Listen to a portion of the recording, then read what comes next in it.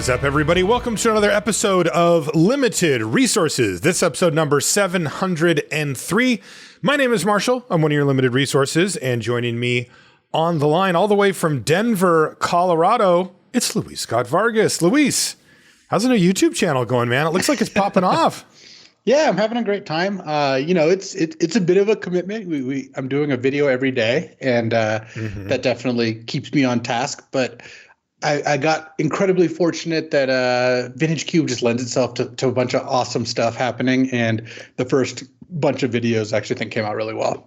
As a huge fan of yours, I have watched every one of your videos, got to pump up those YouTube numbers. But I don't know, man. I feel like you hit a really nice streak with some of those drafts where like you had these interesting different decks. You were winning with them. Like it really seems like you kind of got on a sick roll there in the middle of that Vintage Cube run. And it's really fun to be able to ride along with you for it. So yeah, if anybody wants to check it out, I put a link on the front page of lrcast.com for Luis's YouTube channel. Of course, you can find it in his Twitter or in the show notes. There's a link as well. So make sure you check it out. Get subscribed over there. Daily draft videos with LSV. We on this show are doing something that doesn't come up super often, though it does feel like it's been more and more often as it's come around, which is extra sets, right? One of the things that you'll hear from the Magic community of late is that they start to feel overwhelmed because there's so many products coming at them from Wizards that, it feels like it's impossible to keep up. And that even affects people like Luis and I, who are very much in the trenches on this stuff. But this one is the Lord of the Rings Tales of Middle-earth set review, actually, that we're going to be doing today. And that's because this set is going to come out in a couple of weeks officially, and it is designed for draft. So obviously relevant to us. And also it is available on Arena, Magic Online, and paper. So this is going to be a full-on real set. And it's so in some ways, it's going to bridge the gap between, March of the Machine and then the set that would come out later on in the fall or late summer. So that's it. We've got a full, real draftable set, and we're going to do the commons and uncommons set review today for you, every single one of them from Lord of the Rings, Tales of Middle-earth. Before we get to that, we just wanted to say thank you to everybody who supports us on Patreon. That's how the show's supported. And we wouldn't be here without that Patreon. So thank you. If you support us over there, that means a lot to us, and we really appreciate it. It's patreon.com/limited resources. If you sign up at any level, you get access to the Patreon feed, which is where questions of the week, which is where our guest questions come in. And as you go up to levels, you can get access to things like the uncut version of the show. Everybody gets access to the live stream version of the show, and you can watch it after as well, by the way. It stays up. I know we usually don't get too many people watching live because you have to be right here at that specific time. But even if you don't catch it, a bunch of people watch it after the fact, and you can see us prepping for the show and chit-chatting before and after, that type of thing. And then you also get a thank you card and a sticker. So again, thanks to everybody on the Patreon. It's patreon.com/limited resources. So quick about Lord of the Rings Tales of Middle-earth. This is part of the Universes Beyond series. This is where they interact with different intellectual properties and make Magic sets based on that. Interestingly, this is based on the book and not the movie. So if you've got certain things that were in the movie and not in the book that you really liked, you won't find them here. The rules get pretty strict when you start licensing things and stuff like that. So this is just about the book. And it comes out on June 23rd, 2023. As I mentioned, the set is designed to be drafted, so that's great for us. It happens to not be standard legal, but it is modern legal, and as I mentioned, it'll be in paper, Magic Online, and Arena. It is a full set. It's 281 cards. That's 101 commons, 80 uncommons, 60 rare, 20 mythic, and 20 basics. And then a little note, there's no planeswalkers in it, which is kind of interesting. And when asked, Blake said, well, that's because there's no planeswalkers in Lord of the Rings. So there you go. Oh, fair enough. Yeah. And that's it. So before we get into the actual cards themselves, Luis, we are going to be doing our grading scale. So can you give us an overview on how that works? So our grading scale goes from A to F with 2 subgrades. Starting with A's, these are your bombs, your game winners, the cards that are good in many situations and especially when behind. These are the best cards in the set and hyper efficient spells. Cards like Elish Norn or Sunfall. B's are cards that actively pull you towards their colors.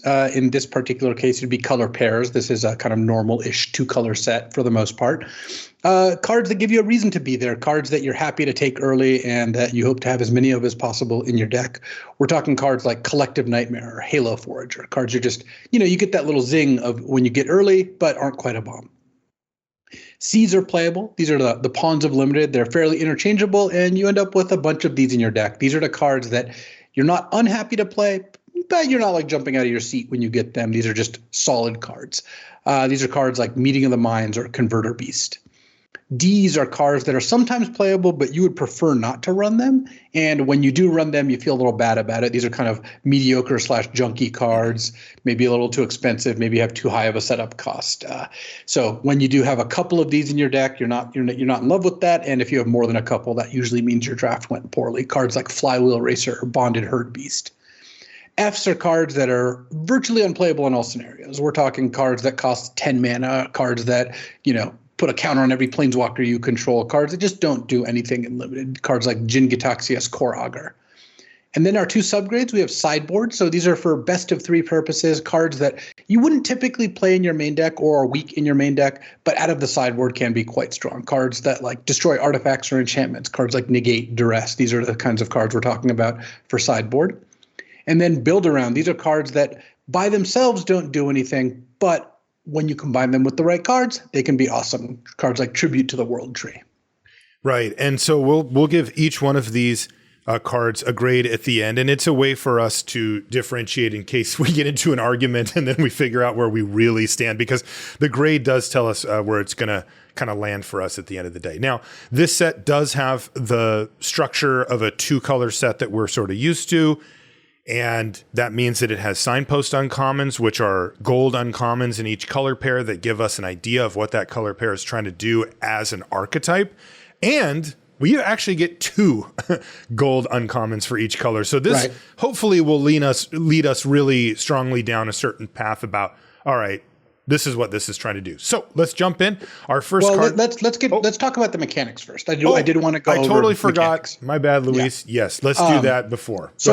So there are individual color pair mechanics that show up on a couple cards. We're going to go over those when we get to those cards, but there's some overarching mechanics that you'll want to be aware of. And this is also where we kind of evaluate these mechanics before we even hit a card from them. So you kind of know what we're talking about. The biggest one, of course, is Tempted by the Ring. So this is a complicated mechanic to kind of wrap your head around. I don't think it's going to play super confusing, but we do got to talk about it. It shows up in all 5 colors. So Tempted by the Ring is something you'll see on cards. You get tempted by the ring. What does it say? The ring tempts you or something? The ring tempts you. Yeah. So when that happens, you start with level 1, which is your ring bearer is legendary and can't be blocked by creatures with greater power. So when the ring tempts you, you choose a ring bearer. And now that your ring bearer is legendary and can't be blocked by creatures with greater power. So Skulk. So your 1/1 can't be blocked by a 2/2. Kind of flavorful with Frodo kind of sneaking in, right, to Mount Doom. Level 2 is whenever your ring bearer attacks, draw a card and discard a card. And now to get to level 2, the second time you're tempted by the ring, you're now at level 2. You can also choose to switch ring bearers at that time. You only always have one ring bearer. And whenever you get tempted by the ring, you can choose a new ring bearer. You don't have to, but you can. So now at level 2, and at each level, you get all the previous levels. So when you're at level 2 and you've been tempted twice, your ring bearer is now legendary, can't be blocked by creatures with greater power, and when it attacks, you draw a card and then discard a card. So far, we're not talking a huge power level here, right?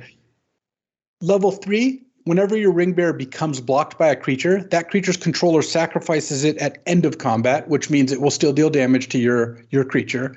But anything that blocks your ring bearer will ultimately die. And then the last level, level 4, is whenever your ring bearer deals combat damage to a player, each opponent loses 3 life. So now we have the payoff for getting through. You have the payoff for attacking, which is draw a card and discard a card. You have the downside to your opponent if it becomes blocked. So you punish them for blocking of making them sack a creature. And then lastly, whenever your ring bearer deals damage to them, they lose an additional 3 life. And then, of course, the first level, making your ring bearer legendary, you can only have 1 and can only be blocked by creatures or cannot be blocked by creatures with greater power. So overall, when you see Tempted by the Ring on a card, it's worth less than draw a card by a pretty fair margin, right? It's upgrading a creature of yours marginally. The good thing is that upgrade kind of persists where you get tempted a few times, then they kill your ring bear. Well, you just need to draw another tempted by the ring card, and then all of a sudden you get to keep all the previous progress you've made. So what happens if you're fully tempted? Well, your creature, if you put it on a small creature, it's hard to block. When they do block, it trades for whatever blocked it, at the very least. I mean, obviously it could survive too, but no matter what, the thing dies. And if they don't block it, they're losing 3 a turn plus whatever the damage your ring bear is doing, and you're getting to draw and discard a card. I mean, that is pretty good. That is pretty good. Once you get to level 2, you're starting to see it pay off, because draw a card and discard a card on attacks will help you find more tempted by the ring cards. Also just will help you smooth out your land draws. It'll do a lot of what you're kind of looking to do. How far out of your way should you go to draft a tempted by the ring deck? Well, we're not sure yet. I mean, we're going to try to find out. In general, the cards that you want to look for to make this mechanic work is A, cards that tempt you, because that's the mechanic. You want small creatures. Small creatures play better than big creatures because they get a pretty big value from the first mode, which is they can't be blocked by creatures with greater power. Mm-hmm. And things like token making are really good. If you make a stream of 1/1 tokens, you get to keep making 1/1 ring bears that they have to trade for or lose a bunch of life. And it's even hard to block 1/1s. So those are the kind of things that you want to look for. Like a 1/4 is actually pretty good because it's hard to kill it. And then with the third mode, it'll sack anything that blocks it. Yeah. So that's something that you definitely want to look at. And then, of course, making them lose 3 life every time you hit puts a real clock on them. So we're going to see kind of where this lands.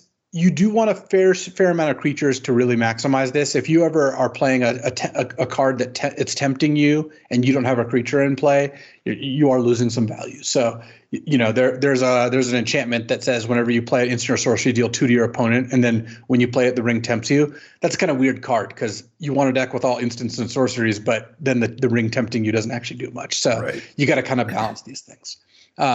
This is the headliner mechanic for the set, and it'll be interesting to see how it plays out. We have a returning mechanic, Amass, which we saw in War of the Spark.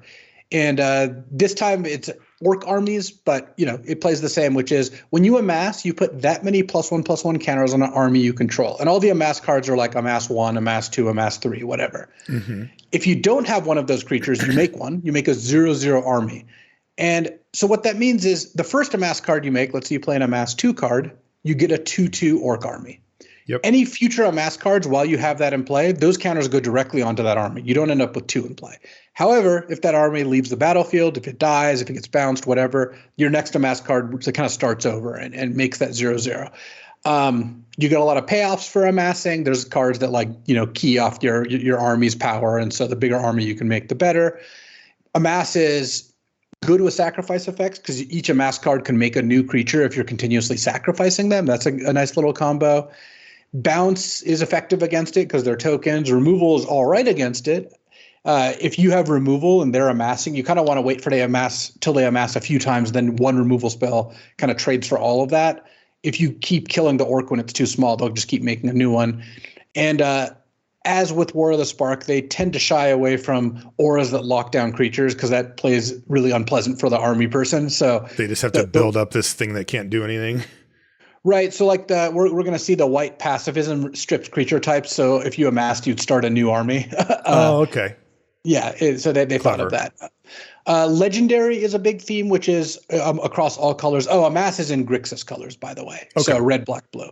Legendary is all colors, which is there's lots of cards that pay you off for having legendary creatures. And there's a decent amount of legendary creatures in the set naturally. But remember, Tempted by the Ring makes the ring bearer legendary. So if you see a card that says, give a legendary creature a bonus, or give a creature a bonus, if it's legendary, get an additional bonus, of which there's plenty, you have a pretty good chance of having one of those in play. This isn't something that's a rarity. In white, green, black, and Obzon, we have food. So cards that generate food tokens, which are a token that you can pay 2 and sack to gain 3 life. There's cards that make them. There's cards that sacrifice them for effects. You're going to see a fair amount of those. We'll evaluate those as we see them. And then blue and red also generate treasure. So there's a decent amount of token making between amass, food, and treasures. So cards that sacrifice creatures or artifacts, cards that key up those things, there's a good amount of support. And then in blue-green, there's also the scry mechanic where cards that scry and cards that pay you off for scrying. But we'll get to the two-color mechanics in more depth as we see these multicolor cards. But that's a kind of overview of the mechanics in the set, with Amass and Being Tempted by the Ring, I think the two biggest ones. Yeah, for sure. The Tempted by the Ring is the one that doesn't really tell you what's going on the card, so that's the one to really understand. Okay, let's get into the Signpost Uncommons here. Our first card up is in blue-white. It is Prince Imrahil the Fair, and it actually costs blue-white. And I'll note here, by the way, that all of the creatures out of these gold cards are legends. There are a few sorceries and instants and stuff, but all of these are, so, hitting on that legendary theme right off the bat, these gold cards are all the creatures are legends. So Prince Imrahil the Fair is blue-white for a 2/2 legendary human noble. This whole next section is uncommon, so I'm just going to assume that you know that. Whenever you draw your second card each turn, so there's your signpost with a nice black and white letters. It says create a 1/1 white human soldier creature token. So interesting. There could be two things going on there, right? The draw your second card each turn that's a big red flashing light that's an important thing for this color pair. But then there's also the tokens thing too that could either just be the payoff that they chose for Prince Imrahil, or it could be something that white or this color pair can take advantage of as well. Pretty good card though, right? I mean, you get it down on turn 2, and if you ever double spell, you're actually adding to the board, and it's a 2/2 for 2. You're not giving up that much. Yeah, I mean, it's a 2/2 for 2. It's legendary. It's human. Both those are things that matter in the set. And any cantrip becomes a 1/1 token kind of when you're looking at this. So that's something that's well worth keeping in mind. And I would say that Prince Imrahil the Fair is going to be a decent place to start your draft, because once you know that you've got this going on, you can go pretty hard in that direction. I'd give it a B. Yeah. I think that this is going to be a strong signpost uncommon for the set. Gwaihir the Windlord is 4 blue-white for a 4/4 legendary bird noble that costs 2 less to cast as long as you've drawn 2 or more cards this turn. So, okay, fine. We get it. It's a flying vigilance, and it gives other birds you control vigilance as well. So you can get yourself a 4-mana 4/4 flying vigilance if you can draw 2 cards in a turn without paying mana for it somehow. It's a little tricky, right? Yeah, it's funny because it's not going to play as a 4-mana 4/4 that often. I mean, I think the easiest way I can think of is Tempted by the Ring. If you're at level 2, you attack with the creature, you draw a card, discard a card, then you play this for 4 mana. That's your 0 mana way of doing that, right? Yeah. But that's not gonna necessarily be something you can always set up. So the question with this card is, how often do you need the discount before you feel good about this card? Because in any modern limited format, 6-mana 4/4 flying vigilance is a little below the curve. Like, it is. You're not really putting that card in your deck and expecting it to be great. What if you because the one thing that doesn't always show up but can still be really powerful are when you can double spell with these type of cards. Like, let's say I don't know a card in the set, but let's say it's 2-mana draw a card. You do that, and then you also play this turn. Yes, you didn't get it down earlier than you would have, but you maybe were able to double spell in a turn and having this be one of the spells that you would normally have to pay more mana for. I mean, this is a 5-mana card, right? Like, you would pay 5 mana for this and be like, sure. 4 mana, you're getting a discount, and 6 you don't want to pay, right? Yeah. So, and giving your other birds vigilance, effectively has 0 value. Like, that's nothing, yeah. It's not really anything. I think I would want a couple ways to get to play this on the cheap. And again, Tempted by the Ring is the best one. If you end up with a deck that has 6 cards that say Tempted by the Ring, I think Gwaihir is going to be a card you're very happy to put in your deck. You just get to attack with a 1/1 and then play this for 4 mana, and have it not be very difficult to do. So, do you like C+ or B- for? I was looking at B- for Gwaihir. Yeah, I think so too. Like, we have to give them a faith that they're going to give us ways to enable it beyond. I mean, a 4/4 flying vigilance is a real payoff. It is. That is. You feel pretty good when you got there. Definitely. All right. So that's the blue-white. This moves us to blue-black. Our first one is called Ring Sight, and it's a sorcery. It is 1 blue-black, and it says the ring tempts you. So there you go. Search your library, but beyond that, search your library for a card that shares a color with a legendary creature you control. Reveal it, put it into your hand, and then shuffle. So this is a little timing quiz for us here. this is kind of putting us on the spot, right? Because it's like, how much is the ring tempting you worth? Because 3 mana to search your library for let's say 3 mana straight up search your library for any card.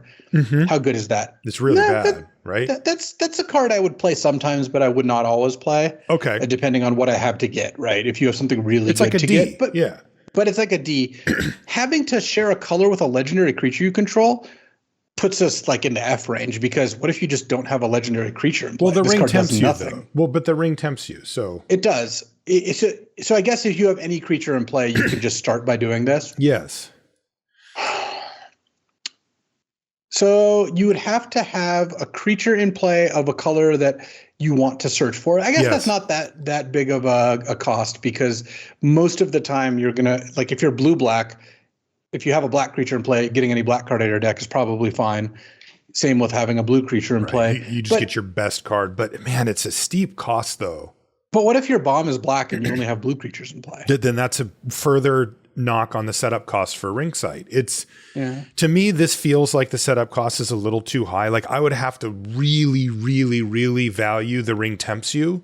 We know it's not worth 3 mana and a card, but you know, if it's worth 3 mana and it replaces itself with the best card out of your deck of, you know, some percentage of the time of maybe the card that you want, maybe that gets you over the hump. I just feel like it's putting a heck of a lot of pressure on the ring tempts you to be good.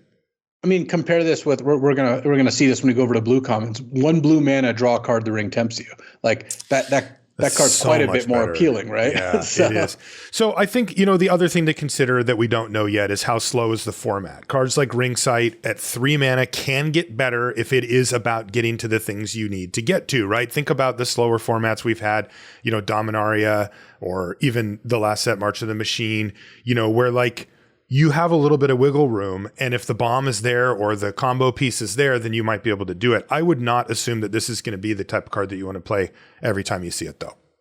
Yeah, I would say most of the time you're not putting this card in your deck, but if you're pretty heavy, if you really care about the ring tempting you, if you're heavy in that direction, then Ringsight's probably fine to play. Yeah. I would give it a D myself. I would start Ringsight off at a D, and then if there's a weird scenario where it just happens to fit in the format and the ring tempting you seems to be amazing, then it'll go up. But generally, I don't care how fast the format is. You have to do stuff in modern limited Magic. You cannot sit here and spend 3 mana and just have it not do enough. So, agreed. Okay. Oh man, the Mouth of Sauron. Remember this from the movie? They really leaned in on the mouth, like actually being a mouth. This is 3 blue-black for a 3/4 legendary human advisor, and it says when it enters the battlefield, target player mills 3 cards, then amass Orcs X, where X is the number of instant and sorcery cards in that player's graveyard. So most of the time you're going to want to mill yourself, because you're presumably going to construct a deck that has 10 to 12 or more instants or sorceries. You probably aren't going to play this with no instants or sorceries in either player's graveyard most of the time, because it costs 5 mana. So you're going to start off. Let's say they have 2 in their graveyard. You might just target them, because if you hit a third, you get a 3/3. Yeah. Whereas if you only have 1 in your graveyard, that sort of thing. Yeah. So the real question, at what X do you feel like you've gotten a good deal? I mean, if you get a 3/4 and a 2/2, that's already fine. Yeah, that seems at that point playable, right? Yeah. And then anything above 2, anything above amass 2 is just kind of free money. Yeah. And even the 1 is not a disaster. It's just a little less than you'd hope for your, uncommon gold card.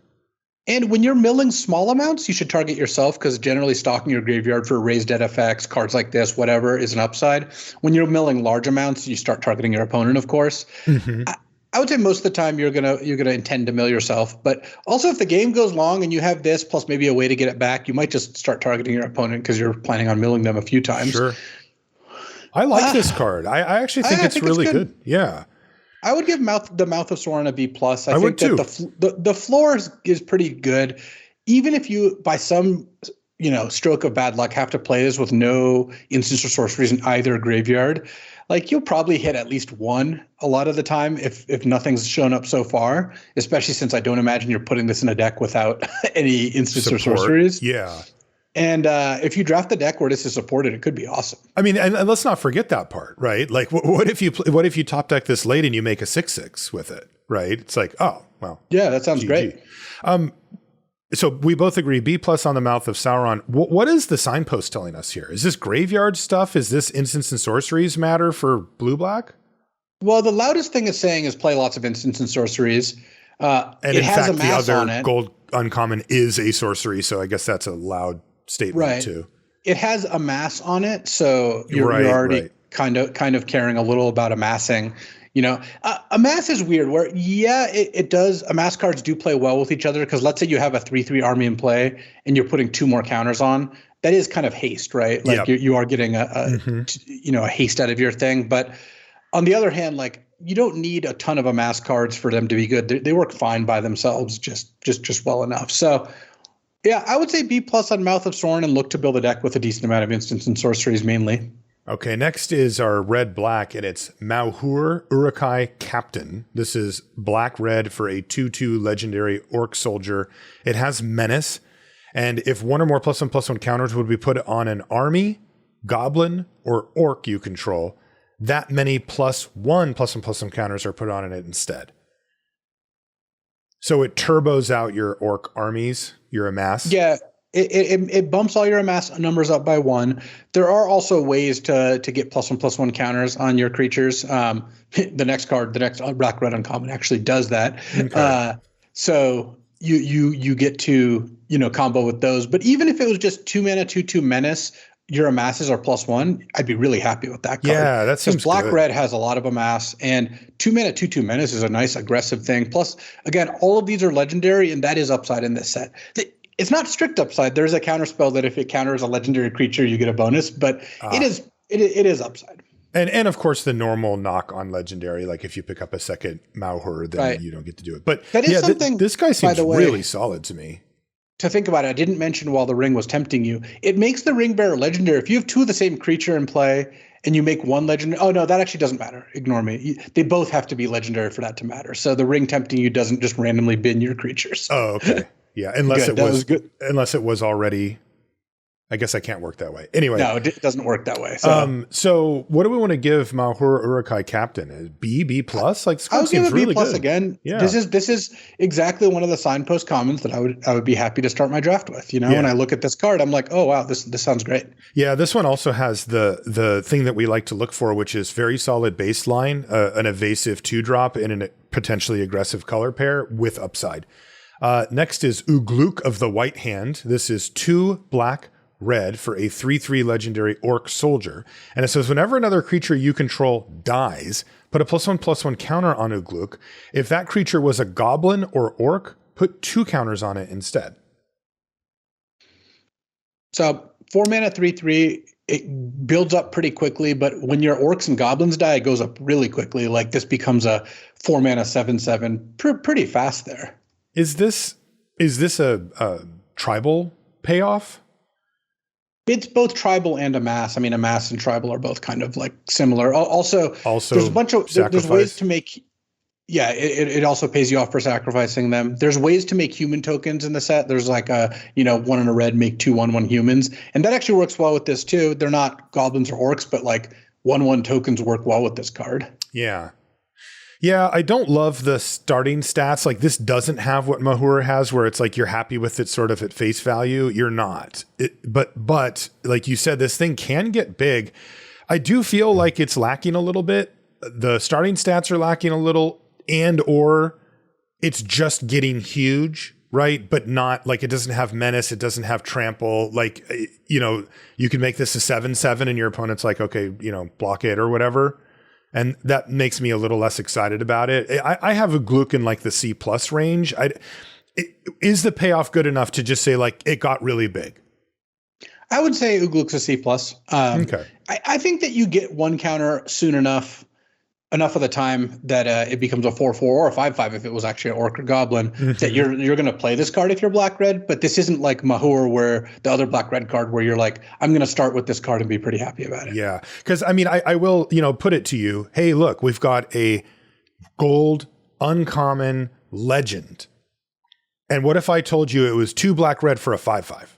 You'd be like, okay, like that'll probably make the cut a decent. That's not an exciting Magic card in today's world, right? So, and that is And this is not better that. than this card. Right, exactly. So, you know, a little low on that one. That moves us to green-red. Our first one is Friendly Rivalry. It costs green-red, and it's interestingly, it's an instant.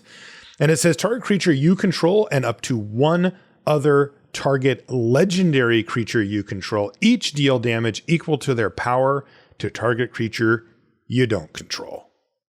So this is a bite, not a fight. Big bite. It's one creature, and then if you have a legendary creature, it can join in the fun.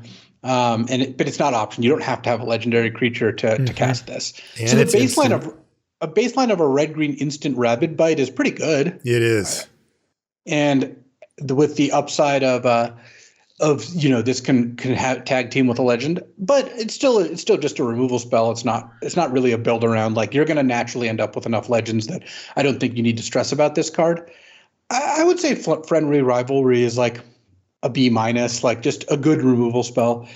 It isn't really nice that if you have a legend, they have to kill 2 of your creatures to stop it from happening. Yeah, that's really good. Yeah, I like B- for Friendly Rivalry as well. And by the way, that's a nod to the Gimli and Legolas thing where they count up. Next is Strider, Ranger of the North. So this is like Aragorn before he took off his, cloak or whatever. 2 red-green for a 4/4 human ranger with landfall. Nice. Whenever a land enters the battlefield under your control, target creature gets +1/+1 until end of turn. Then, if that creature has power 4 or greater, it gains first strike until end of turn.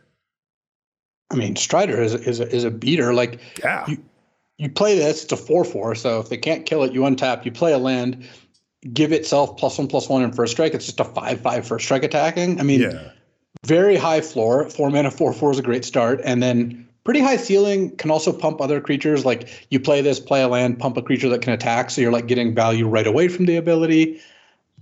I'd give Strider a B+. This is just a very good aggressive creature. Yeah, same. And both of these cards fit what you would expect from green red really well. Huge stuff, and then fights and bites and that kind of thing. All right, this is a big one. Green white, Frodo Baggins. That's the name of the card. Legendary Halfling Scout. Whenever, and it's a 1/3. Sorry, green white for a 1/3. So they did make him pretty stout. 3 toughness is kind of a lot. I thought Frodo would be a 1/1, but he's beefy. Whenever Frodo Baggins or another legendary creature enters the battlefield under your control, the ring tempts you. So they kept it nice and simple. He's got the ring by default. He also has another ability. As long as Frodo is your ring bearer, it must be blocked if able. Which really starts to matter for the third mode, which is they have to sacrifice the creature that blocked it. Mm-hmm. Especially with that 3 toughness. You mentioned the 1/4. This is a similar version. Looks How solid. good is this card? Yeah. So it comes down and it's a 1/3 skulk, even if the board's completely empty. Or it can give Skulk to one of your other creatures. And that's what I was saying. Even if the board's empty, you get that at the minimum, but you can send it to somebody else. Yeah, and it can help you progress pretty easily. If you play another legend, it gives you a couple free. Like, this probably gives you like 1.3 temptations per game, without trying too hard. Right. And also, if you get to the third chapter, Frodo Baggins starts to come in and kill their 1/1s. They have to block it. Yeah.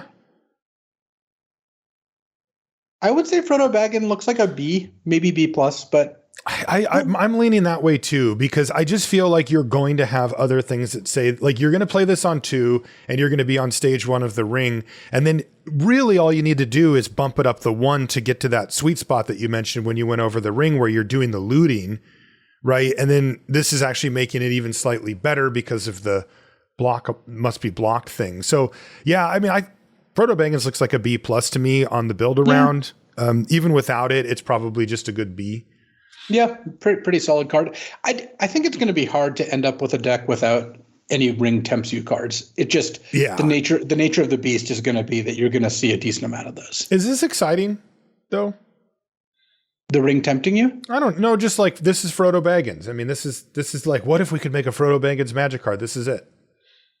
Yeah, I mean, this is where we're at when the Universes Beyond stuff started, right? People were like, "Wow, this is gonna, we're gonna see, Gandalf and Frodo fighting side by side with magic cards," and we're seeing that now. How do we feel about that? I mean, it's pretty cool. I think Okay. I like it. Okay. Next is Butterbur Bree Innkeeper. This is 2 green-white for a 3/3 legendary human peasant. And it says, at the beginning of your end step, if you don't control a food, create a food token.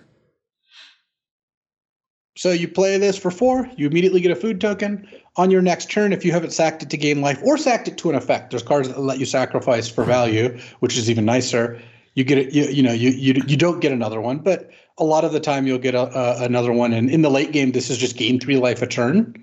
It's pretty cool. Annoying. Like, it's hard to raise. Like, I mean, how much life does your 4-mana 3/3 have to gain you before you feel like you got good value out of it? And 3. I think if a 4-mana 3/3 gain 3 is enough of a card that I'm not complaining about this. Obviously, here you kind of have to pay two mana as well, but you don't need the life right on turn 4, and later in the game, paying the mana shouldn't be that big of a lift. So yeah, I would say Butterbird gets a B. Just a card I'd be happy to play in my deck. Me too. And then it has the ceiling of if you can use the food for something other than just paying 2 life to gain 3, then it really pops off. Next is Shadow Summoning. This is the white-black section. Now, this is a sorcery that costs white-black, and it says create 2 tapped 1/1 white spirit creature tokens with flying. Wow, that's an interesting Great one. Card. This is one that you can really see that they put extra time into making sure to get this right, because getting 2 1/1 flyers for 2 mana is definitely really good, and they did mitigate it a little bit by making them tapped. But my thought process is thinking about this on turn 2. That's not that relevant. If you needed it to help stabilize you late in the game, then maybe so. But frankly, you're probably losing that game anyway. Seems really good. Them being tapped is a drawback. You will lose some games where you draw this off the top and you need a blocker, but it's really good rate. 2 mana for 2 1/1 flyers is super annoying for your opponent. Like against removal, it's really good. Like it's better than like a 2/1 flyer. When blocking their stuff, it can be really good. When sacrificing these tokens for value, it can be very strong. So I would give Shadow Summoning a B+. This asks nothing of you. You just put this in your deck and it'll be good. Yeah, that I'm kind of surprised they pushed it that far, but yeah, that's a card I would expect to see in other formats as well. Next is Denethor, Ruling Steward. This is 1 black-white for a 2/4 human noble legendary. At the beginning of your end step, if a creature died under your control this turn, create a 1/1 white human soldier creature token, and you can pay 2 mana and sacrifice another creature to drain your opponent for 1. So they lose a life and you gain a life.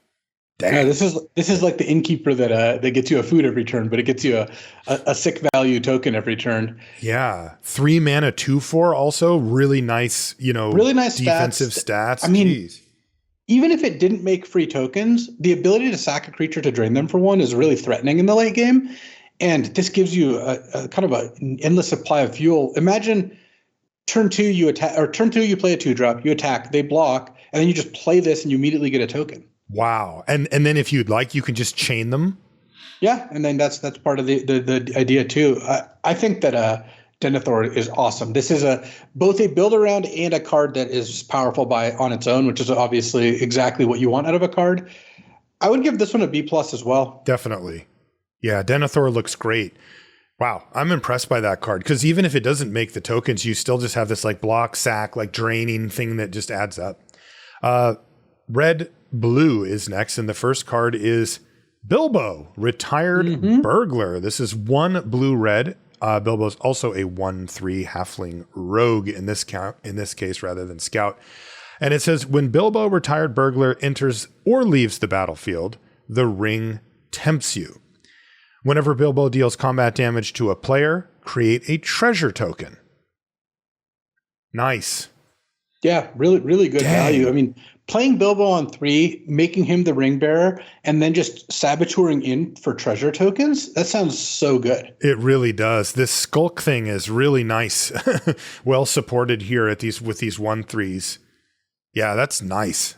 Bilbo seems very good, and also turbo ring worthy, right? Like you play it, they kill it, and you get another step down the ladder. So yeah, wow. They pushed it, but they should have. I mean, this is at least one I would of the imagine Bilbos. you want Bilbo. There's multiple versions of all the legends, but you having Bilbo and Frodo be good and tied to the ring seems like the place to be. So I would give Bilbo a B plus as well. Yeah. This is actually close to an A minus for me because it turbocharges the ring tempting you while also a 1/3 that gives you a token every turn is just such a good deal. Yeah, that's great. Yeah, it's an evasive 1/3 that gives you treasures is great. Yeah, B plus for Bilbo, Retired Burglar. The other blue-red card is actually a sorcery. It's called Gandalf's Sanction. It is 1 blue-red, and it says it deals X damage to target creature, where X is the number of instant and sorcery cards in your graveyard. Excess damage is dealt to that creature's controller instead. Okay, interesting. So we actually have 2 color pairs that have referenced instants and sorcery cards in your graveyard, right? By now. Yeah, Grixis is the spell's place to be. My guess is you're mostly going to be either red blue or red black, or sorry, black blue. But sometimes you will be red black blue. Sometimes you'll just end up with all 3 colors because you've just kind of that's the direction that your draft has gone. Maybe you splash one of these. Yeah. This card's great, right? I mean, it ends up being a later game play for the most part, but if you build towards it, it can be extremely good, kill a creature and even get some extra damage through. If you don't, it's not very good actually, right?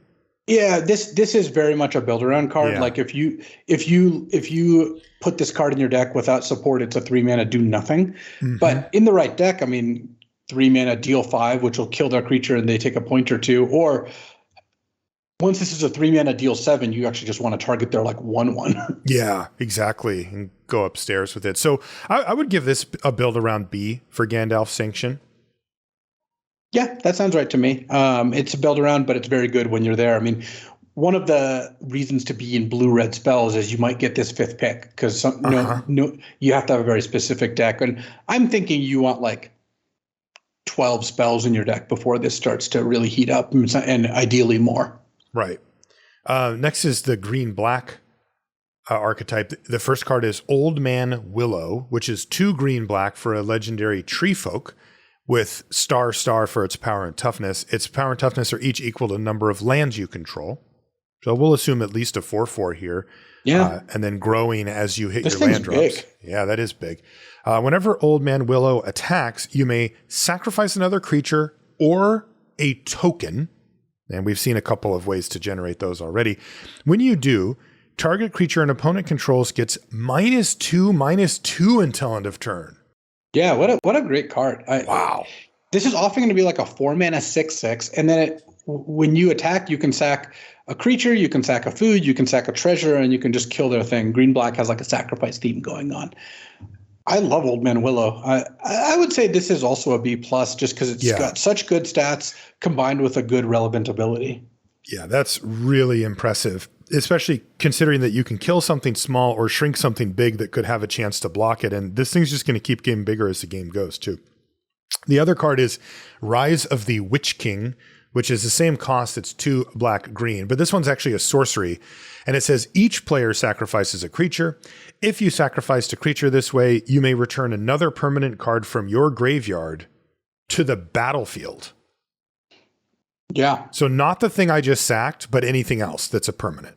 Yeah, you can't return. Okay. They specifically stopped you from doing that. But yeah, if you get to, sack a 1/1, they sack maybe just a 2/2, but then you just put a 5/5 back into play for 4 mana. That's a fantastic deal. It's not even crazy to think of a spell that's 4 mana, sack a creature, put any creature back into play. And this also makes them sacrifice a creature. Man. So really, really good stuff going on here. That's very powerful, especially if there's any self-mill, if there's that sacrifice theme that you talked about, etc. Yeah, I would say Rise of the Witch King is a B minus, but it is the kind of card that I'd be looking for in a sacrifice theme for sure. Yeah, it is, and it's a it's not equal, right? A lot of times these things, you had to pay the card and then you both sacrifice a creature. It's well, what am I doing with my life? But this one breaks that symmetry quite nicely. All right, red-white. Theoden, King of Rohan, is first up. 1 one red white for a 2/3 human noble. And whenever Theoden or another human enters the battlefield under your control, target creature gains, double strike until end of turn. Yeah. I mean, this is a beating. Turn 2/2/2. Turn 3, play this, attack for 4. Next turn, make 2/1/1 human tokens with the spell, and then attack with a bunch of double strikers, or just play 1 human for 4 mana, give this double strike, and attack for 4 to 6 damage with this plus your other creature. Wow. It works right away. It's good in the late game. It's good with all the humans. I wouldn't fully call it a build around because I think you can justify playing this in any red-white deck. It would be hard to build a red-white deck that doesn't have any humans in it. Yeah. So, there's a baseline that you're just kind of assumed to have. But yes, I guess if you somehow are faced with this and you have 0 humans so far, it's not the most appealing. I would say in general, this is just going to be a B. It's just going to be a really good card. Yeah, that looks like it to me too. That extra point of toughness is cheeky there too. It's like it's going to make it really hard to interact with in combat. Next one is Shadowfax, Lord of Horses. This is 3 red white for a 4/4 legendary horse. It says horses you control have haste, and whenever Shadowfax, Lord of Horses attacks, you may put a creature card with lesser power from your hand onto the battlefield, tapped and attacking. So you play this, you smash, but also get to put a 3/3 into play or something like that. Just for free? Like you don't have to pay? No, it's free. It has to be smaller, but I think that and it stays, like it doesn't bounce back to your hand or get sacked or anything. Yeah, it's a good. It is attacking, so you can't attack if they have a 4/4 out. You probably don't want to put a 3/3 in tapped and attacking, but it's still pretty good. In terms of mana, sometimes you're going to get 9 mana out of this, right? You put a 4 mana creature into play or something like that. Yeah. They also have one of the better jokes they've made, which is they have the haste reminder text because Shadowfax is showing you the meaning of haste, as the way the Gandalf quote goes. That is really good. Like whoever thought of that, like hat tip. That's impressive. How good is Shadowfax, Lord of Horses? Probably like a B. It's just a 5 mana 4/4 haste with a real upside. Like if the board is clear and you can play this and put a 3 or 4 mana creature into play, like you really got away with something. Mm-hmm. And even just playing this and attacking with it is not going to be too bad. Yeah, and if it's a curve topper in a particularly aggressive deck, there's also points at which you can just put a 2/2 into play tapped and attacking and say, look, if you're going to eat my 2/2, you're going to take an extra 4 from Shadowfax and all these other things where you can just overwhelm your opponent and not care if they get to have a decent block for 1 attack or whatever. B?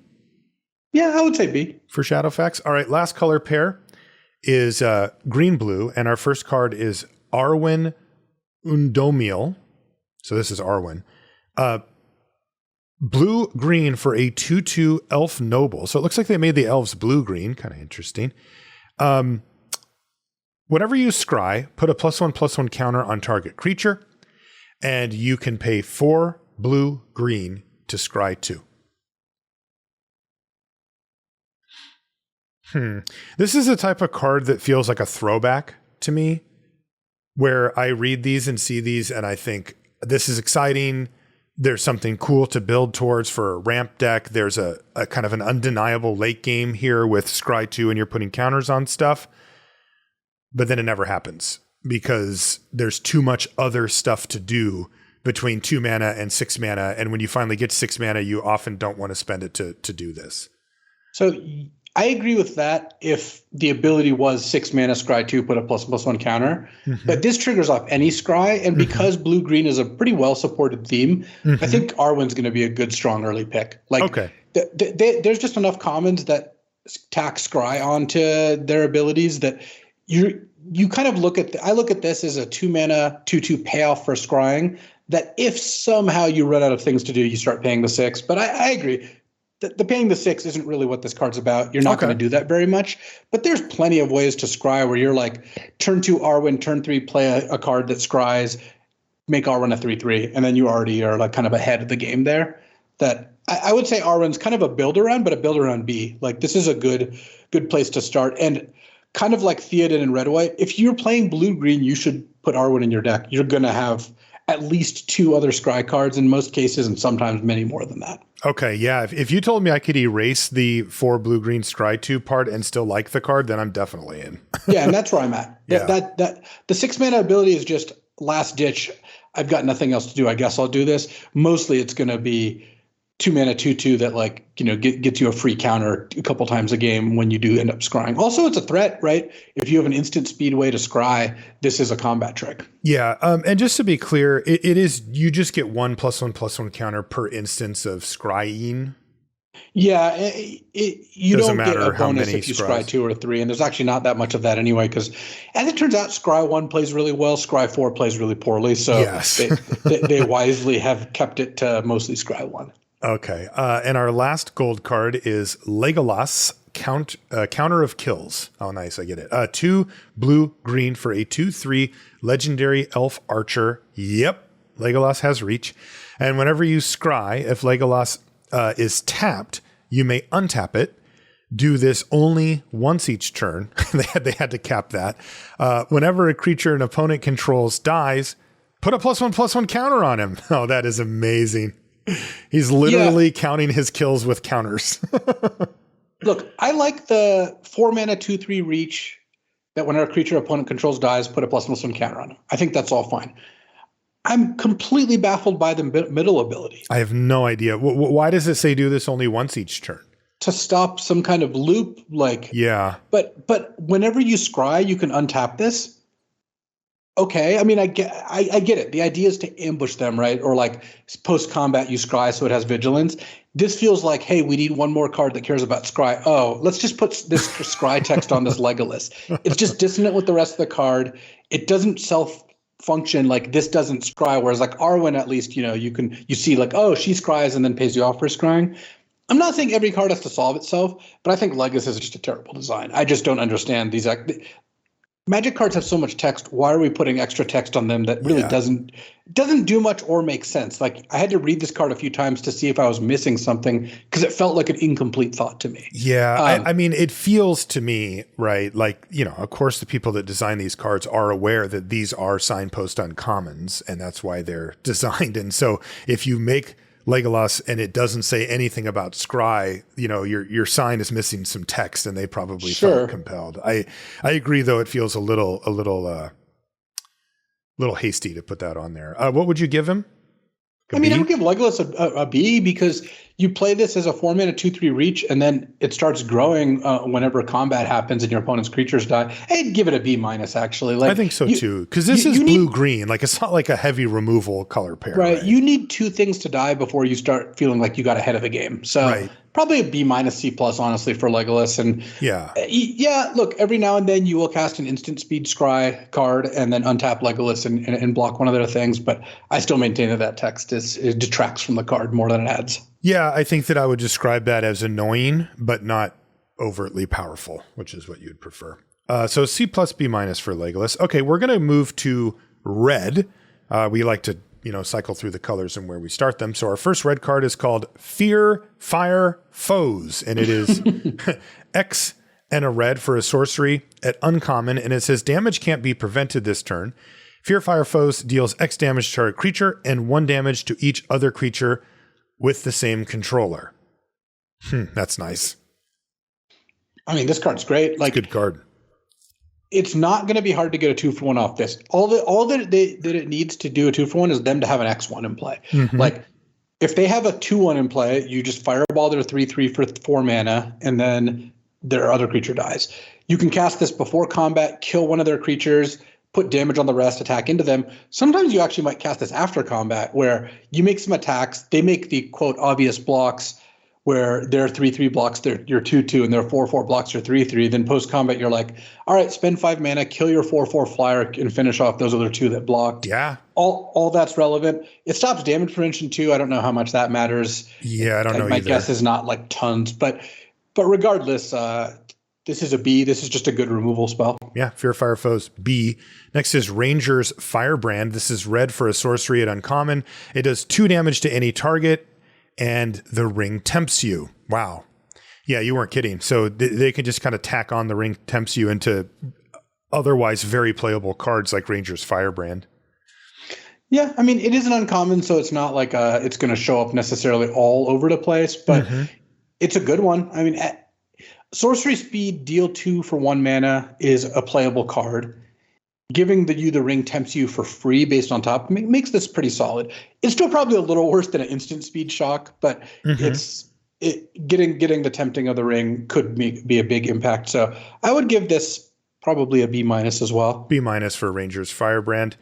Next is Rohirrim Lancer. This is red for a 1/1 human knight at common. It has menace, and when it dies, the ring tempts you. I really like this. Me too. It's just a little aggressive threat. It's a 1-drop you can play on turn 1 and probably attack unimpeded for at least a couple turns. When it dies, the ring tempts you, so all of a sudden you're increasing the threat level of one of your other creatures. And this is a good ring bearer. It's really hard to block this when it's the ring bearer, because they have to have 2 1-power creatures to block it. And then if you have the 3rd level of the ring, both those creatures die at the end of combat. So the Rohirrim Lancer is exactly what ring bearer decks want. It's decent probably in like a sacrifice deck that has a couple of their tempting cards. And it's probably fine in the human aggressive decks too. I mean, overall, this just looks like a card that checks a lot of boxes, and at 1 mana, it's priced to move. So I would give it a C+. I think Rohirrim Lancer is actually quite good. And it's like a hard lock to be the best red common, right? Like we've learned our lesson on that. Rush the Room is next. It is red for an instant at common. It says target creature gets +1/+0 and first strike until end of turn. If it's a goblin or orc, it also gains haste until end of turn. That looks like a mediocre combat trick from here. If you want a combat trick, +1/+0 and first strike will win you a good amount of combats. Does the thing. You're never lacking these. It feels like you can always get one. And then giving haste is obviously upside, right? It's just another option. But when you're casting it as a sorcery to give your creature haste, it doesn't seem like that's going to be that exciting. Like you get to attack with a 4/3 haste first striker that they can just choose not to block or whatever. So I would give this a C- or probably like D+. Like you're just never going to be pressed to find these. That's right. It's just replaceable. So D+ for Rush the Room. Next is Battle Scarred Goblin. This is 1 and a red for a 2/2 Goblin Warrior at common. Whenever it becomes blocked, it deals 1 damage to each creature blocking it. These tend to actually perform pretty well. They punch above their weight.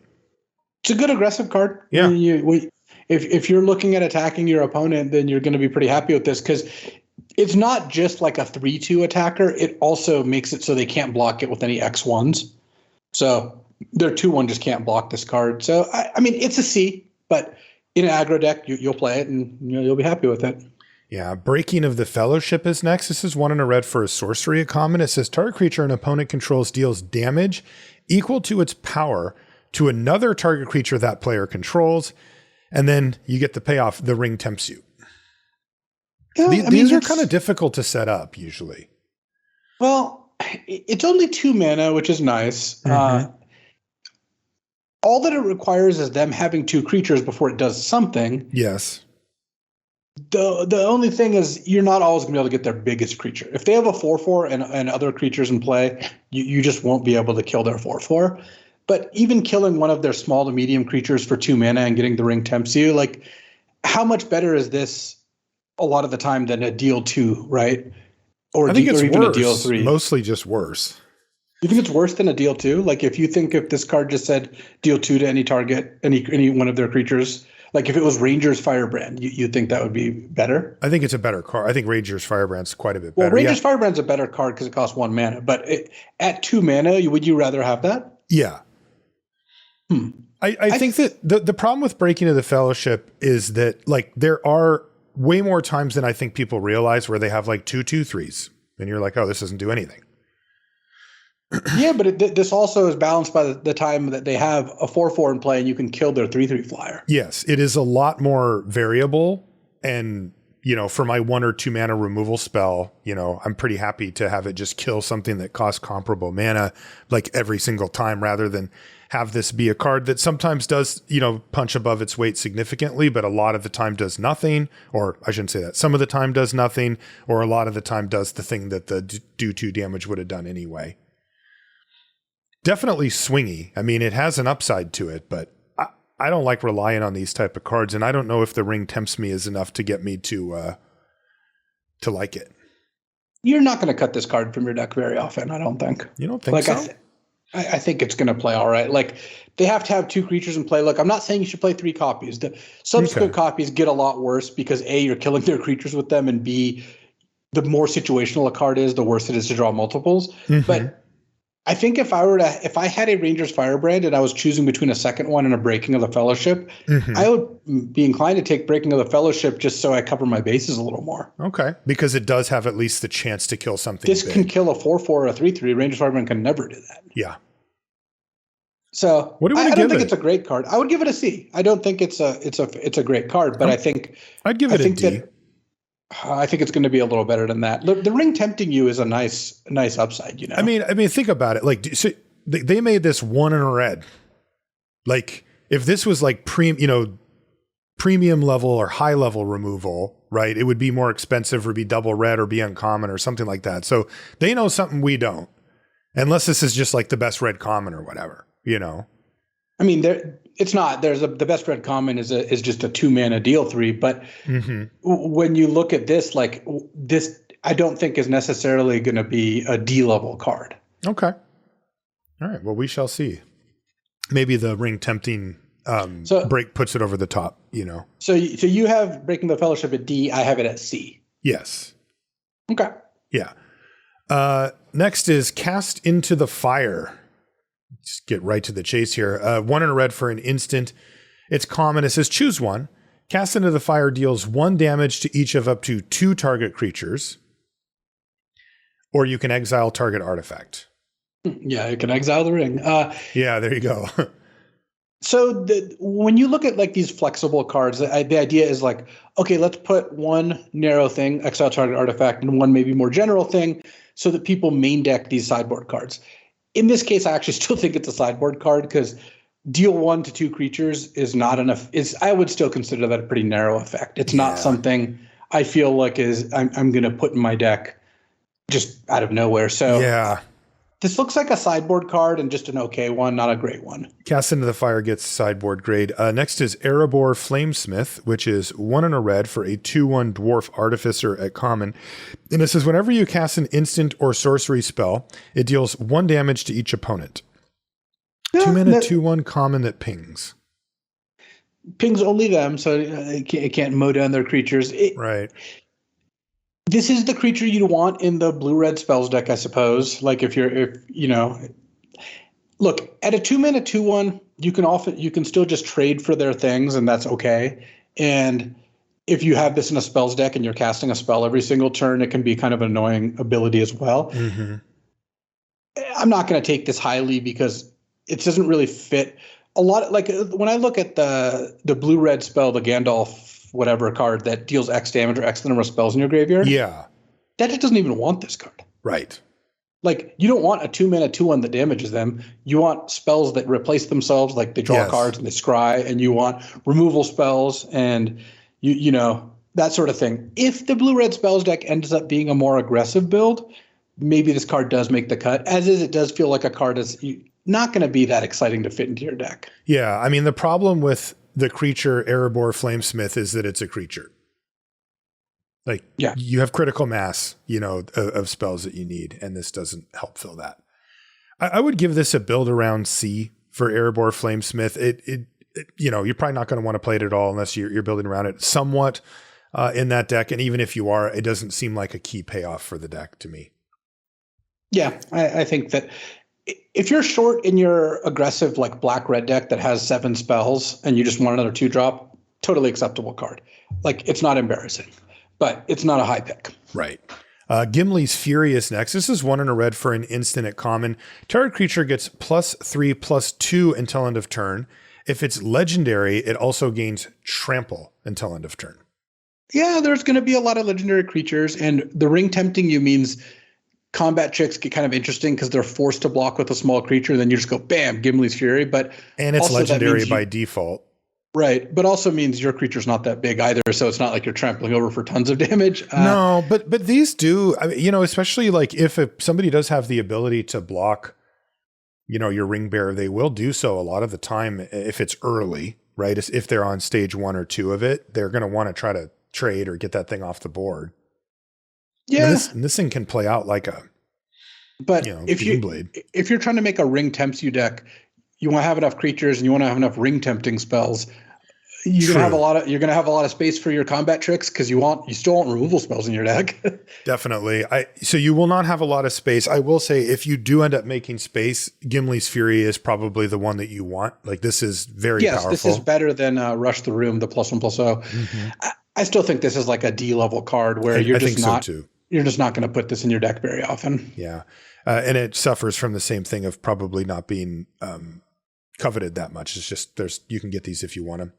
Goblin Fire Leaper is next. It's 1 and a red for a 1/1 Goblin Warrior at uncommon. You can pay 1 and a red to give it +1/+0 until end of turn. And when it dies, it deals damage equal to its power to target creature an opponent controls.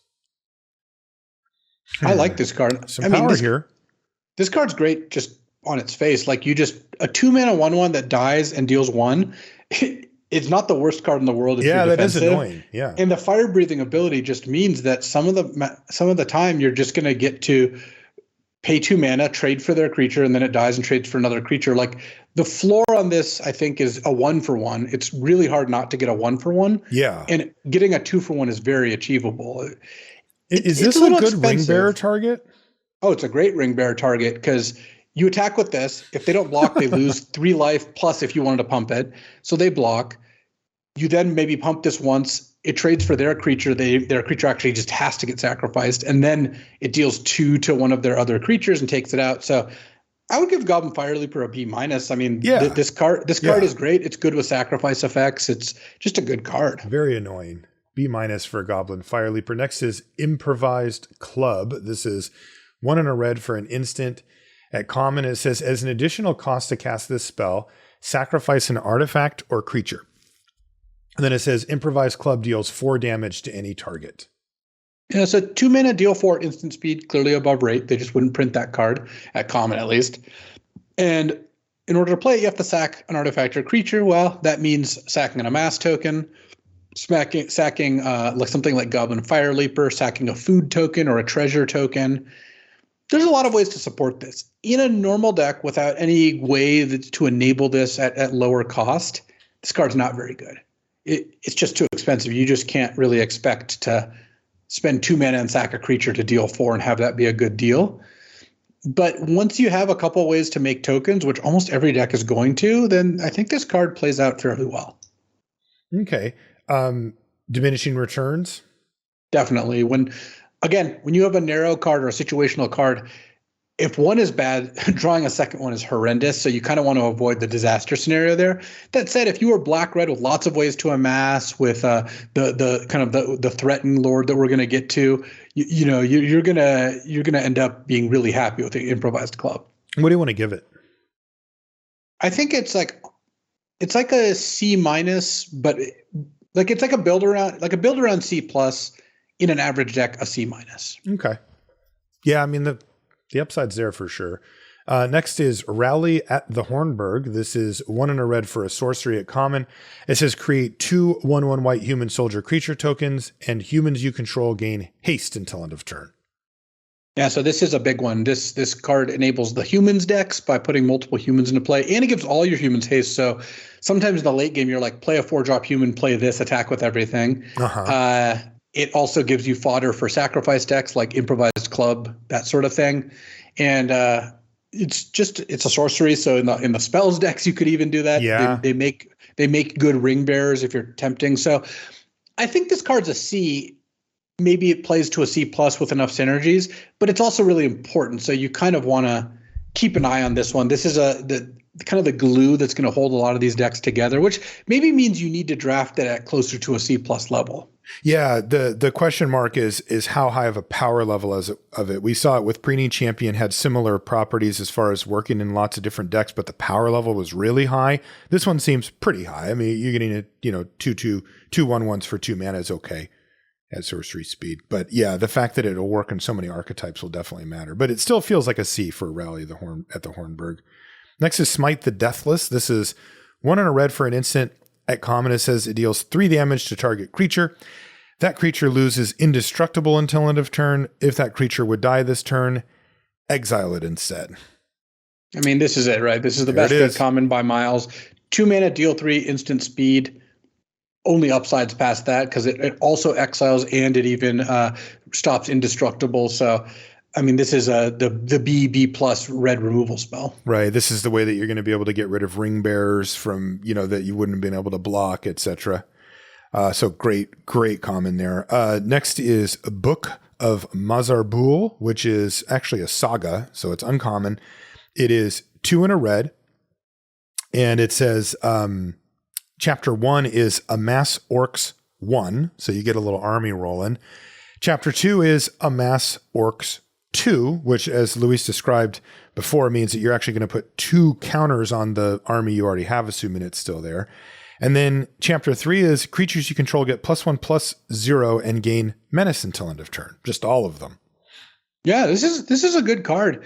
Getting 3 mana, 3/3 plus your whole team getting +1/+0 and menace, shortly thereafter. That's a lot for 3 mana. The biggest downside of this card is that it's a little slow. If you draw it late, you just play it, you get a 1/1. The 1/1 does attack as a 3/3 on turn 2 if it doesn't die, right? On the second chapter, you untap, put 2 more counters, attack for 3. The problem is you don't get the overrun until 2 turns after you cast the card, so it's not like you get to cast this out of nowhere and just overrun them. That said, imagine your opponent played a 2-drop, then played this on turn 3. Turn 4, they attack with the 3/3 plus their 2/2, play another creature, and then next turn you're getting a big menace attack coming at you. It seems pretty threatening. I suspect this card will be pretty good. Yeah, the thing that I see as the biggest, there's 2 downsides. One you described, which is that they see the menace attack coming, so they'll plan accordingly. But the other one is you play it, they get the 1/1 army. If your opponent has a removal spell, right? They wait till Chapter 2 goes up, let it happen, and then kill your creature.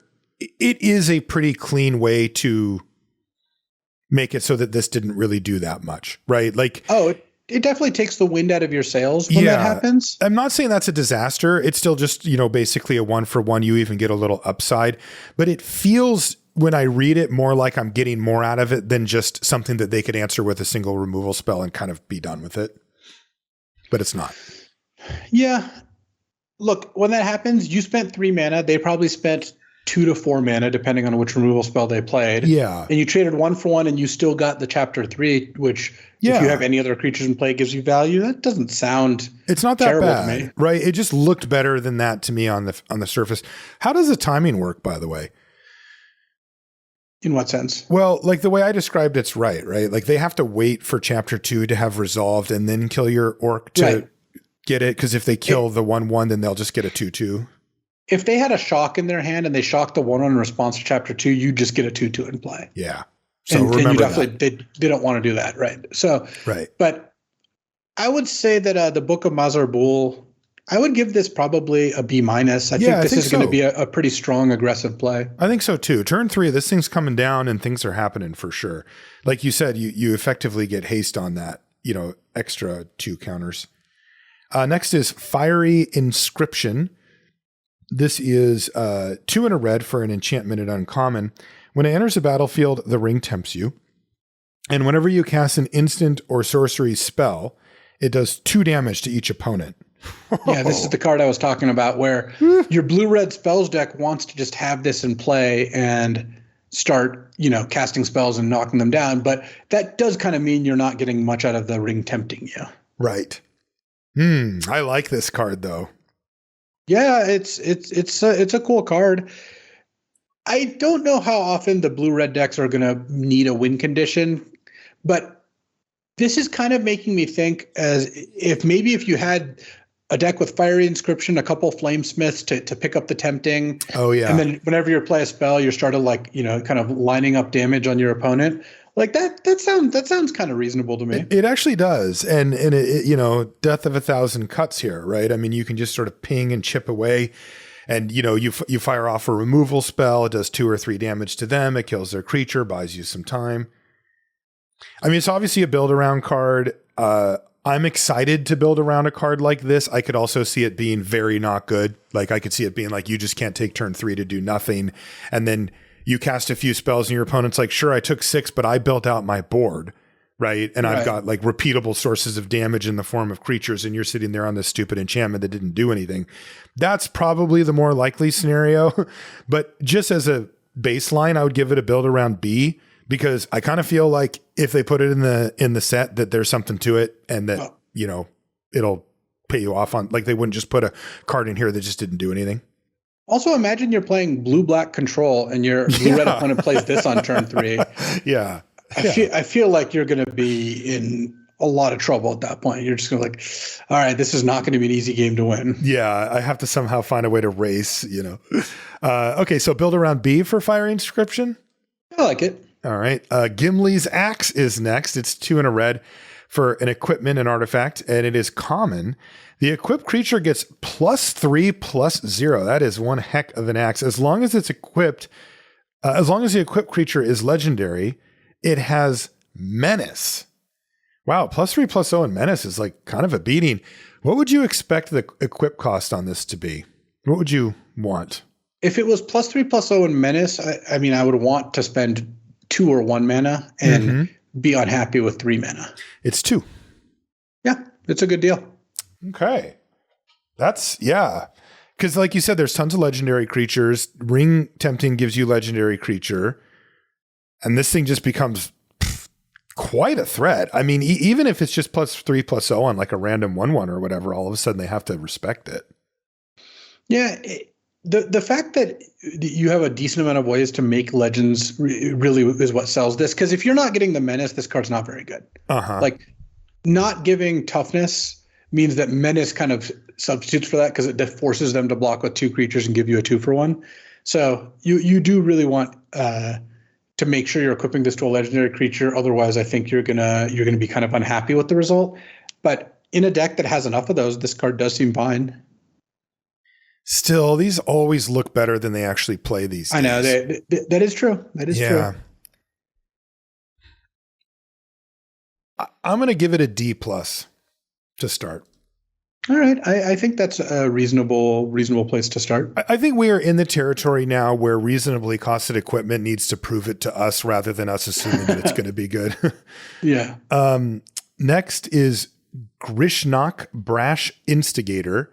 This is 2 and a red for a 1/1 legendary goblin soldier at uncommon. And when it enters the battlefield, you amass orcs 2. Okay, so you get basically a 2/2 and a 1/1 at the minimum. When you do, until end of turn, gain control of target non-legendary creature an opponent controls with power less than or equal to the amassed army's power. That's the orc army. And then you untap that creature and it gains haste until end of turn.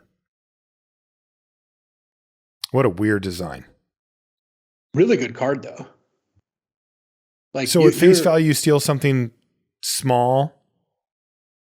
So at face value, it's 2 and a red for a 1/1 plus a 2/2 plus steal a 1-power creature. A 2-power creature, right? Less than or equal, even better. So a 2-power creature. Where this gets really nuts is you have a 3/3 orc army in play. You play this, turn it into a 5/5 and steal their 5/5. That's or 4/4, really whatever. Strong. Yeah. Also, in the late game, you might have mana up to sacrifice, or a card up ready to sacrifice whatever you steal. Like, this is one of the stronger threatens, because take off the threaten part, I think you'd play 3 mana 1/1 amass 2 just in your deck. Absolutely. Like you get 2 creatures out of the deal. You're amassing. One's a goblin, one's an orc. Like, it does all the things that you're looking for. And then this also gives you this kind of awesome threaten ability. So yeah, I think that this card is just a strong card. What do you think about the non-legendary part of the threaten? It doesn't mean that you can't, just steal their ring bearer and it doesn't work on like some of the better creatures in the set. Like, they have some random threaten build around creature that you can't threaten, but I don't think that's a big deal. I think because you feel like you're getting that almost for free anyway. Yeah, I think that this is a solid card. B for Grishnok? I would give it a B+. I think that high upside. I think it starts strong and has the ability to be even stronger. All right, B+ for Grishnok. Nice job, Grishy. Haradrim Spearmaster is next. This is 2 and a red for a 2/3 human warrior. At common, it's got reach. At the beginning of combat on your turn, another target creature you control gets +1/+0 until end of turn. Hey, this is just pretty good. Yeah, this is a really classic C where you put this card in your deck. You're not unhappy about putting the card in your deck, and it'll do its job, but it's also not a bomb. Like, you're not like, oh yeah, I got a Haradrim Spearmaster, awesome. So no, the fact that it can pump something else means it has an effect. The turn you play it, it works well with tokens. And it's a 2/3 reach, so it can kind of defend you a little bit. It's a C. It's not a card I'm overjoyed about, but I will play the card. I would expect it to see heavy rotation, but like you said, not be exciting. C. Quarrel's End is next. This is 2 and a red for a sorcery at common, and it says, as an additional cost to cast this spell, discard a card. And it says, draw 2 cards and create a 1/1 white human soldier creature token. Okay. I think that you want either the draw 2 theme or to care about humans before this really makes it into your deck, because spending 3 mana to be neutral on cards in terms of total card numbers plus get a 1/1 token is not that exciting. Like, you're not going to have time to do this in most games, but unless you're getting a little bit extra out of it. So this looks like a C- to me. Me too. The thing that it does do, it does accomplish, perhaps not very well, but 2 different things that I look for in decks that support this type of theme that we've seen with the Spells Matter, which is that if you can turn your spells into creatures, where like you cast a spell, but it actually helps you build out your board, that's a big bonus. And cards that basically are card neutral, right? Where you get your cards back. It's, blue, draw a card. Those go up in value as well, because you're usually getting paid off just for having cast them. And this one does both, but neither well, right? It's kind of an expensive way to sift through a couple of cards, and you're not really getting like a great board presence, but you are getting something. So I don't know if, 2 wrongs make a right here, but it does at least check 2 boxes that I actually care about for those type of decks. But I'm with you. It looks like a D. Yeah, Quarrel's End is a D, but if you care about humans, if you care about spells, if you care about drawing 2, all those add up to making this a playable card in the right deck. Yeah.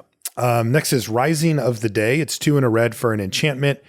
At uncommon, it says, creatures you control have haste, and legendary creatures you control get +1/+0. I just can't imagine that this is what you can do on turn 3 and then just, go on to cleanly win the game. No, I don't think this is worth a card. I think that you're just not gonna want to spend a whole card's worth on this on Rising of the Day. Like, giving all your creatures haste is just not worth a card. No, I think that's pretty clear. And then the fact that it pumps your legendary creatures is a nice bonus, but it's not enough to get this over the line. So I would give this an F. I just don't think you should put this card in your deck. Swarming of Moria is next. This is 2 and a red for a sorcery at common. And it says, create a treasure token and amass orcs 2. Love it. I mean, this is 3 mana 2/2 with a treasure. It's Sailor of Means all over again. Yes. Yes. And it's just a perfect enabler for a lot of the stuff you want to do. So I'm thrilled to put Swarming of Moria in my deck. Definitely. And it does what we said, where it checks a lot of boxes for different archetypes as well. C+ for Swarming of Moria. Yeah, I like C+. I wouldn't think it's crazy to get to B-, but I would give it a C+. That's a fit question, and we'll know that when we start playing. Next is Erkenbrand, Lord of Westfold, and this is 3 and a red for a 3/3 legendary human soldier at uncommon, and whenever Erkenbrand or another human enters the battlefield under your control, creatures you control get +1/+0 until end of turn. Man, there's some aggressive stuff going on there. Oh yeah, I mean, you play this, all your creatures get +1/+0 until end of turn, and you get to make a nice attack. And then if you play more humans, it just keeps happening. Like, this card just seems absurd. Imagine casting Rally at the Hornburg to make 2 tokens. Oh God, yeah. It gives all your creatures +2/+0, and then all your tokens gain haste. So you're attacking with 2 3/1s, and the rest of your team has +2/+0. Yeah, that's not even a hard combo to assemble. No, that's a common and an uncommon. Yeah, this looks excellent for the aggressive humans deck. I would give it a B. Yeah, I would give it a B as well. Dang, that thing's scary. Fire of Orthanc. This is 3 and a red for a sorcery at common. It says destroy target artifact or land. Nasty. Creatures without flying can't block this turn. I don't think Sideboard you're going at to put this card in your deck. Like, it's funny because destroy target artifact or land and creatures can't block this turn don't typically work well in the same game. Like, those are not two effects you want at the same time. And so do you want a card that does two different things and sometimes you want one, sometimes you want the other? Yeah, that can be okay. But overall, I don't think either ability is going to happen often enough, like you're going to need often enough for you to put this card in your deck. The main place I would want this is out of the board against a deck that's trying to stall the game and block me, which also is the kind of deck where destroying a land can come up too. So it's a sideboard card against like a mid-range deck full of creatures, maybe with a higher curve. Yeah, and a mid-range mirror. Also, like, immediate headliner for the Sunset Show on like card I never play but always lose to. Oh yeah, when this card goes on the stack, you probably lose a lot of those games. Probably lose. It doesn't go on the stack that often. Yeah. Next is Foray of Orcs. This is 3 and a red for a sorcery at uncommon. It says amass Orcs 2. When you do, Foray of Orcs deals X damage to target creature an opponent controls, where X is the amassed army's power. Wow. I mean, Flame Tongue Orc here. It's 4 mana for a 2/2 that deals 2 is already that's a B. Like, you would just put the card in your deck and be happy with it. And this is, I think, quite a bit better because you're often going to get 3 or 4 damage or out of the deal, or perhaps more. And they really can't mess with it, right? Like, if they kill the orcs you already had, you still get these ones. Like, how are they interrupting this, right? Yeah, at the minimum you get is 2. So yeah, wow. Yeah, B plus. I think I would give Foray of Orcs a B plus. I don't think it's quite A level, but it is a B plus, and it is one of the best uncommons in the set. Like, you're just going to be thrilled to lead on this, you know. This is the type of card that you have to read twice because you're like, really? It's just that good? Next is Gimli, Counter of Kills. So this is kind of the counterpart for the Legolas counterpart. Oh, wow. I didn't even. Anyway, 3 and a red for a 4/3 legendary dwarf warrior at uncommon with trample. And it says, whenever a creature an opponent controls dies, Grimly, Counter of Kills, deals 1 damage to that creature's controller. So this is just a huge beater. Yeah, if Gimli stays in play, your opponent takes damage every combat one way or another. And at 4 mana, 4/3 trample, like, Gimli's just going to be in the thick of it too. So yeah, you want to be aggressive in any aggressive deck. This is good. Probably like a C plus. Yeah, that's what I think too. It's just kind of a lot of power and toughness and beating, but pretty good. Olaghai Crusher. This is 3 and a red for a 4/4 troll soldier at common, and it has trample. And it says it can't block unless you control a goblin or an orc. You will put this in decks that, funnily enough, both have lots of goblins and orcs and don't care about blocking. Yeah, exactly. But it does its job. I mean, you're going to be happy enough to put the Olaghai Crusher in your deck and just attack them with your 4 mana 4/4. That is, not really a relevant creature type because it's a troll soldier, so it doesn't fit with that part of it. But it's still good. I mean, it's good stats. It's a C. It's not something I'm jumping out of my seat about. And you'll know, right? Like, you'll know if you want this card. If you have any interest in blocking, do not play it just because it'll be too unreliable. Next is Relentless Rohirrim. This is 3 and a red for a 4/3 human knight at common. And when it enters the battlefield, the ring tempts you. Nice. Yeah, that's solid. Really good. This is another C where you're just going to put this in your deck full of creatures and it's going to perform pretty well. It always gives you a card that can, wear the ring, can be the ring bearer. And sometimes it's going to have an effect on the game pretty strongly right away, which is also a nice bonus. Yeah. And I like the high power on this too. Like the ring, pushing the ring forward, proactively playing this pre-combat is definitely something that you'll want to do if you've already got the ring rolling. Next is Eomer of the Rittermark. This is 4 and a red for a 5/4 legendary human knight at uncommon. Eomer has haste, and whenever it attacks, if you control a creature with the greatest power among creatures on the battlefield, create a 1/1 white human soldier creature token.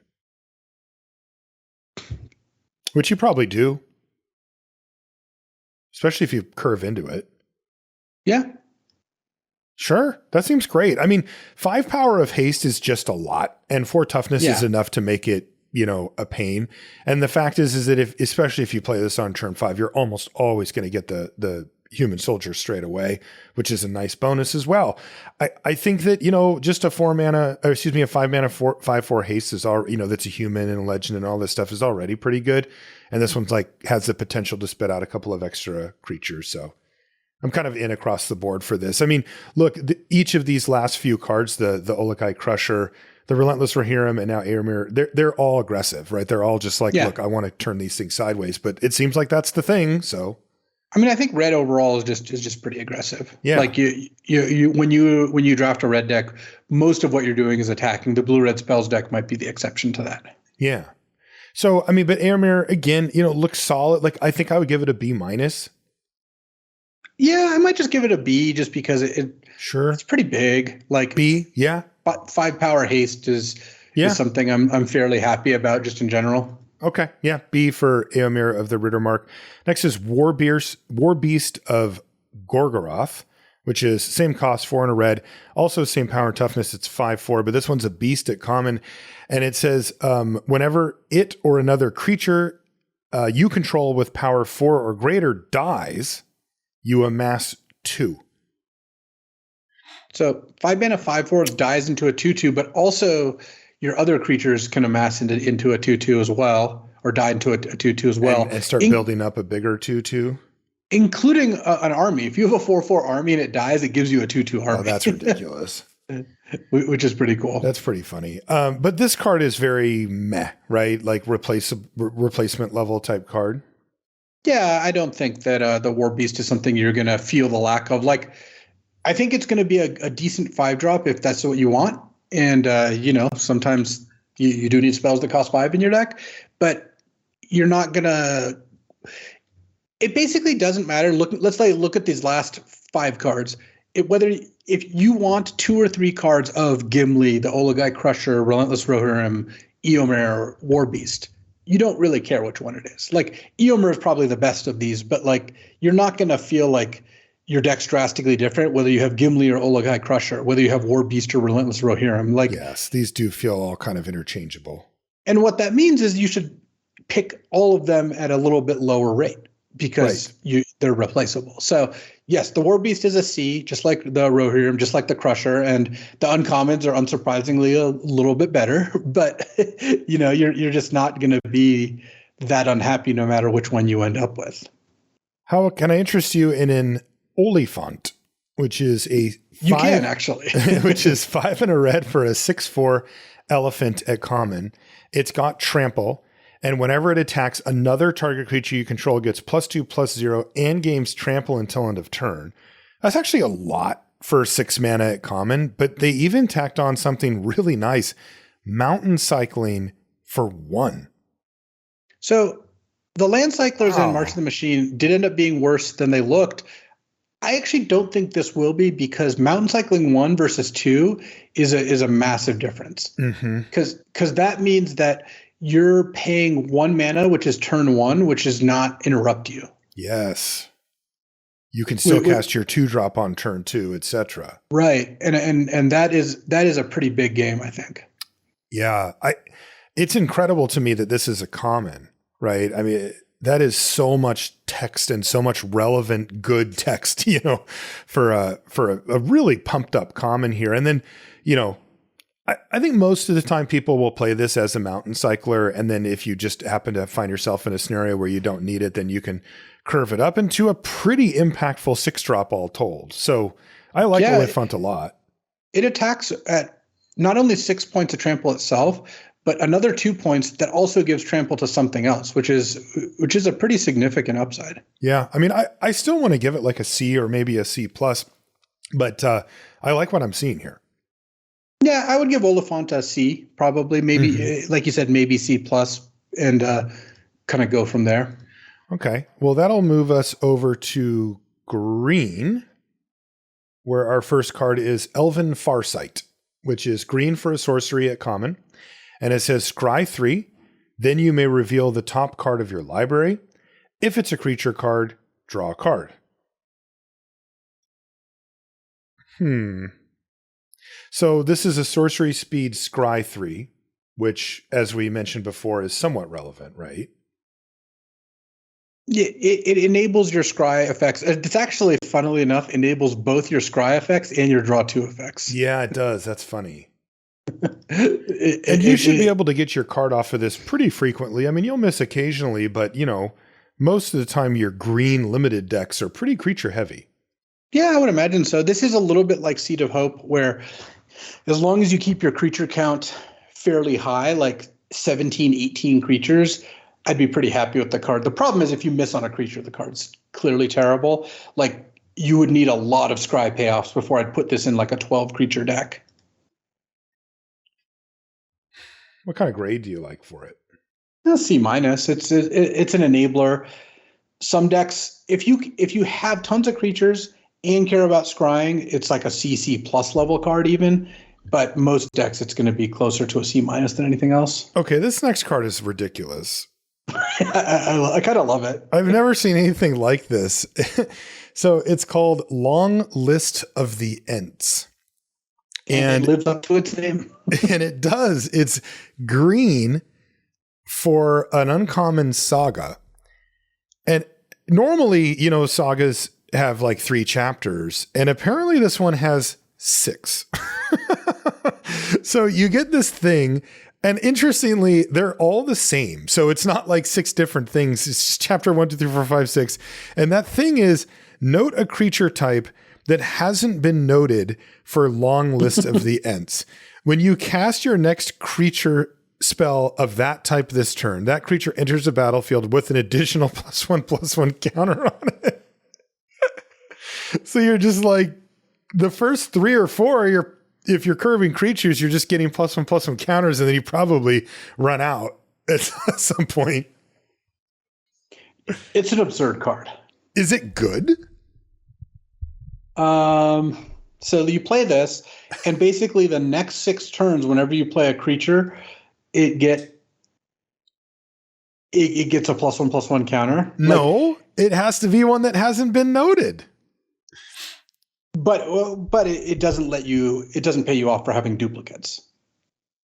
So if you play 6 creatures of different types, which isn't that hard, because even like, elves have elf scout in them, or halfling citizen. So it's kind of close to the next 6 creatures. I would say it's probably more like, well, okay, sure. If you have 6 creatures, you're right. It's probably like 4 out of 6, 5 out of 6, or something like that.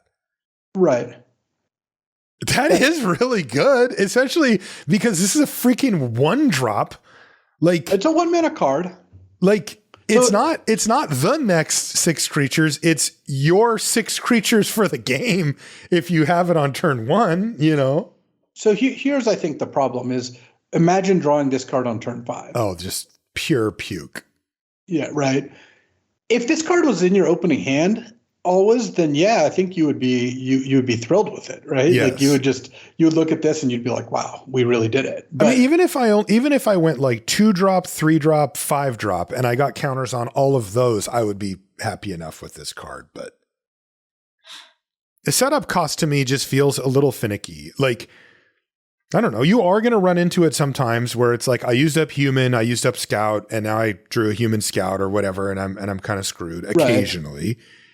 But more importantly, though, is the timing. If you don't have this on turn 1, it loses a lot of value, and you do need to have a handful of castable creatures to follow up as well, which it's Magic the Gathering. It doesn't always happen like that. Okay, well, here's a question. How many +1/+1 counters does this card need to give you before you feel like you got a good deal? 3. That was the number I was thinking too. How often do we get it? How often do we get 3 counters out of this? Yeah. Not that, like on average, right? Because again, not assuming that we have it on turn 1 every game. Some number of games we will. Some number of games we'll draw it on turn 4, and some number of games it'll be really bad and we'll top deck it on turn 8 or whatever when we needed some action. Little bit skeptical.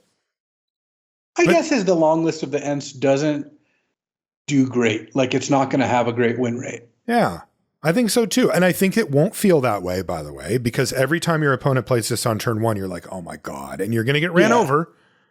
It's going to be good on turn 1. That is definitely really good on true. turn 1. I do not know where to grade this thing. I have to play with this like a lot before I'll really have a sense for it. My inclination is to make people beat me with it. Yeah. And then I'll jump on rather than just assuming that I'm going to be able to curve out perfectly and be able to have it early in the game all the time and be able to dodge the awkward, naming of the creature types. Yeah, I think this card is probably like a D-level card, but I could see it in a creature-heavy deck be often enough coming up that it would be good. All right, I got the more important question. It's chapter 4. You know you're not casting a creature this turn. What's your go-to type? What do you name that? What do you name that? It's just the thing that you'll never cast. Like, do you name like an Eldrazi or something? You name like Stang. Yeah, there you go. We're going to start on D for long list of the Ents, but definitely this is one of the cards that I have my eye on the most. Like this one could actually just end up playing out very well. And it could be that the green decks just can make it work and it's all good. Next is Many Partings, which is green for a sorcery at common. And it says search your library for a basic land card, reveal it, put it in your hand and then shuffle. And you even get a food token. Yeah, I love this card. I do too. I mean, green to get a land and a food is just a good deal. It can promote like splashing really nicely. You want to be heavy green so that when you have a 1-land hand with this in your hand, you're not screwed, right? In your white-green deck, if you have plains plus Many Partings, you have to mulligan, whereas if you had forest plus Many Partings, you wouldn't. Yeah. But if you have that I think that you'll be really thrilled with this card. I think so too. Do you replace a land? Yeah, the idea is that you optimally get to the point where you can play Many Partings and like too many partings, 11 forests, and then like 5 plains or something like that. Mm-hmm. And then you're like kind of down 1 land overall. Right. But you're just getting free food tokens. Yeah, I like Many Partings at C. I mean, this is just sort of a mid-grade playable. I do think that you probably want something to do with the food, or the food has to be good in the format or something, but that's not much of a push. Yeah, I think a lot of these decks will be able to use food fairly well. Okay. I mean, of course, you can always gain the life. Next is Mirkwood Spider. This is green for a 1/1 spider with Death Touch. It's common. And when it attacks target legendary creature you control, gains Death Touch until end of turn. So target ring bearer you control gets even more annoying. Right. The idea is you play this, you tempt something else, you attack with both, and now your 1/3 has Death Touch. Mm-hmm. That's cool. You don't need to give me much on a 1/1 Death Touch, right? That's a good card to begin with. So yeah. I like Mirkwood Spider. I would say in a controlling deck, or especially a deck that has a good amount of ring tempting, then Mirkwood Spider is going to be a really nice addition. A C. I'll give it a C, yeah. I would too.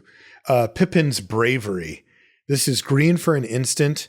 It's common. It says, you may sacrifice a food. If you do, target creature gets +4/+4 until end of turn. Otherwise, it gets +2/+2 until end of turn.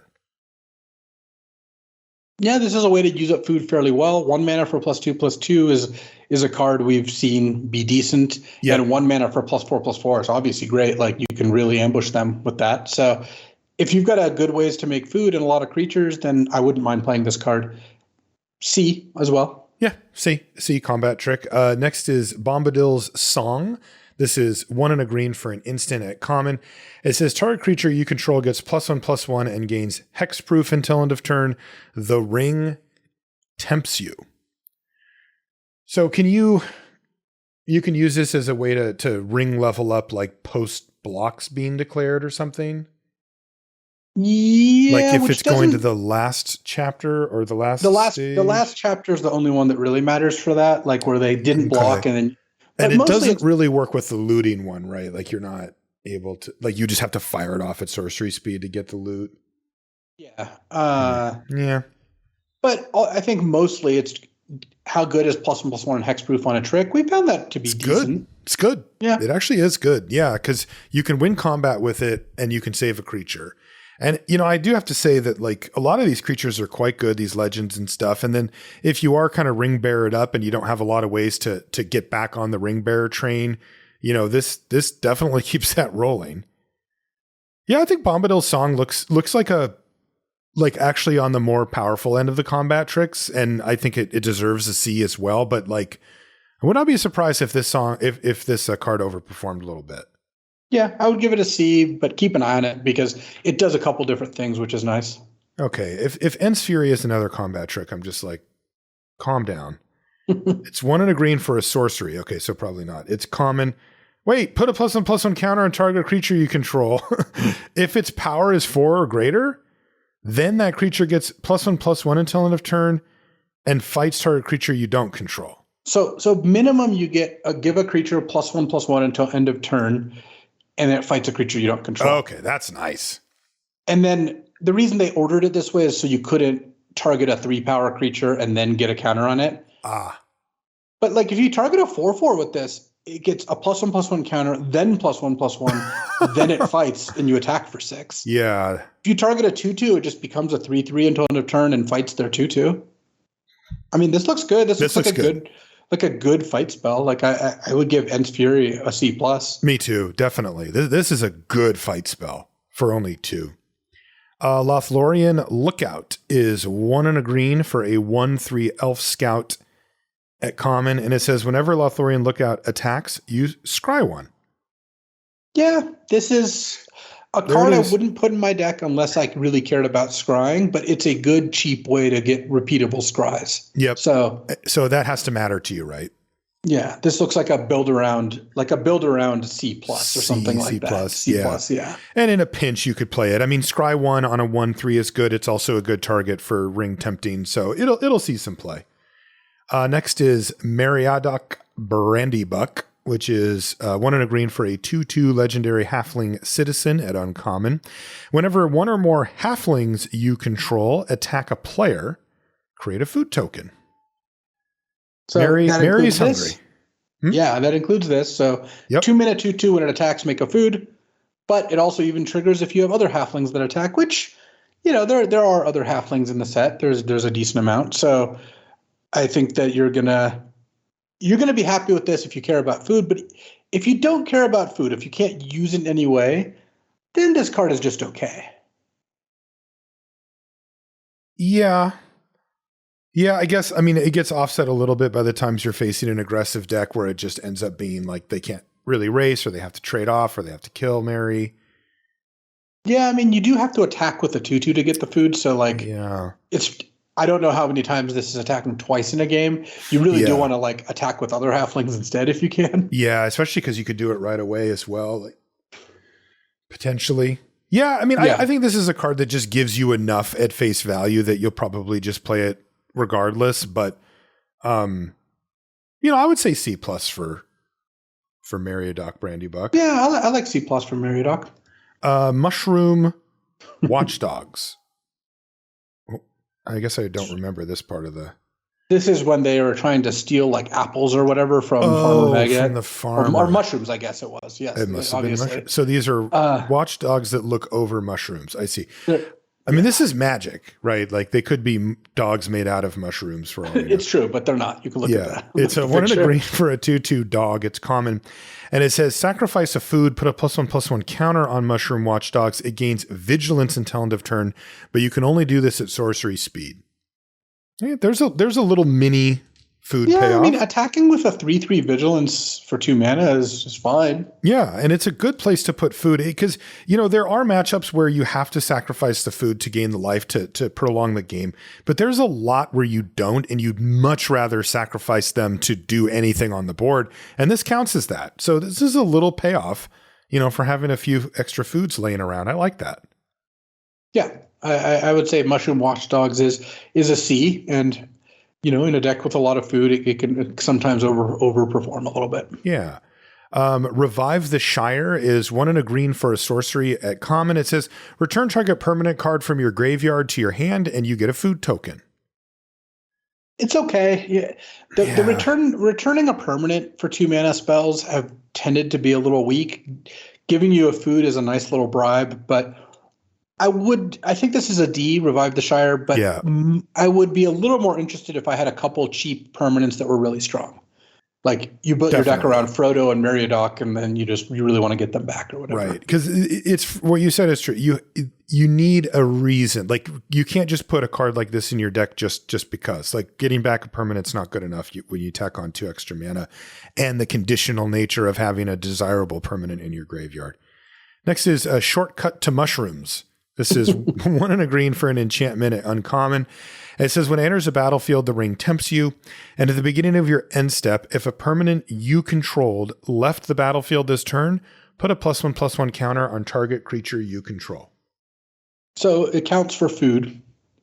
Okay. Like if food left the battlefield, you get a counter. So that's part of the kind of the joke here. Yeah. Food payoff then. Yeah, pretty reasonable thing overall. Yeah, I mean, they give you something up front with the ring tempts you, which is a very nice, not a full card, but something that's valuable. And then a light build around towards food seems to be the most obvious way to do it. But I mean, permanents leave the battlefield all the time. Creatures die, right? Yeah. So you start stacking up counters on stuff, it adds up. I don't know. This is an interesting card to me. And it does seem that if you can get the food thing going, you can go. It is not obviously powerful, right? I mean, you have to wait till the beginning of your end step. You only get 1 counter. Yeah. And you can't do it on their turn. But if you have imagine the average like white-green or black-green deck that has a couple ways to tempt, a couple ways to make food. This card seems like it fits pretty nicely. It doesn't seem like you have to go out of your way. It's like a build around B, but yeah, my guess is that you're going to get to play this card in a decent amount of your decks. The real downside to me is that it's gated, right? Like you cannot do it on their turn and you cannot get more than 1 counter a turn. So you can't really go off with this card. You can just sort of generate mild incremental advantage over time, which is, you kind of want it to be that if you actually do set up to do the thing that it really pops off, and this just never can. So it does limit it. What does Woe's Pathfinder do? So 1 and a green for a 1/1 human shaman at common. Taps for a mana of any color. Great start. Also, you can pay 6 a green and tap it to give another creature +3/+3 and trample until end of turn. With no restriction on timing? No restriction on timing. I mean, this is really good. Like you said, you kind of had me at 2 mana taps for any color. Like those are already quite strong. Yeah, and so 2 mana 1/1 that tap for any color is a great mana dork that every green deck would always play. Mm-hmm. And then it also gives you a mana sink. And we've discussed a few times that these mana sinks are not as reliable as like they have been in the past. Yeah, but that doesn't matter. It's a 2 mana 1/1 that taps for any color. This is a C+ by itself. Definitely. And you'll take the mana sink just as a random way to finish off a game. Brandywine Farmer is next. It's 2 and a green for a 1/1 halfling peasant at common. And when it enters the battlefield or leaves the battlefield, you get a food. Yeah. I mean, I'm this thing makes a ton of permanents. 3 mana for a 1/1 and a food token that dies into another food token. It's 3 permanents. It's a halfling. It's 2 food. If you have absolutely no way to combo with any of those things, then yeah, maybe this doesn't quite do it. But that's not, I think, a realistic setup for the most part. Agreed. This looks like a C, Brandywine Farmer, to me. You just need something to take advantage of having 1 card that makes 3 permanents. Chance Met Elves is next. It's 2 and a green for a 3/2 elf warrior at common. Whenever you scry, put a +1/+1 counter on it, and this ability triggers only once each turn. I guess 1 scry gives you a 4/3 for 3 that, the next turn perhaps could be attacking that quickly. Yeah, I mean here's the curve. Turn 2, Lothlorien Lookout. Turn 3, Chance Met Elves attack. You got a 3 mana 4/3 that threatens to be a 5/4. Yeah. This is a D in a normal deck, but it's a build around like C, where if you're the scry deck, this is what I expect you to be looking for. This is your payoff. So there you go. Yeah. Entish Restoration is next. It's 2 and a green for an instant at uncommon. It says sacrifice a land, search your library for up to 2 basic land cards and put them onto the battlefield tapped and then shuffle. If you control a creature with power 4 or greater, instead search your library for up to 3 basic land cards and put them on the battlefield tapped and then shuffle. I mean, this is Harrow to start with. This back just from straight Invasion. up Harrow, right? Yeah, 2 and a green, sack a land, get 2 lands, which is great because it's so much better than just get 1 land because it double fixes. Because you can almost always sack, like you have 3 forests in play or 2 forests in a swamp. Now you sack a forest, get your second swamp, and then get your splash plains, and all of a sudden your mana's perfect. And then sometimes you're just going to get 3 lands out of the deal because you had a 4-power creature in play.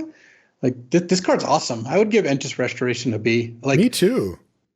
I mean, between Woe's Pathfinder and Entish Restoration and Many Partings, there's some real beginnings to a 5-color deck. Granted, this one's uncommon, but the other 2 are common. You don't need that much fixing before you're splashing a 3rd, 4th, 5th color. Don't tell me there might be a 5-color deck. Like, don't get me going. Galadrim Bow is 2 and a green for an equipment. It's an artifact. It is common. It has flash. And when it enters the battlefield, attach it to target creature you control and untap that creature. So you get a freebie and it untaps it. The equipped creature, it gets +1/+2 and has reach. And the equip cost is 2. So we have combat trick-ish equipment here that is also primarily defensive. Really defensive. +1/+2, reach, untapping, all that, kind of leads you towards down the defensive path.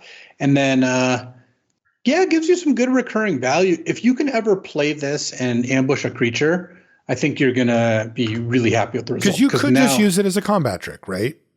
I mean, imagine your 2/2 attacks, they block with their 2/1, turn 3, and you just cast this. You have now a 3/4 in play, which is bigger than anything else on the battlefield. And then if they deal with that card, you still have the bow sitting around. It doesn't equip for that much.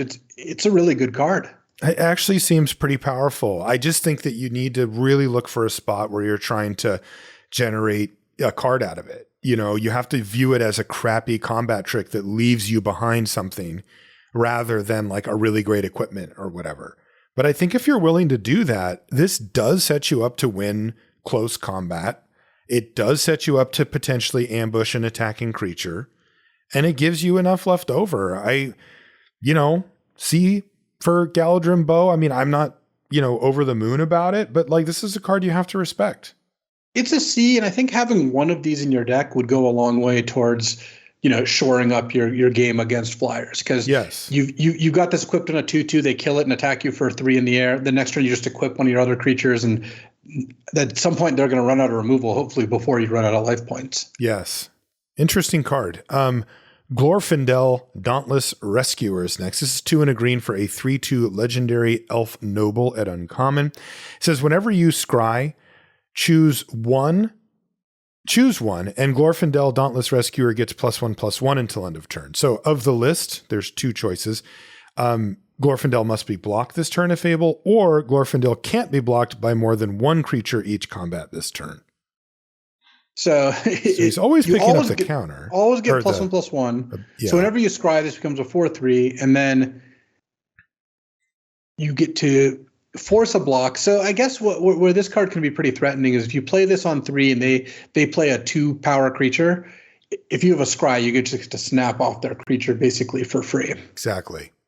And later in the game, you get to make this a 4/3, and they have to single block it, single combat, which is actually pretty good. Also, if you tempt it with the ring, maybe it would be hard. Though I guess they'd just block with 2 small creatures. They'd not be able to block with 2 small creatures. They have to block with exactly 1. Yeah. It's funny because I don't know that this is better than the common scry creature with the same stats. Because that thing picks up counters, right? That gets counters, and this doesn't. Which that doesn't. It funny. Shows you that Glorfindel's not really powerful, but Glorfindel seems like it could get there. Situationally, pretty dang good. I mean, the thing that's overshadowing this whole card, of course, is that you have to scry. Like you don't just get these things. Like you have to actually build towards scrying, and then, it starts slamming pretty good. Yeah, I mean, I think Glorfindel's a C. Like, you're going to have in your green decks enough scry so that it does the thing every once in a while, but it's probably not going to be just like the hammer coming down when you play Glorfindel on turn 3. You sure are not interested in decks that don't have scry, and even in decks that do, this isn't one of your best payoffs. So yeah, this is not a sick build around, but I like C for Glorfindel, which brings us to Mirror Guardian, which is 2 and a green for a 4/2 dwarf soldier at common, and when it dies, the ring tempts you. I guess it trades or kind of forces some action. Yeah, it's just kind of mediocre. Like 3 mana 4/2 stat line is a good blocking stat line. So I think what you want to do with this is trade for their creature when it attacks, make one of your things the ring bearer, and then on your turn you get to like attack with some cool stuff. Yeah, that's pretty good. Seems fine to me. I mean, this is a C-. Yeah, this is slightly bad filler. Peregrine Took is next. This is 2 and a green for a 2/3 legendary halfling citizen at uncommon. If one or more tokens would be created under your control, those tokens plus an additional food token are created instead. And then it also has an interesting ability. Sacrifice 3 foods, draw a card. So no matter what kind of tokens you get an extra food. Mm-hmm. So if you make a food, you make 2 food. If you make a treasure, you make a food and a treasure. Uh-huh. If you make a human token, like you get a human token and a food, like it counts all of them. Yeah. And then it lets you turn 3 food into a card, which that's not like the best rate in the world, but Steep it cost. Does give it. If you're generating a lot of tokens, it's a good way to use them because then it finds you more token makers and so on and so forth. I like it. Fool of a Took. Yeah, this is a good build around. This is like a build around B. You clearly need cards that work with it on both ends. Like you need token makers, you need food generators, all that. But when you have those, then Peregrine does some good work. I like that card. Shower of Arrows is next. It's 2 and a green for an instant. At common, it says destroy target artifact, enchantment, or creature with flying. And then they tacked it on. Scry 1. Yep. You get the extra scry. I think the real question is, because this clearly looks like a build around, or a sideboard card, but would you main deck this in the scry deck? You get an instant scry 1, but you do need a target for it. But that's a lot of different things. Like how many games where you just literally can't target an artifact, enchantment, or creature with flying? Again, and I'm pushing this over the line with the scry 1. Under normal circumstances, we don't recommend playing it simply because you may find a target for it. You need to know kind of what you want to kill and make it worth trading a card off for. And I'm wondering if the scry 1 in the scry deck bumps it at all. I don't think so. I'd just be too worried about not having a target for this. And more importantly, you get scry 1, but not when you want it because there isn't a target. And then it doesn't work even in the scry deck where you're like trying to do that thing. That seems pretty tough to me, to be honest. Yeah, so we'll just keep it as a sideboard for Shadow. Yeah, sideboard C or whatever. Yeah. Stew the Conies is next. It's 2 and a green for an instant uncommon. Target creature you control deals damage equal to its power to target creature you don't control, and you get a food token. So lots of fighting and biting in this set. Yeah, a nice little fight and bite, and then or bite rather, and then you get a food token. So, I mean, this is a B. Like, I think that 3 mana rabbit bite plus a food is a good card. You're going to be happy with this card. Are we supposed to call this rabbit bite? Rabbit bite, yeah. Next is Bag End Porter. And this is 3 and a green for a 4/4 dwarf at common. It says whenever Bag End Porter attacks, it gets +X until end of turn, where X is the number of legendary creatures you control. Yeah, it works. It works with the Tempted by the Ring. Yeah. You know, where you sometimes, including itself, if it's the ring bearer, you still get a +1, +1/+1. Mm-hmm. And this looks like a C, right? Like this looks like a C minus. Like C minus, maybe. Well, the reason I would bump it to C is because it is a 4-powered creature, and things care about that apparently. Yeah, that's true. There have been a couple pretty reasonable ways to use 4 power. Yeah. Next is Celeborn the Wise, which is 3 and a green for a 3/3 legendary elf noble at uncommon. It says whenever you attack with one or more elves, scry one. And it says whenever you scry, Celeborn the Wise gets +1/+1 until end of turn for each card looked at while scrying this way. So that's equal to the number of scries, basically. Like for scry 2, it's +2/+2. Is that what that means? Yeah. Okay. And this always will let itself scry when you attack. Okay. 3 mana or 4 mana, 3/3 that attacks as a 4/4. Sometimes it'll let you even scry the turn you play it. Like, again, I mean, the chance met elves, the common, you play that on 3, you play Celeborn on 4, attack with the elves. They enable themselves by scrying. That sounds pretty awesome to me. That does to me too. And, you know, one thing that we haven't really mentioned is that, like, scrying's a nice payoff for these things, but scrying's good. Like, yeah, it's a good ability too. Yeah. It's not like it's better than food. Like food is also something because it gains you life. Yeah. But scry 1, I think, is going to be generally better than make a food. Definitely. I mean, it can get you out of mana screw. It can find you what you need. Like, it can help you, you know, augment the top card of your library. I mean, you know, let's not forget that. So yeah, I like Celeborn the Wise. This seems, I give it a B. I guess, like B-. Like, it goes right into the scry deck and it's good on its own anyway. Yeah, that seems reasonable to me. This good on its own plus enabling the scry deck really well is a good combination. Yeah, I like that. Next is Dunedain Rangers, which is 3 and a green for another 4/4. Human Ranger at uncommon, and it has landfall. If you don't control a ring bearer, the ring tempts you. So it can only get the ring thing started. It can't bump it forward, but it can at least do that. No, it can bump it forward. If you imagine you've gone 2 down, but then you don't have a ring bearer because it died, you then get to play this, and it can restart you from wherever you are. Basically. Okay. But that's still pretty cool at a 4 mana 4/4. This looks like a B- to me. Dunedain Rangers is pretty strong. What's the point of the if you don't control? Like, why doesn't it just the ring tempts you? I think because they didn't want this one to be like runaway train or something. Runaway, just going. You know, you play this and then you just 2 turns later you're at the max ring. Okay. That seems to me to be the case at least. Seems good though, huh? Yeah, I think it's a strong card. I like I said, I think it's a B-. It's got a 4 mana 4/4 with upside. Galadrim Guide is next. This is 3 and a green for a 3/4 elf scout at common. And when it enters the battlefield, you scry 2. So there's an uncommon and a common 4-drop to follow up your Chance Met Elves or your Glorfindel that are both just like boom.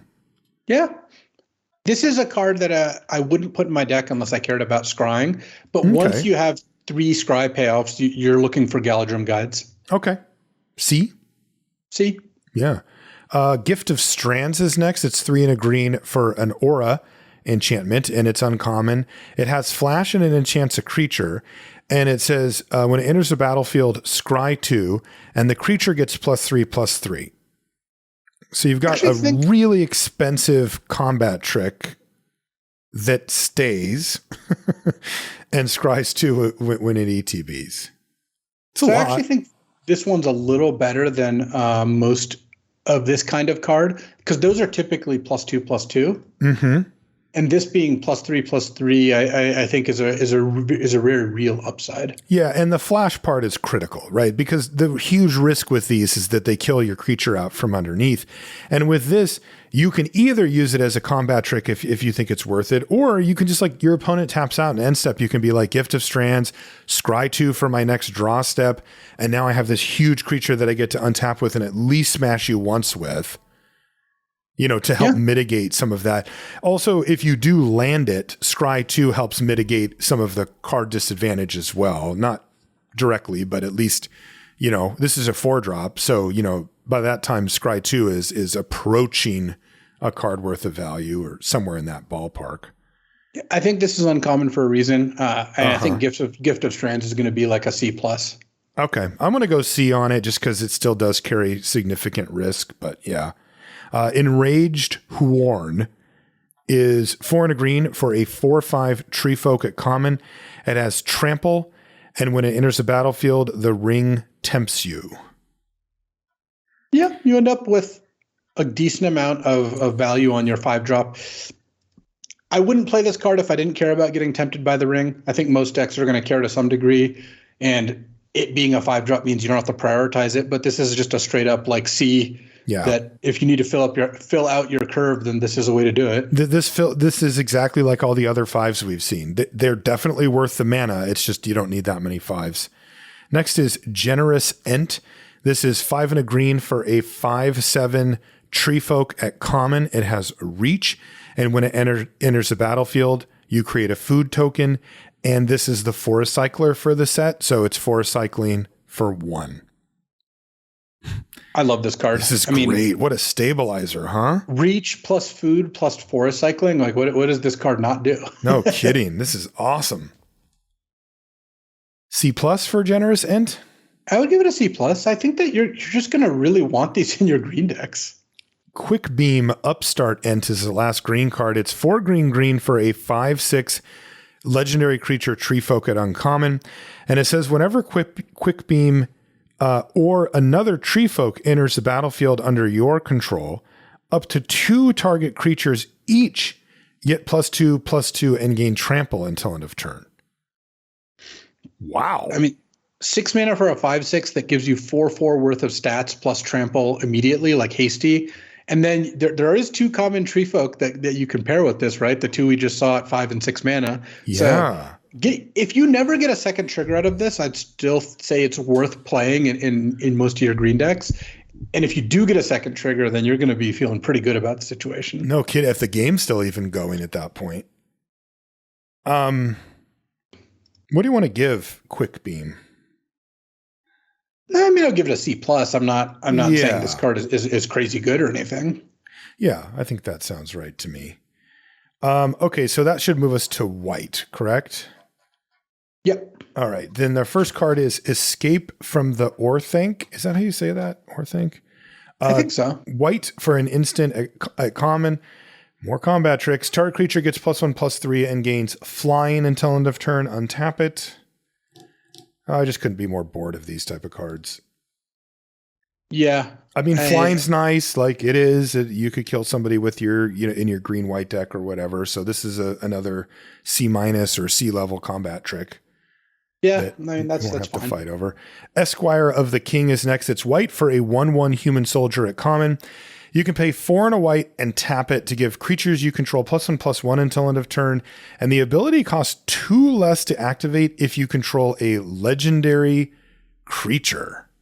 Yeah, this one's gonna do some good work. Esquire of the King is often just gonna be 3 tap, give all your creatures +1/+1 until end of turn because of the ring bearer. Yeah. Seems perfect. And it's a 1 mana 1/1. It can wear the ring pretty nicely. I would give Esquire of the King a C+.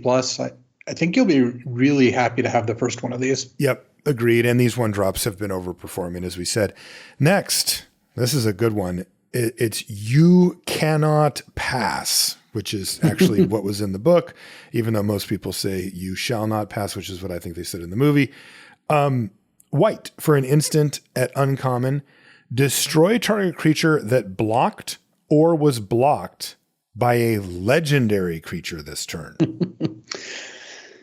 So how good is this? If you have the ring bearer, it lets you do that. Probably on blocks, it's better because when you're attacking with the ring bearer, then they're blocking with a very small creature most of the time anyway, so it's not that big of a deal. Mm-hmm. But how good is this card? It's just so ring bearer centric. There are a ton of legendary creatures in the set that just will, have this happen. But man, it's like the blocking thing's awkward, right? Blocked or was blocked. Like it has to have, it can't even just have attacked you. I don't know if I want to pass. If you have a lot of ways to tempt by the ring, then this is a pretty good defensive card. Just imagine you've got a 1/1 ring bear sitting there, and this just kills any creature that attacks and it can block. Mm-hmm. It's not crazy. Also, like if you just have a bunch of legendary creatures in your set that are good, then this is a good combat trick to pair with them. Because Remember, if you attack with a legend and they block and you cast this, they can't kill your legend in response to stop this from working. Right. Because it already was happened. blocked or blocked. But your also legend. like removal spells that kill the thing after they've already got the block with it. That's like extra No, weak. that's not typically great. Yeah. And it's conditional. Man, I don't know. I don't think I'm going to play this card that often. I don't like it. But if you have a lot of ways to make a legend, like it, I think it's probably decent. Okay. Very conditional, kind of weird. Kind of like a build around C. Like that. When this card works, it's not like an amazing card, which is obviously a bit of an indictment of it. Yes, at least it's 1 mana. Yeah. It does have that. All right, build around C for You Cannot Pass. Next is Dunedain Blade. This is 1 and a white for an artifact equipment at common. The equipped creature gets +2/+1, which is nice, and it's only 2 mana. And the equip cost, though, is 3. So that's really tough. But if it's a human, the equip cost is 1. Yeah. And that's business. Like, that's a good card. Look, it is, and I'm sure this card is going to be fine in like red-white, but I do believe you are right that equipment has been mostly worse than it looked for a while, and this, I think, might be part of that too. Yeah, I think that, like... I still remember the samurai equipment from Neo that just did nothing. It was really not a good card. Yeah, it's weird because I feel like all of us who play limited all the time and are drafting and stuff, we all know equipment sucks. Like they have to push it super hard to make it really good. And every common equipment we've had forever has been either mediocre or bad. But they just keep doing it because it's an interesting card type. And like, how do you not make the Sword of the Dunedain here or whatever? But this one, even with it being pushed, I predict it will underperform, which is... So like a C-? Yes, that's exactly what I would give it. Even though in like a humans deck, this thing should be awesome. Like this should be really good, but I don't think it will be. I think it'll be good. I'm in for C- for the Dunedain Blade. What about Eastmark Cavalier? So 1 and a white for a 2/2 Vigilance. It's a human knight at common. So it's a 2/2 Vigilance, and whenever it deals damage to a goblin or orc, destroy that creature. Cares, right? Aren't most of the orcs and goblins small anyway? Well, it can kill an amass army that's like a 7/7. Okay. Which is kind of the idea. This is mostly a 2 mana 2/2 with slight upside in some matchups. That sounds C- like a level card. D+? Well, yeah. It's a human, it's got vigilance. Okay. It has enough little things that add up to the aggressive white decks probably being fine to play it. Okay. And it's a pretty solid sideboard card. I'd always have this in my deck if I was playing against black-red. Okay. Hobbit's Sting is 1 and a white for an instant at common. Hobbit Sting deals X damage to target creature, where X is the number of creatures you control plus the number of foods you control. I don't know if they should have called it Sting, though. Well, the Sting is also a card in the set. Okay. So that's why I'm confused. Yes. Like, isn't Sting the sword he gets? Sting's the sword. It's in the picture, actually. But right. Yes. I don't really like the name. But anyway, so what does it do? It does X damage target. Okay. This is a 2 mana removal spell that in the late game will basically always work, and in the early game will not work that well. Or kill something small. I don't know. I think I would play it. Like the green white decks usually put out a bunch of creatures, and definitely they can put out a bunch of food. Yeah. C- for Hobbit Sting. I mean, this isn't premium removal, but it'll do something. I'd probably give it a C. Like, okay. I think that you're just going to put this card in your deck and be fairly happy with it. Yeah. Lost to Legend. This is white for an instant at uncommon. Put target non-land historic permanent into its owner's library, 4th from the top. Yeah. Frick. And by the way, historics are artifacts, legendaries, and sagas. 4th from the top is really funny. I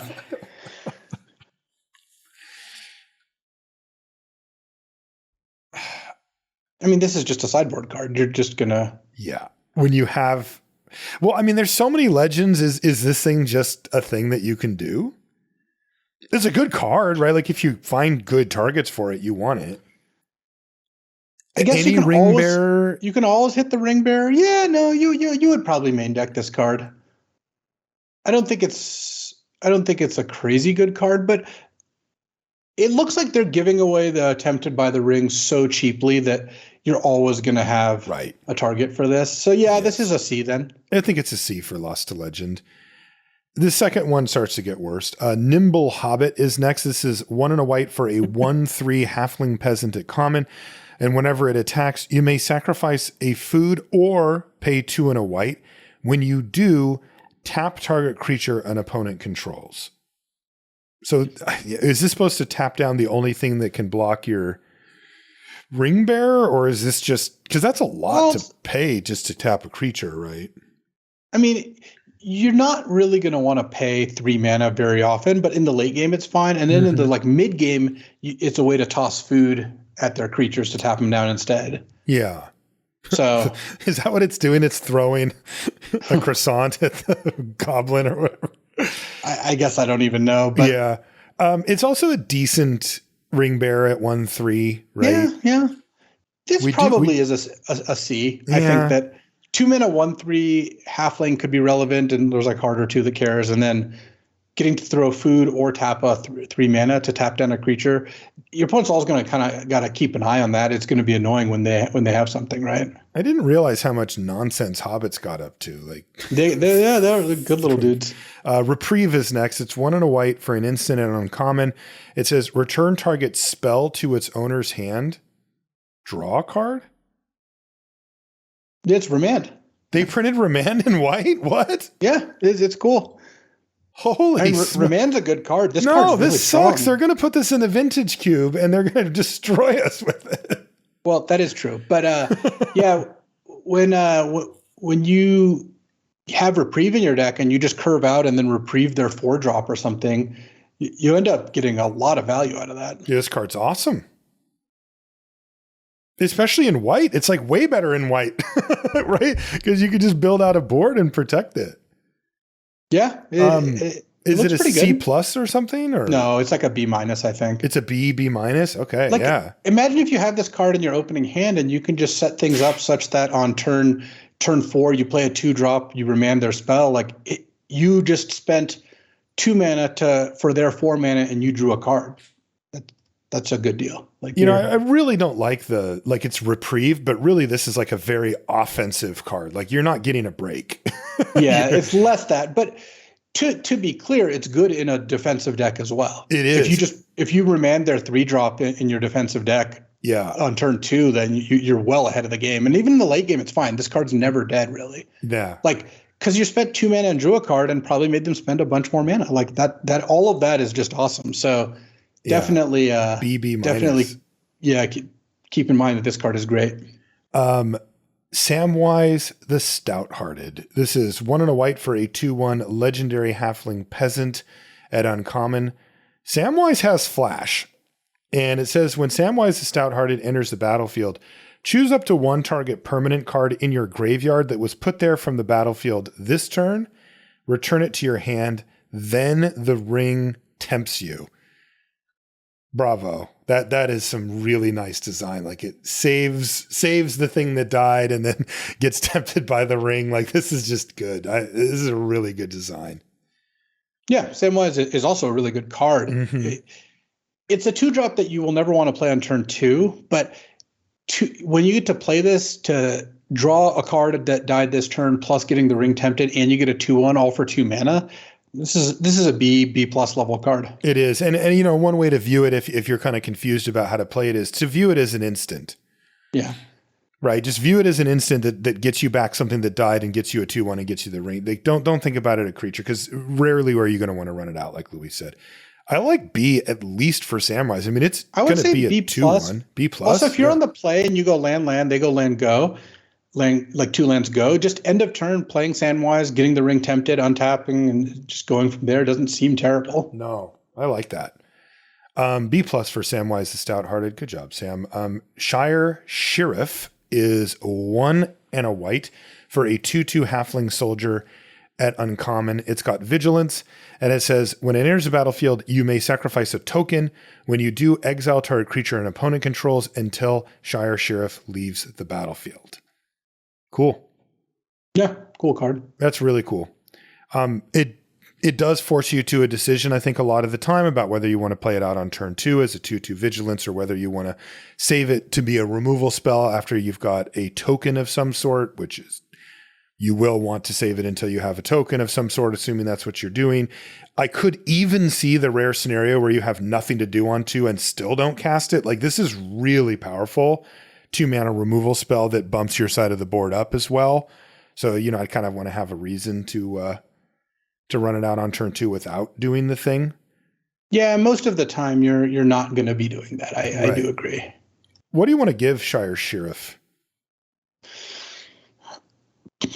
Looks like a B- to me. Like maybe just a B. Maybe a B if it's supported. It does need a little extra bump with the sacrificing and the token thing, but we just kind of like, you get a food if you're a halfling deck, right? Like, it's like a grab bag at the door. You just get a food for applying. In green-white, this is going to be awesome. And even in like white-black, it's going to be pretty good. So yeah, let's go B on Shire Sheriff. I mean, that ability is very, very, very powerful. Can you hit tokens? Yeah, you could even hit their army and just get it out of there forever. Slip on the Ring. 1 and a white for an instant at common. Exile target creature you own, then return it to the battlefield under your control, and the ring tempts you. Nah. I don't think I want this. Doesn't seem too bad to me. I don't know. Save a creature and the ring tempts you. It also lets you switch ring bearers pretty nicely. Like, I'm comparing it to like Scroll Shift last set, which was better, right? Draw a card, but it did cost 1 extra. And it didn't see play. Yeah. But this plays with a set mechanic in a way that, like, the ring tempting you is all over the place. The rewards do go up. Like hitting the fourth step on it is your goal, because then your 1/1 hits for 4 a turn. Right. So okay. Look, this is one of the more marginal ones, but my guess is as the 6th or 7th card that says the ring tempts you in your deck, this isn't bad if you have room for it. Like, this would be a little better than a comparable combat trick. Okay. And it's a great sideboard card against removal. Like, this is a good way to kind of dodge removal. So yeah. Also, if you have a bunch of ETB abilities, it gets a little better. Yep. Look, I think it's like a C-, D+, but I don't think it's a card I wouldn't consider playing. Okay. I'm going to give it just a straight up D. I don't think it's an F, but I think it's like oftentimes you don't play it type card, even if you're in those colors. Took Reaper is 1 and a white for a 2/1 halfling peasant at common. When Took Reaper dies, the ring tempts you. Well, there you go. Great. Yeah. This is a C. Yep. There's your C. There's your bread and butter. Yep. Westfold Rider is 1 and a white for a 3/1 human knight at common. You can sacrifice it to destroy an artifact or enchantment at sorcery speed. Nice. I like this card a lot. Me too. 2-mana 3/1 that lets you trade it in for something later. If you don't need a 3/1, seems like a pretty good deal. Yeah, and it's high enough floor, and then the ceiling's high enough too. I like C for Westfold Rider. I maybe C+, but I would be trend towards a C+, because sometimes you play against someone that has one of those build around enchantments, right? That's true. And you're just like, wow, my 2-mana 3/1 that I paid no costs to include in my deck hoses your build around card. Yeah. Sounds like a good deal to me. Definitely. East Farthing Farmer is 2 and a white for a 2/3 halfling peasant at common. When East Farthing Farmer enters the battlefield, create a food token. When you do, target creature you control gets +1/+1 until end of turn for each food you control. Yeah, this and the Took Reaper, these are just like feeding directly into the baseline mechanics for this color, right? Yeah. The ring tempting you and the food tokens. I would give East Farthing Farmer a C, but it seems good. I mean, that's doing a lot. Yeah, I would give it a C as well. And I wouldn't want to play it in a deck that had no other food that often, but even if you do, that's just not the end of the world. Yeah. Good card. Next is Eowyn, Lady of Rohan, and this is 2 and a white for a 2/4 legendary human noble at uncommon. At the beginning of combat on your turn, target creature gains your choice of first strike or vigilance until end of turn. If that creature is equipped, it gains first strike and vigilance until end of turn instead. And it also reduces the equip ability's activation cost by 1. I mean, it's weird because really I'm looking at it like, okay, I get a 3 mana 2/4, right? That's pumping up my other stuff. I'm good. And then there's just like weird tacked on equip stuff that I don't think I really like need to consider that much to grade this card, I guess. Yeah. Would you play a 3 mana 2/4 that gives one of your creatures first strike or vigilance every turn? Yeah, you'd probably just play that. Yeah. And then if you have an equip stuff, it gets a little better. But I would give EON probably like a C plus, like maybe B minus, honestly. 2/4 that gives one of your creatures first strike. See, like you have a 3/1 in play. You start attacking with a 3/1 first strike. She blocks as a 2/4. That sounds pretty good to me. Me too. Yeah. I like it. I like AON, C plus trending towards B range. Errand Rider of Gondor. This is 2 and a white for a 3/2 human soldier at common. And it says, when it enters the battlefield, draw a card. Then if you don't control a legendary creature, put a card from your hand on the bottom of your library. So what this basically does is you get to, if you've ever been tempted by the ring and still have a ring bearer in play, it's a 3 mana 3/2 draw card. And even when you miss, you get to draw a card and then put a card back. That's not a terrible fail case. You're still just looting then, right? I mean, I know it doesn't go to your yard, but whatever. Yeah, but looting 3 mana 3/2 that loots is not. It's great. It's not a card I'm unhappy about having. Wouldn't you be happy about it? A 3 mana 3/2 that loots, I wouldn't call that amazing. No, but you would be happy about it. I mean, how many times do you need to hit your 4th land drop, or do you need to get rid of a card you can't cast, or Yeah. I think that's good. I like this card a lot. I feel like you could easily have legend. There's legends all over the place at uncommon. There's ring bears just making any old random creature a legend. Like, I wouldn't be surprised if in a properly built deck that Errand Rider of Gondor ends up drawing you a card like over half the time. I totally agree. Yeah, I think that the good case is going to happen a lot of the time. Yeah, I like at least C plus for Errand Rider of Gondor. Like that seems to me to be a inflection point common. Where I like exactly C plus for Errand Rider. All right, let's do C plus. Fog on the Barrow Downs is 2 and a white for an enchantment aura at common. It enchants a creature, and the creature is a spirit and can't attack or block. Yeah, and this is, again, you put this on an army, it stops becoming an army such that your opponent can re-army. It can make a different army instead. Because again, it's just too unfun otherwise. So 3 mana that makes a creature unable to attack or block. Nah, that's pretty bad. I don't think I would be thrilled to play that card. These have really they're past their expiration. And this doesn't remove abilities either, in case that's relevant. It doesn't remove text. It doesn't. Yeah, I would say Fog on the Barrow Downs ends up playing more like a D or a D plus than even in the C range. Yeah, I think so. Rosie Cotton of South Lane is next. This is 2 and a white for a 1/1 legendary halfling peasant at uncommon. And it says, when Rosie enters the battlefield, create a food token. And whenever you create a token, put a +1/+1 counter on target creature you control other than Rosie. Yeah, so you don't get all the value if you have no other creatures in play, but 3 mana for a 1/1 plus a food plus a counter, plus all your other food now make counters or any other kind of token, like we mentioned before, human tokens, all that stuff. So I'm pretty happy about that. Yeah, this looks like a great enabler for these kind of multicolor food token treasure humans decks. It's also funny because you play it, get the thing, get the counter, and they really have to look at whether they want to let you just keep doing this. If you have a dedicated food deck, do they have to use a removal spell, to kill your stupid 1/1 that's left over, even though you still have the food token and the counter on some other creature? It's pretty annoying for them.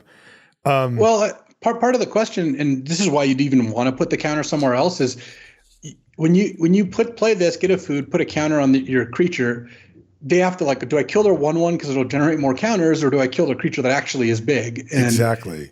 This makes it pretty difficult for the opponent, I think. It does. Does this get into the B range for you? Yeah, I think it does. I would give Rosie just a B. Okay. Like, if you have this card in play, what do you imagine your opponent is going to be doing? Yeah, they have to do something. Really ignore it. I don't think. They can't. They have to do something. And I think that also just we'll find that basically any of the creatures that are just like make a body and make a food token are probably playable straight up, like the East Farthing Farmer and stuff like that. And this is a better version of that. So B for Rosie Cotton of South Lane. Next is Second Breakfast. This is 2 and a white for an instant, a common. Up to 2 target creatures each get +2/+1 until end of turn. And you make a food token.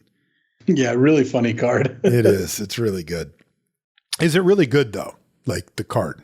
I mean, at instant speed, this is a pretty decent trick, right? It is. Like maybe you win a combat, get some extra damage in, and then you get a food for your troubles. Yeah. The dream is obviously a 2-for-1, but I think it wouldn't be that hard to get a 1-for-1 plus a food off this. Like they make a block, you cast this to win that combat. They take an extra 2 from your unblocked creature and you make a food. Not terrible. Obviously, if their 2/2s block your 2/2s, two of them, and then you just cast this for the blowout, it's great. 4 damage plus a food. This is still looking like a D-level card. It does to me too. I can't shake it, even though I'm trying to talk myself into it. But yeah. I could see this being something that gets there. If you care about food and have a lot of creatures, and it's a matchup where there's a lot of small creatures. So it's the sort of thing that, like, maybe out of the sideboard, this is a really effective card, or if it turns out that there's a lot of small creatures and this is the right stats to really punish them. Next is Bill the Pony. Bill the Pony is 3 and a white for a 1/4 legendary horse at uncommon. And when Bill enters the battlefield, you get 2 food tokens, and you can sacrifice a food, and it says, until end of turn, target creature you control assigns combat damage equal to its toughness rather than its power, transforming Bill the Pony from a 1/4 to effectively a 4/4. This is one of the best ring bearers in the set because it's hard to block, but also hits for 4. Yes. And it's high toughness. The food. Yeah, and it feeds itself. Yeah. Bill. Yeah. Bringing the heat. Bill does bring the heat. Yeah, that is definitely for sure. And the eats. Outside of the ring bearer thing, how good is it just on its own? It's still pretty good, right? Oh, really good. 4 mana for a 1/4 that makes 2 food. Yeah. And then if you need to sack a food to make it into a 4/4, it kind of plays as a 4/4 for as many combats as you need, and often will give you even more after that. Yeah, and it's cool too because like threat of activation really matters here. Your opponent just can't attack into Bill with their 3/3 if you've got a food sitting there. But you don't have to. You aren't compelled to use the food if they don't attack, so you could use it for something else. Yeah, Bill. B? I would give Bill a B. B plus? For Bill? Good. Maybe even B plus. 4 mana 4/4 that gives you 2 food. I mean, I know you have to sack a food to make it a 4/4, but still, that gives you 2 food and plays with the set mechanic. Like that's a really important part of the whole thing, Yeah. Like your food decks are really gonna pop off when Bill's involved. Also, Bill's looking extremely majestic against this waterfall background. So B plus for Bill the Pony. Next is Faramir, Field Commander. This is 3 and a white for a 3/3 legendary human soldier at uncommon. At the beginning of your end step, if a creature died under your control this turn, draw a card? Wait, Faramir, you're supposed to be stopping your team from dying. Whenever the ring tempts you, if you chose a creature other than Faramir as your ring bearer, create a 1/1 white human soldier creature token. What's the joke there?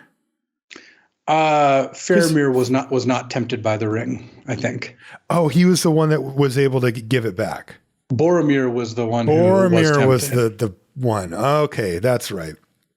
I want to see what Boromir does. I'm sure he's around here somewhere too. I mean, the great part about the first ability here is it does look back. So turn 4, you attack. They make the obvious block. Then you go Faramir, go, draw a card. Oh, that's really nice. And that already is like, I'm sold. And then getting a ring bear, getting a 1/1 token every time the ring tempts you, it's a pretty nice deal too, because it gives you a steady stream of creatures to keep choosing as ring bears, and he'll make more tokens. Yeah, how does it work? So it says whenever the ring tempts you, if you chose a creature other than Faramir as your I don't even ring think you bear, have to move the temptation. it's just it happens again and you get another thing. Wow. Yeah. And you don't want to choose this as your ring bearer that often anyway, right? No, because you want them to kill your other creatures. You want the smaller creatures to be the ring bearer. Wow. I would give Faramir a B+, trending towards A-, honestly.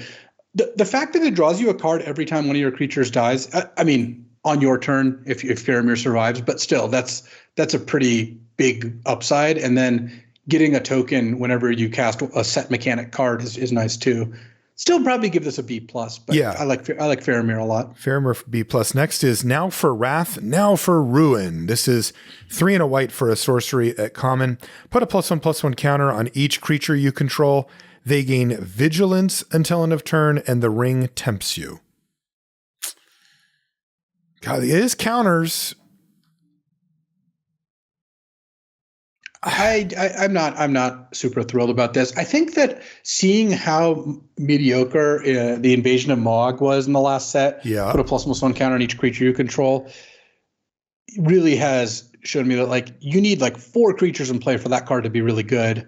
You know, this and that was similar. a set that supported +1/+1 counters specifically as a sub more theme. than this set, yeah. So I think this is probably a D, though. There's obviously going to be games where you cast it and it's excellent. Okay. Next is Protector of Gondor. This is 3 and a white for a 3/3 human soldier at common. When Protector of Gondor enters the battlefield, create a 1/1 white human soldier creature token. It's great. Yeah. It works really nicely in the humans decks. Gives you a little 1/1 ring bearer for if you need it. Like a token. This is probably a C+.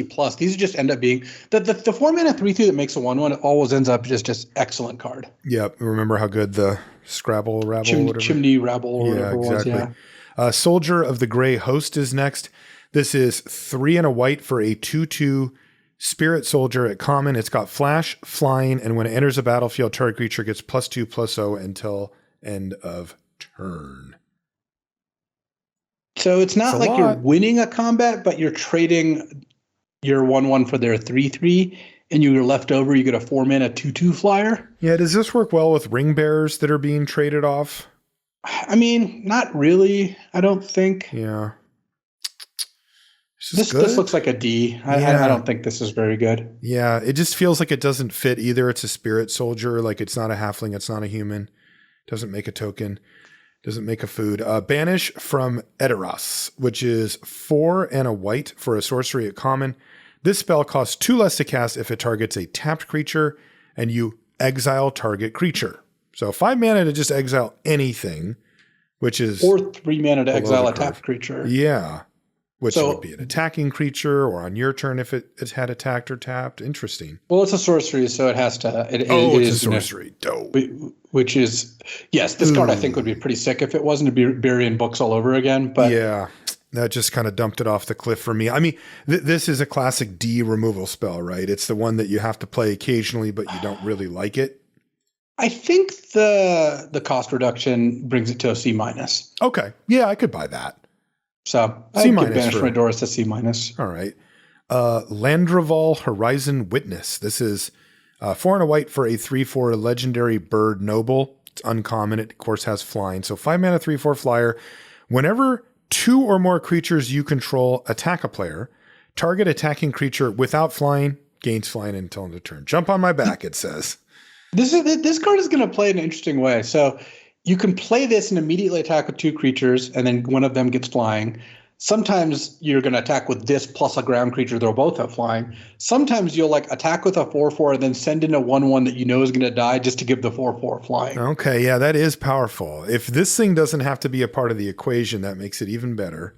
Yeah, it gives it pseudo haste. This looks like a B- to me. 5 mana 3/4 flying is pretty beefy, and I just think there's going to be a lot of close games where you think you've stabilized. They play this card. You're like, I'm immediately getting attacked by a 3-power flyer. And then if I don't kill that card, I'm going to attack by 2 3-power flyers next turn. That seems hard. So I also like to bump B-. Yeah, I like to bump up cards that give you something immediately or can give you something immediately. Stalwarts of Osgiliath, which is 4 and a white for a 4/3. One of my least favorite stat lines, by the way. Human soldier at common. When it enters the battlefield, the ring tempts you. All right. And whenever you draw your second card each turn, put a +1/+1 counter on this guy. Yes, this is one of the +1/+1, or gets a bonus if when you draw your second card, which is heavier in blue. And the joke here is that if you get to the third ring chapter or whatever, the second even. So the second, right? So then it pumps itself it straight immediately away. pumps itself if you've got a creature that can attack. So that is a pretty big upside. Where this a lot of the times is going to come in as a 5-mana 5/4. This looks like a D+. If you've done some work and you're frequently getting the ring going or have other things that kind of enable the draw to, and this is just like a 5/4 that's going to attack as a 6/5, then sure, I could buy this as like a C. But most of the time, you're not going to prioritize this. Yeah, it keeps fitting the description of the 5-drops, right? They're good. You read the card, you're like, this is a good card. It's just not in demand. Tale of Tinuvial is 3 white for a saga at uncommon. Chapter 1, target creature you control gains indestructible for as long as you control Tale. Chapter 2, return target creature card from your graveyard to the battlefield. Chapter 3, up to 2 target creatures you control each gain lifelink until end of turn. Boy, chapter 1 stinks, but then chapter 2 and 3 are decent. The question for me is this better than 5-mana return target creature from your graveyard to the battlefield? I don't think so. I think needing to wait is really tough. Mm-hmm. Like, chapter 1 is so medium. I mean, I get it. Like, you can give a creature indestructible. It might mitigate an attack from the opponent and buy you the time to get the other stuff. But man, I just view this type of card as like something that I'd be really worried about if I was way behind. And I'm like, okay, well, here it is, Tail. And I don't even add any permanents. Doesn't add a blocker to the board at all. Right. It does make something, like you said, into a better blocker. So if you have a 1/1, they have a 5/5, you're like, play this, my thing's indestructible, block your 5/5, next turn, get my big thing back, next turn attack with a lifelink hit. I mean, then it all falls apart for the opponent for sure. I'm down on it. I think the chapter 1 is just a little too light for me to be happy about playing a 5-drop. Like, I would much rather just play Stalwarts, the prior card, you know. And that's not a great card. So I would give the Tail a D probably. Yeah, I mean, the upside is there. You get a card out of it, you get this lifelink hit. Last card is Eagles of the North. It's 5 and a white for a 3/3 bird soldier at common. It's got flying. And when it enters the battlefield, creatures you control get +1/+0 and first strike until end of turn. And yes, you can planes cycle it for just 1 mana. Yeah. I think all of these are going to be CC pluses just because 1 mana cycling is quite a bit better than 2 mana cycling. You don't miss a good turn of playing a card when this is in your opening hand. Yeah. And when it's in your opening hand is when you're going to cycle it most of the time. So. And this thing's definitely powerful when you play it for 6. when you cast it, it does some good stuff. So I would even give this a C+ for Eagles of the North. Agree. Next is blue. And our first blue card is called Birthday Escape. It's blue for a sorcery. It's common. It says draw a card. The ring tempts you. Very clean. Yep. And fits into a bunch of stuff. It looks good to me too. It looks like a very solid C. Yeah, solid C, edging towards C+. Just the opportunity cost so low on this one. Right. And these cards normally underperform, but I think this one will actually see play. Next is Deceive the Messenger. This is blue for an instant at common. Target creature gets -3/-0 until end of turn, and you amass orcs 1. So you do get a body out of this. Yeah. Yeah, if you can save one of your creatures in combat and then get a 1/1, really good deal for 1 mana. How much would you like this in the blue-red spells deck? It feels great in that deck, right? Huge. And it fits the description that I said before about it puts a creature on board. Also, if they attack with a 2/1, you just cast this and then go to block with the token you just made. Yeah, any 1/1, 2/1, or 3/1 just dies to this. Yeah, that sounds fantastic to me. Yeah, I like C for Deceive the Messenger. Low, easy cost with not a lot of downside and actually a pretty decent upside on it.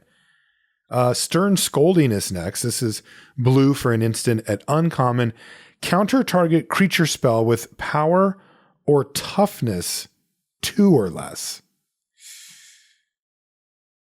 Weird. This hits a pretty wide range of things. It actually does, right? Like, all the Bilbo stuff and a ton of the halflings are 1 power.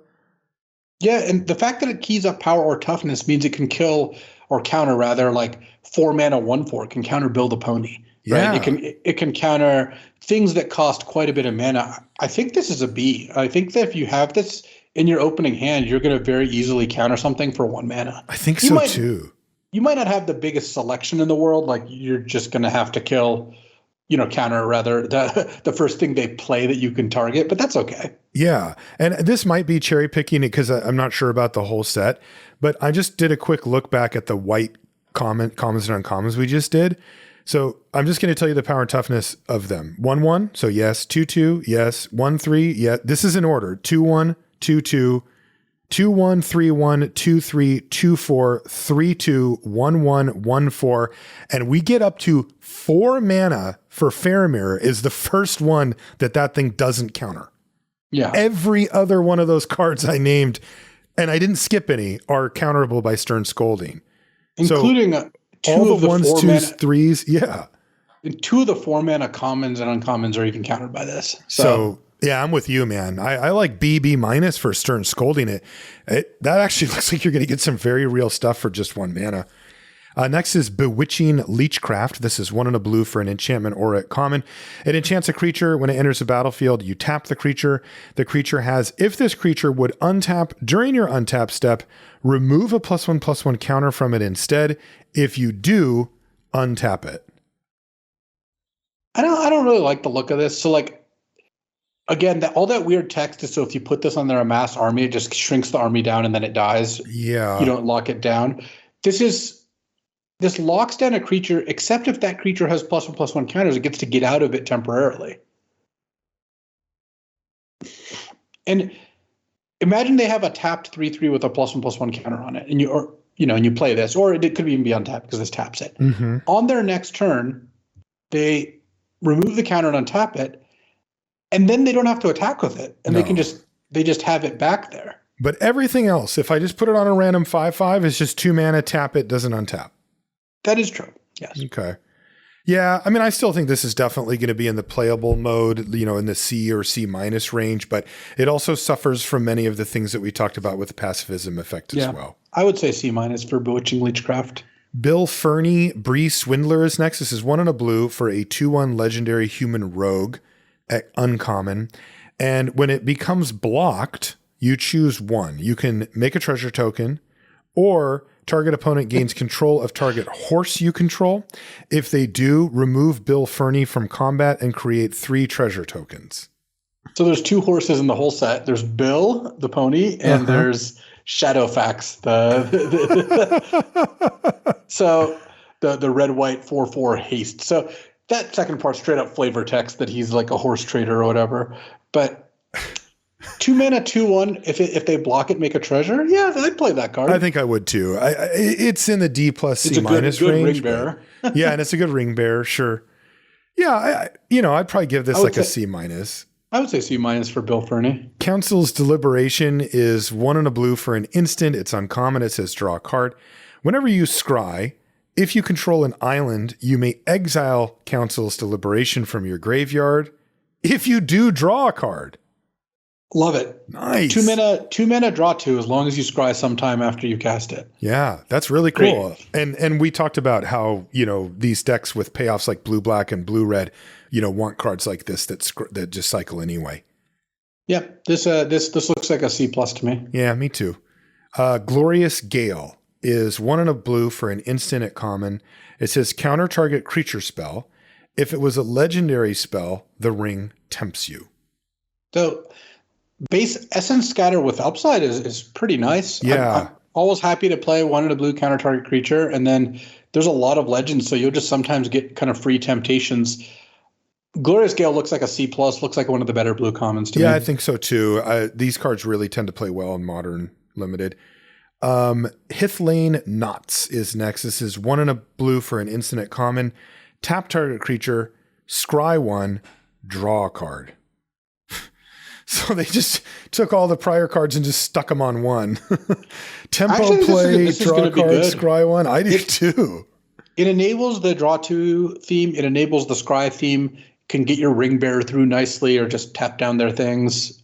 Like, this is the kind of card we often are like, well, you don't have room for it in your deck, the opt kind of card. I think this one you'll make room. Because I think Scry 1 draw card is a good effect, and it comes with tapping a creature that's useful in a variety of situations. Yeah, I think that I think you're going to be pretty happy with Hiflane Knots. Like, look, you can't play 4 of these in your deck and not kind of run out of actual things to do. Right. But I do think that overall this card is good enough. Right, and we saw again blue-red and to an extent black-blue care about instants and sorceries either being cast or having them in the yard, and this is another one for that. I like it. Nimrodel Watcher is 1 and a blue for a 2/1 Elf Scout. At common, it says whenever you scry, it gets +1/+0 until end of turn and can't be blocked this turn. This ability triggers only once each turn. In an aggressive scry deck, this doesn't sound bad. Look, you play this on turn 2. It's a 2/1. When you play your 2-drop on 2, they're going to trade for it or they're going to take a bunch of damage, and you got your card out of the deal, right? Yeah. When you draw this on turn 6, every time you draw a scry card, they take 3 points of damage. That's true. And some of the green pairings with these are actually are leaning towards attacking. I still don't love it. I think Nimrodel Watcher, I give it like a D+.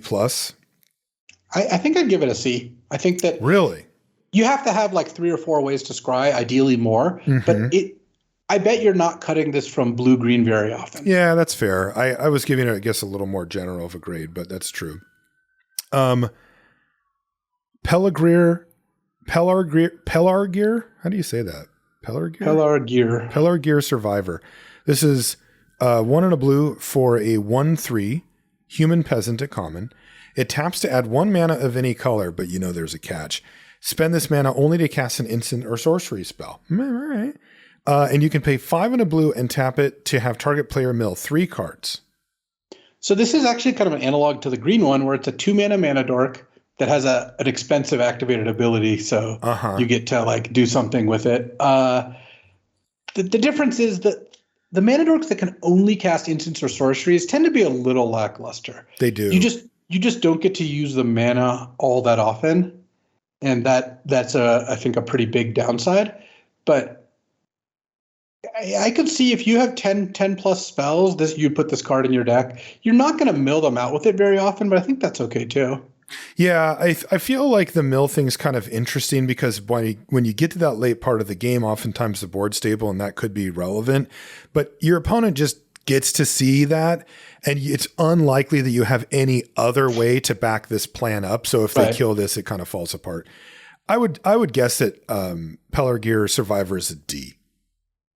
I think it's probably a D as well, but every now and then you'll play this in your spells deck and it'll be okay. Oh, Soothing of Smeagol. 1 and a blue for an instant. Just sing him a song. It's a common. It says return target non-token creature to its owner's hand. The ring tempts you. Yeah, a bounce spell with minor upside is probably good enough. It can't bounce armies, notably. That's the biggest thing. How big of a deal is the non-token? I mean, a lot of the upside that you get out of playing bounce spells that aren't real removal spells is that there's some things that it can hit as an actual real removal spell, and they took that away here. Yeah, but besides the orc army, you're not really bouncing 1/1 tokens very often with this card, is my guess. True. And then the ring tempting you, I think, is pretty good. Okay. C- for Soothing of Smeagol? Yeah, I think C- it sounds about right. Give him a little back rub, tell him it's going to be okay. Captain of Umbar is 2 and a blue for a 2/3 human pirate at common. You can pay 1 mana, tap it to draw a card, and then discard a card. This is gonna go one of my top picks for begrudgingly playable. At the end You've of the already set. got it on the list, do you? 3 mana 2/3 is that classic stat line, and then when you pay 1 and tap it to draw a card and discard a card, you're obviously not thrilled about that. That's just not a great deal. But I think overall it combines to make a playable card, even if it's not a very exciting one. The 2/3 is the easiest way to get on your radar for. Oh yeah, well, because 3 mana 2/3 is you never play a card with those stats unless it has a good ability, and then a lot of the time that they have a minor ability that like can justify you playing it, but it's just not going to be very good. Yeah. And so this is an enabler for the draw 2 cards deck, but kind of just doesn't do much else, right? Yeah. Okay. Dreadful as the Storm. This is 2 and a blue for an instant at common. It says target creature has base power and toughness 5/5 until end of turn. The ring tempts you. Boy, So, this is right where that line is about like how much value are we actually getting out of the ring tempting us? Like it's not a full card. What is it? You know? right. Because like It's they've definitely printed cards like this that are like this, you draw a card. And then those cards tend to play decently well. Like Zalfir and Shapecraft from March the Machine was pretty good. Make a Better creature than a it 4/3 and looked. draw a card for 2 mana. The set had some other things that made it better, like 0/0 tokens. But you play this, it's kind of cool. You attack with your Ring Bearer. They can't block it. You're like, play this to take an extra 4 damage and bump up the ring to the 4th chapter. So now actually you're taking an extra 7 damage, and that's a lot of damage out of nowhere. Yeah. I am down on it to start. I'll say that. Yeah, my guess is this doesn't make the cut very often. It's like a D minus type card. D minus. Oh, next is Elrond, Lord of Rivendell. 2 and a blue for a 3/2 legendary elf noble at uncommon. Whenever Elrond or another creature enters the battlefield under your control, scry 1, boom. If this is the second time this ability has resolved this turn, the ring tempts you. Nice. Very good card. Elrond hooking it up. Yeah, I mean, Elrond is a fantastic card. 3 mana, 3/2 scry 1 that also does that every time you play something. And then any turn where you play 2 creatures, you get a ring temptation. Like, sounds really good to me. Yeah, it's really good. Yeah, B plus for Elrond, Lord of Rivendell. I would give it a B plus probably. Yeah, that's really good. I think when you have this card in play, your opponent is going to have to be trying to answer it. Like letting this sit and play, because you played this, you play another creature, you scry 2, you ring tempts you. You also just scryed 2, so you're going to draw something good next turn. Definitely. And that is often going to be a creature, since you scry again, which you find you another good card. Like your opponent can't just sit there and do nothing. No. When looking at that. And also, of course, you're getting scry triggers from your elf deck if that's what you're in. So yeah, really nice. Greyhaven's Navigator is 2 and a blue for a 3/2 elf pilot at common. It's got flash, and when it enters the battlefield, you scry 1. See, this is a lot worse than Elrond, but I'd still play it. If you want the scry, this card's good because you get to play this, trigger your scry things in the middle of combat, which is pretty nice. And you even have just the ability to play this end of their turn, scry 1, and attack them for 3 after setting up your draw. You remember Whisper Agent from Guild, the Return to Ravnica, the 3/2 with Surveil 1 for 3 at flash. That card was just a good playable, and Greyhaven's Navigator I think is going to be better because there are some good upsides to scrying in this set. There's a lot of cards that care about that. And there's a lot of cards giving it to you with no extra cost added. It definitely seems like if you want to do the scry thing, it's there. What is Eorith of the Healing House? 2 and a blue for a 1/4 human cleric. It's a legend at uncommon. So 3 mana 1/4, tap, untap another target permanent, or tap, untap 2 other target legendary creatures. So the fact that it can untap a permanent means that this is going to immediately be used as a mana dork. A 3 mana 1/4 that taps to untap one of your lands. It also gives your legendary creatures like Pseudo Vigilance. If you have a legendary creature with a tap ability, you can use it multiple times. I mean, blue decks don't mind a 3 mana 1/4 that taps to add a mana, right? Like that doesn't seem terrible for them. No. Yeah, this seems like a very case by case card about like there's some decks where it can do stupid stuff and there's some decks where it's just okay. I think if you have a high curve, then you should play this card. A 3 mana 1/4 blocker that also accelerates you is what those decks want. So I would give Eorith a C plus. I think that that blue doesn't get those very often, and I think it's a decent one. Ithilien Kingfisher is 2 and a blue for a 2/1 bird at common. It's got flying, and when it dies, you draw a card. Yeah, and They took a lot of power away from the 3-mana creature with an insane ETB that they've had in a couple of these sets, like Inspiring Overseer, Preening Champion, because you have to wait to get your card on this. But I'm still not going to pass this very often. 3-mana 2/1 flying that replaces itself when it dies. Like, it's a 2/1 flying. They have to deal with it. It blocks well. It trades well. Like, you're putting this card in your deck, and you're going to be happy that you did so. Yeah, this is a really good test for the powerful on its own in a vacuum, but doesn't really do anything with anything. Like, we've had one other card that cared about birds or something, but like it gave vigilance. It is just sort of on an island, right? It's just doing its own thing, but it is powerful. So the question is, it doesn't meet the bar to make it in decks that care about, elves or humans or scrying or whatever, just by being good. So we'll see. And I agree with you, by the way. I think it's going to see play for sure. Saruman's Trickery. What grade would you give it? Oh, on the Kingfisher? Mm-hmm. I would give it a C+. Okay, that's where I'm at too. Yeah, I think in the old days I would have given it closer to a B, but things have gotten a little better. It's a little too isolated. Saruman's Trickery is 1 blue for an instant at uncommon. It says counter target spell and amass orcs 1. Fantastic. Huh. Can I give you a cancel that actually affects the board? Yeah, Mystic Snake, Mystic Orc. Mystic Orc.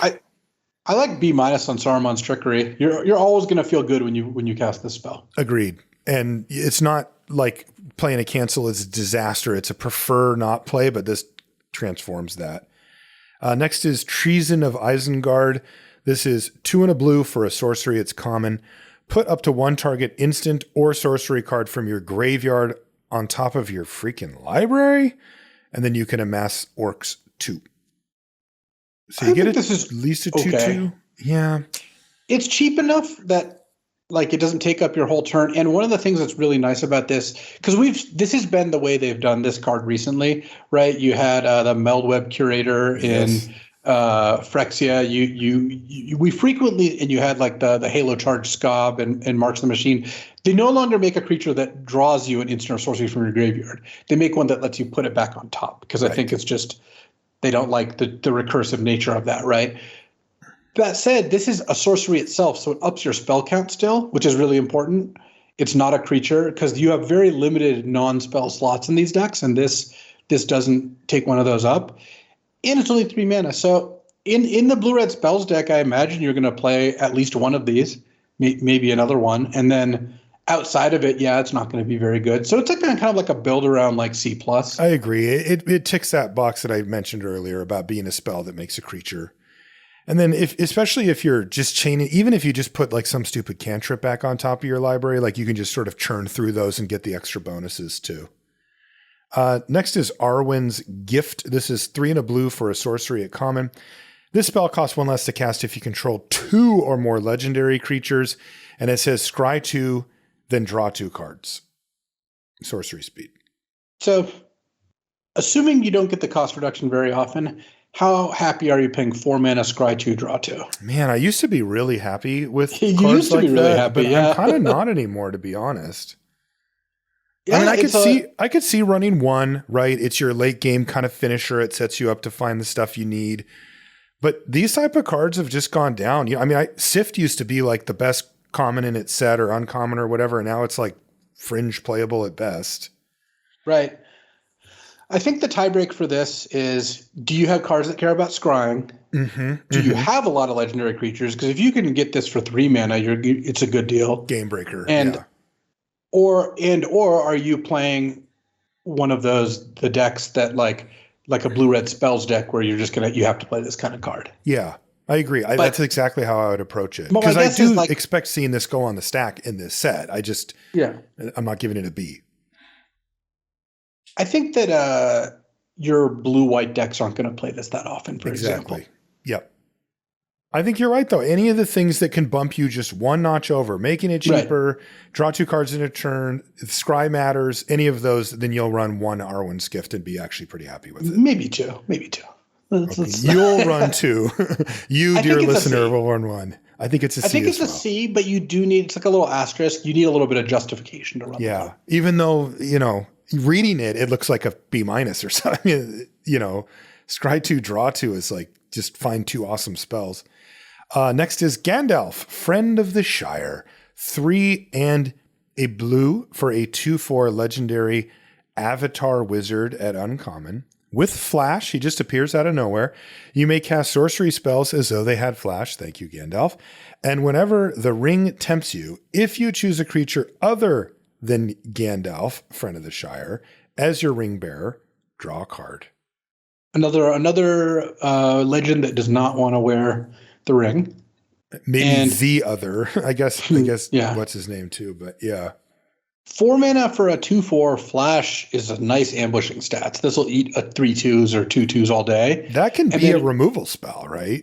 Right. And then turning all the ring tempts you into draw a card as long as you have another creature in play. Really powerful ability. Like imagine you flash this in end of turn and then you cast 2 ring tempts you and draw 2 cards. Like that doesn't sound hard to do. No. I would give Gandalf a B. Me too. I'd be happy to take this card. This is a very good payoff for going down the tempting route. Oh, yeah. He's a good friend. Isolation at Orthanc is 3 and a blue for an instant at common. Put target creature into its owner's library second from the top. Totally passable, playable. Like you get removal spell. At instant speed, you get to delay a creature for a couple turns. So I would give it a C. Yeah. Resets ring bearer, makes him get it going again. C for isolation. Next is Knights of Dol Amroth, which is 3 and a blue for a 3/3 human knight at common. Whenever you draw your second card each turn, it gets a +1/+1 counter. Yeah, so this is we saw this exact card in Brothers War. It was a 3 and a blue 3/3, same text. I am not a believer. No, you end up doing a little bit more work than you would really want in order to get this card going. But I think in the blue draw 2s theme, especially with Tempted by the Ring, is a big difference. When you just have a mechanic that's frequently giving you a second draw at no mana cost, I think all the draw 2 cards get better than you would have expected. So this looks like a build around C. It's good in the right deck, and not a card. It's the card you expect to get 6th to 10th pick when you're in that deck. Exactly. It's not a card I'm prioritizing. It's also never great. I wouldn't go that far. If you have a Tempted by the Ring card and you go play this on 4 attack, it becomes a 4/4. Next turn attack, it's a 5/5. You got a 4 mana 5/5. That's something like you can do. Never great. Good. I would classify that as good. I think that's pretty close to being great for a blue card. I think a big difference between this and in Brothers War is you have a 0 mana frequently activated second draw, which should have you recalibrate. That is huge. No doubt about it. All right. Well, I'm low. I'm giving Knights a D, and I think that in that deck, it's still just okay. Yeah. I mean, build around C, D, whatever, in that range. Exactly. Meneldor, Swift Savior. This is 3 and a blue for a 3/3 legendary bird soldier at uncommon with flying. And when it deals combat damage to a player, exile up to 1 target creature you own, then return it to the battlefield under your control. Yeah, real sweet card. 4 mana 3/3 flyer is already about a B still. That stat line has not aged poorly. Like that one still gets there. And you can always blink itself so it effectively has vigilance if it hits the opponent. Oh, okay. Yeah, that's cool. which is pretty cool. And then if you have any ETB ability, you're going to be really happy with the results. It really doesn't take much.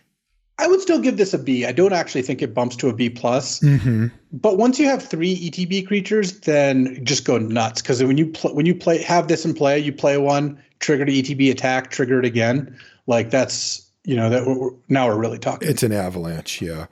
Surrounded by Orcs is next. It's 3 and a blue for a sorcery at common. Amass Orcs 3, then target player mills X cards where X is the amassed army's power. Probably mill yourself. But this is one of the ones where if you have a couple of these, I could see starting to mill your opponent, especially when you're like mill you for 3, mill you for 6. That's true. That's true. It does start kind of stacking up. This looks like another decent card for the blue-red spells deck as well, or the blue-black spells deck, because it's a split card creature / spell. Yep. So we have 2 of those, Treason of Isengard, and now surrounded by orcs, which are both common. So that really looks like a well-supported archetype. I'm thinking C. Yeah. Yeah. Yeah. The Bath Song is next. This is 3 and a blue. What is the Bath Song? For a saga at uncommon. Chapters 1 and 2 are the same. Draw 2 cards, then discard a card. All right. And then chapter 3 is shuffle any number of target cards from your graveyard into your library and add blue. So this one might actually be good. Really? Like, despite the fact that it's, doesn't affect the board. Mm-hmm. It's 4 mana, but you get to draw 2, discard, draw 2, discards. You're drawing 4 extra cards. It is a lot. You're at least seeing 4 extra cards. Obviously, you have to discard 2 then. But then it also gives you 2 mana back. So on the 3rd turn, like you play this draw 2, untap. Next turn you draw 2, play a spell. Next turn you get 2 mana to spend. So you get a little bit of a rebate on your mana. And it also reshuffles your graveyard. Don't tell me you're not going to draft a blue-red deck that the win condition is just playing this eventually and shuffling 10 cards back. Oh, you can do any number? Oh, yeah, that's sweet. So it's like turn 6 and they spot you 2 extra blue mana. So you have like a really nasty turn 6 after having seen all those extra cards. Yeah. Okay, you talked me up from where I was going to be. Yeah, I mean, look, I'm not saying that the Bath Song is like a busted card, but it draws enough cards and gives a little bit of mana back, and the reshuffling is not like 0. Like that is something that could be worth something. Can really rinse your opponents with the Bath Song. Yeah. I think this is from when they were with the dwarves, and they were all like them and the dwarves. This was before they like went down the river and that one scene or something like that. I don't know. All right. I'm not a Lord of the Rings scientist, to be honest. Yeah. So where do we come down on this thing then? You've talked me up, but I don't know how high. Am I up to a C? Am I up to a C minus? Am I up to a C plus? I would actually start this at C plus. I kind of feel like this is a powerful enough engine that you're going to be able to get something done here. I really do like that you get it right away, and then the next turn you get it again, so that you can really make sure that your follow-up turn to your card draw spell has a major impact on the board. I like that. Yeah. I think that is decent. Okay. C plus for the Bath Song. What about? Oh, it's our preview card. Yep, Horses of the Bruinen. It's 3 blue sorcery at uncommon. Return up to 2 target creatures to their owner's hands. Scry 1. The ring tempts you. So this now kind of has a lot more context than what we had before, where it looked like kind of a weird tempo play or something. But now I can see more like the Scry 1 being tacked on, the Spells Matter decks, knocking out like a token and another thing or whatever, and prolonging the game, and then even throwing in the ring tempts you as well. There's a lot for Horses of the Bruinen. Bruinen. Whatever. This looks like a C plus to me. It does to me too. It just has a big board impact. I wouldn't be like completely shocked if it was a B minus. Yeah, same. Lorien Revealed. This is 3 blue for a sorcery at common. Draw 3 cards, and then it has island cycling for 1.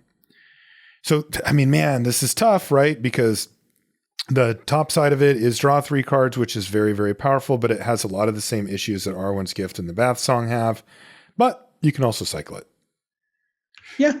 I mean, this is the kind of card. This is the way to get good card draw into your deck as well, right? Is you get to play it at very low cost, because island cycling 1 makes this like most of an island in terms of actual effect. And then sometimes it'll be a draw 3. So it's actually good.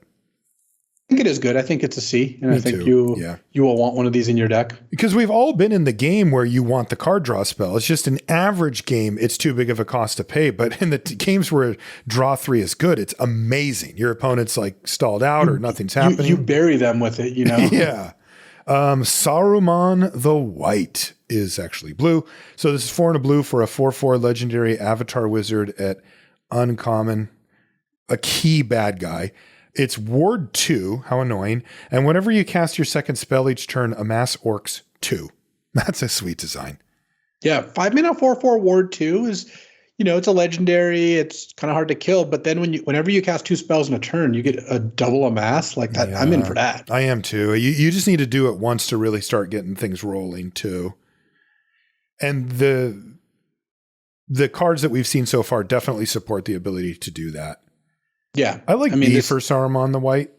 I would give it a B as well. This is perfect for the blue-black or blue-red spells decks where you have a lot of cheap spells. Like ideally you go 6 mana, Saruman plus Birthday Present and then just immediately get an Amass 2 and some Temptation and all that stuff. Yeah, things get weird, right? It's like you play Saruman and then it's Birthday Escape into Bath Song, and it's like, I don't know what kind of party this is, but last blue card is Willow Wind, which is 4 and a blue for a 3/4 flying elemental. It's common, and when it enters a battlefield, you scry 2. God, they really have just figured out the 5-drops, because all of these are impressive upon read, and all of these will see less play than you think they will. Yeah. That's a good card. That's a good Magic card at common, and it's like just not important in the set is what I would expect.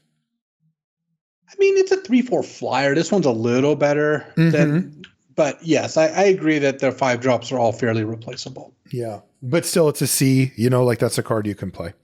Yeah. Okay, that moves us to our last color, which is black. And our first card is Golem's Bite, which is black for an instant and uncommon. And it says target creature gets -2/-2 until end of turn, and you can pay 3 and a black and exile it from your graveyard to have the ring tempt you at sorcery speed. Nice. They push these uncommons. Yeah, this is not a weak card. I mean, you'd be happy with the baseline black, give a creature -2/-2 instant speed, and you just get free value out of this. This looks like probably a C plus B minus to me. Yeah, maybe even just a B. Yeah, it's a good deal. Really good deal. Haunt of the Dead Marshes is black for a 1/1 Nightmare Elf at common, and when Haunt of the Dead Marshes enters the battlefield, scry 1. And you can pay 2 and a black to return Haunt of the Dead Marshes from your graveyard to the battlefield tapped. You can activate only if you control a legendary creature. I think this card's quite good. Okay. Talk 1 mana 1/1 scry 1 enables scry cards very well. And if you have legendary creatures running around, which I don't think is that difficult to have, then you get to just keep getting this back. It's a pretty good engine. I mean, they did make it tapped so that you're able to not just block every single turn, but even blocking every now and then is really good. And you get that scry 1 every time. This also enables bad keeps, which I really like. Yeah, no, that's definitely something to if I can consider. cast this thing on 1, nothing could go wrong, right? I got to scry. C for Haunt of the Dead Marshes? I would give it C. It doesn't stack up well. You don't want multiple of these. You want to draw exactly 1 in a game. So I probably wouldn't play a second one very often. But it is a card that I'd be happy to put in my deck, especially if you have ring tempts you / legendary creatures naturally. Yeah. You have to have some of that. You want 5 or 6, maybe more ways to make sure you have a legend around. But that's not hard to do. Lash of the Balrog is black for a sorcery. It's common, and it says, as an additional cost to cast a spell, sacrifice a creature or pay 4 mana, but it does just straight up destroy a creature. Yeah. 5 mana destroy a creature is your baseline for this, and if you have some, it notably doesn't say artifact, so it's just sacrifice a creature or pay 4. We've seen this card a couple times, and it's been good every time. Yeah, these cards actually play okay. Obviously, you need some support as far as sackable creatures goes. But Lash of the Balrog's probably going to play like a C or maybe a C minus. I would say C. It's not going to be incredibly hard to end up with a creature to sacrifice, and when you do, this is a good efficient rate. And even when you don't, it's still at the very least you get the buyout of 5 mana. What about Sam's Desperate Rescue? This is or black Desperate for Sam. Yeah, black for a sorcery at common. Return target creature from your graveyard to your hand. The ring tempts you. Price to move. Another card. Yep. 1 mana to get a creature back and then get a temptation is not a bad deal. Yeah, I like that too. That looks like a C to me. just getting the ring temps for free on cards that we may play or that were fringe playable anyway seems to be a recipe to get some value rolling. Shelob's Ambush is black for an instant. It's common. Target creature gets +1/+2 and gains death touch until end of turn, and you create a food? How is this an ambush? This is her, like what she does? Okay, I get it. I guess I'm not 100% sure now. That's the spider, right? Yeah, Shelob is the spider. Yeah. Anyway, what do you think about this amazing black combat trick we've got here? It's actually really good. It's pretty good, right? Food two tokens. extra 1 mana for 2 toughness plus death touch means it kills anything, and you get a food token. Yeah, this is maybe the best combat trick we've seen. It's kind of crazy, right? This might be a C+, honestly. Yeah, at only 1 mana. The question is, does black want it, right? Does it fit into the archetypes? And we'll have to see. Easterling Vanguard is 1 and a black for a 2/1 human warrior at common. And when it dies, you amass orcs 1. Another really good value card. 2 mana for a 2/1 that dies into a 1/1. At least a 1/1, yeah. And this is what we're talking about with Lash of the Balrog, right? Like Easterling Vanguard is the type of card that lets you sacrifice a creature to Lash and get that really cheap removal spell rolling at less cost. You know, a 1/1 orc army getting sacrificed to it and then to be rebuilt later is another good way to do that type of thing. So yeah, I like Easterling Vanguard for the sacrifice deck or the deck that cares about that stuff at C. Yeah, I think even just in a normal deck, you're not going to be unhappy to play this card. Gollum Patient Plotter. He's hiding 1 and a black for a 3/1. Wow, he is tough. Legendary Halfling Horror. He's uncommon. And when it leaves the battlefield, the ring tempts you, and you can pay black and sacrifice a creature to return Gollum from your graveyard to your hand at sorcery speed. Gollum is a very hard card to deal with. You play this on turn 2. It's a 3/1. What are they going to do? Not block it? And then you get tempted, and then at some point you just sack whatever your worst creature is to start doing this again. You get a recursive 3/1 and a recursive ability to kind of keep tempting. I'm thinking Gollum's like a B-. Like this card seems really annoying. If you don't have an exile effect, this card is going to be such a headache. Yeah, and just the baseline of having a 3/1 that they have to trade for and you getting a ring tempt out of that transaction is just good. So B- for Gollum. Next is Gorbeg of Minas Morgul. This is 1 and a black for a 2/2 legendary orc soldier at uncommon. Whenever a goblin or orc you control deals combat damage to a player, you may sacrifice it. When you do, choose one. Draw a card or create a treasure token. But you have to sack the thing that dealt the damage? Yeah, but because it says orc, you can sack your orc army, so it turns all your amasses into draw cards. But they have to get through. Yes. Not that impressed by this, actually. Like, is there an engine here that I'm missing? Like, how are you getting this thing through and also wanting to sack it? You know what I mean? Like if it's a 3/3 army and it hits the opponent, I probably want to do that again next turn and not turn it into a card, right? Yeah.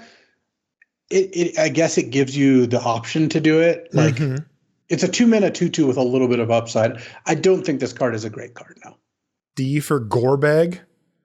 It's a 2 mana 2/2 legend. It's probably a little better than that. It's probably like minus? D plus C minus. D plus C minus for Gorbeg. Sorry, buddy. March from the Black Gate. This is 1 and a black for an enchantment at uncommon. When March from the Black Gate enters the battlefield, and whenever an army you control attacks, amass orcs 1.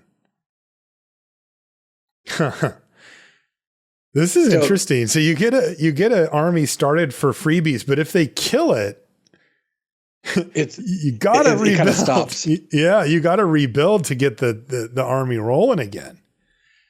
I mean, think about it this way: like it's 2 mana for a 1/1 that on the next attack attacks for as a 2/2. Yeah, I like and that. then attacks as a 3/3. Like that all seems fine to me. It does to me too. And then if you do have ways to get the orc army rolling again, it's going to start smashing and building up and doing the thing. Yeah, it's I think a pretty good enabler for a deck that can restart it. You wouldn't play this by itself very Exactly. often. It's just a little too weak to go only on its own. But if you can restart it, you think you want it. I think the average red-black deck would always run this. It's I think so too. Hard to imagine that you wouldn't end up in a spot where this would be good enough. Yeah, I like it at like C, maybe even C plus. I would give it a C plus. I think in that deck you're going to be pretty satisfied with what it does. Like a storm, they broke upon the line of the men of Gondor. Wow, that's some hardcore flavor text. I guess they had a few nice things to choose from for this set. Mordor Muster is 1 and a black for a sorcery at common. You draw a card and lose a life, and you amass orcs 1. Sure. Yeah, 2 mana. It's an orcish visionary. 2 mana, 1/1, draw a card. Nice. Lose a life. Lose a life. Yeah, that's a C to me. Mordor Muster. I think that'll honestly might be a C plus. Yeah, it'll see play for sure. Yeah. Morgul Knife Wound. This is 1 and a black for an enchantment aura. It is common and it chants a creature, and the creature gets -3/-0 and has at the beginning of your upkeep, exile this creature unless you pay 2 life. Keeps hurting you. Yeah, it's a fairly effective way to kill a cheap creature. Yes. Like yes. It will get the job done there, even if even if they have some options. But I mean, if you put this on a 2 or 3 power creature, they're just going to exile it. You put this on a bigger creature, it's not as effective. So it's probably like a C minus. Yeah, it does give the opponent a lot of choice about it too. Next is Nasty End. This is 1 and a black for an instant at common. As an additional cost to cast this spell, sacrifice a creature. Wow, so there's 2 of those already. Draw 2 cards. If the sacrificed creature was legendary, draw 3 cards instead.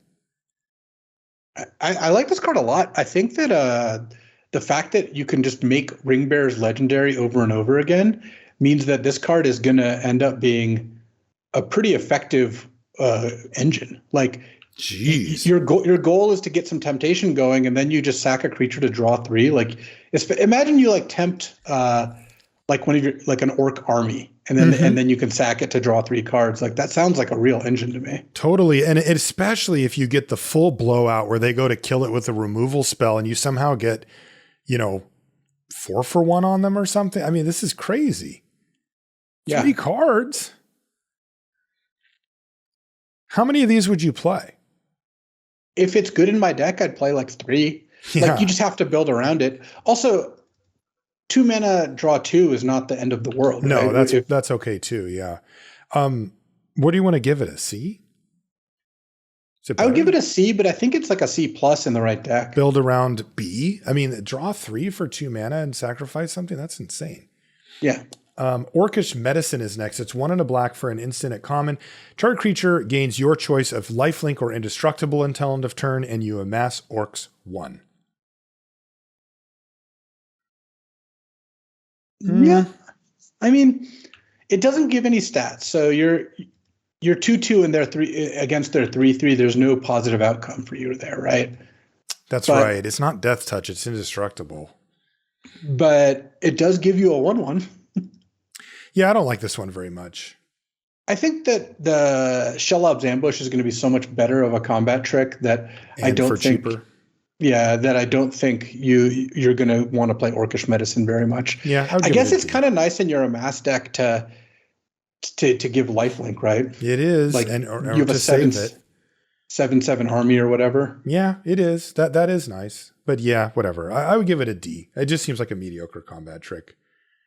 Maybe I'm underselling Amass Orcs 1. Like, if it's just 2 mana Amass Orcs 1, is that like a card that you might ever want? I mean, 2 mana Amass Orcs 1 just isn't that good of a card. Okay. So it's still on the D plus range, I guess. I think so. Claim the Precious. 1 black for a sorcery at common. Destroy target creature. The ring tempts you. Boom. Yeah, there we go. There's the business. Yeah. Very happy to claim the Precious here. B minus. B. Give it a B. I think it's that effective of a card. Premium removal at Yeah. common. Duneland Crabane. It's 2 and a black for a 1/1 bird horror at common. It has flying, and when it enters the battlefield, amass orcs too. So this is our preening champion. It's even a bird, so it can preen. So it just puts the power down on the ground instead of the air. Basically, yeah. That's awesome. I mean, it's still a little worse than preening champion, but it's obviously not a bad card at all. Like, you're always going to put this card in your deck. You don't have to do anything to make it good. No.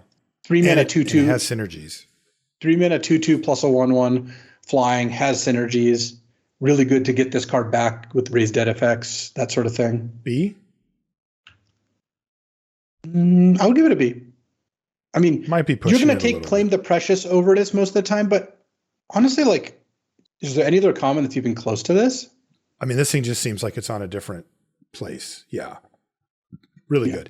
Grima Wormtongue. 2 and a black for a 1/4 legendary human advisor at uncommon. Your opponents can't gain life. That shuts down the food. And you can tap it and sacrifice another creature to have target player lose 1 life. If the sacrificed creature was legendary, amass orcs 2.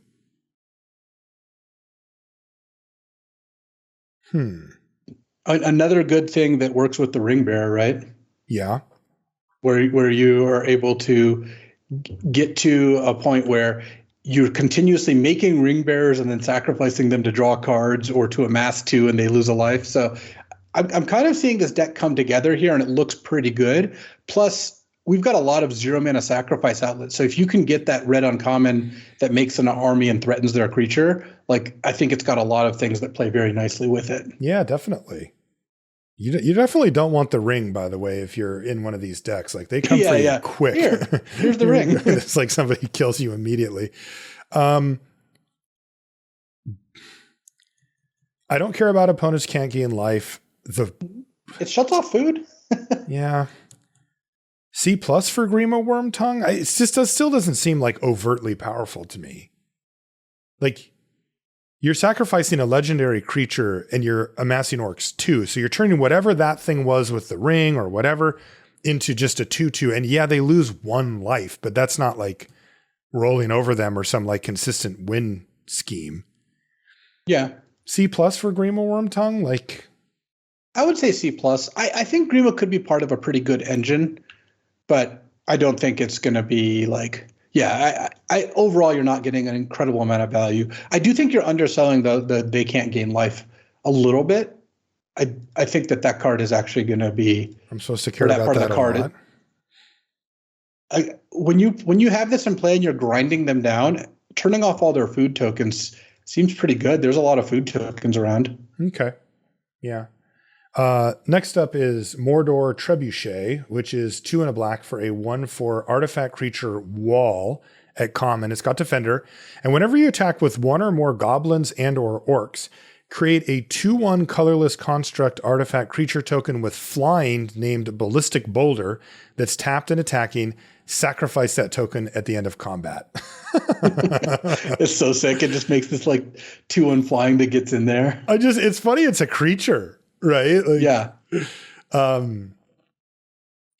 it just sits back as a 1/4 and lets you just chip in, chunks of 2 extra damage just for turning in, your army sideways or anything.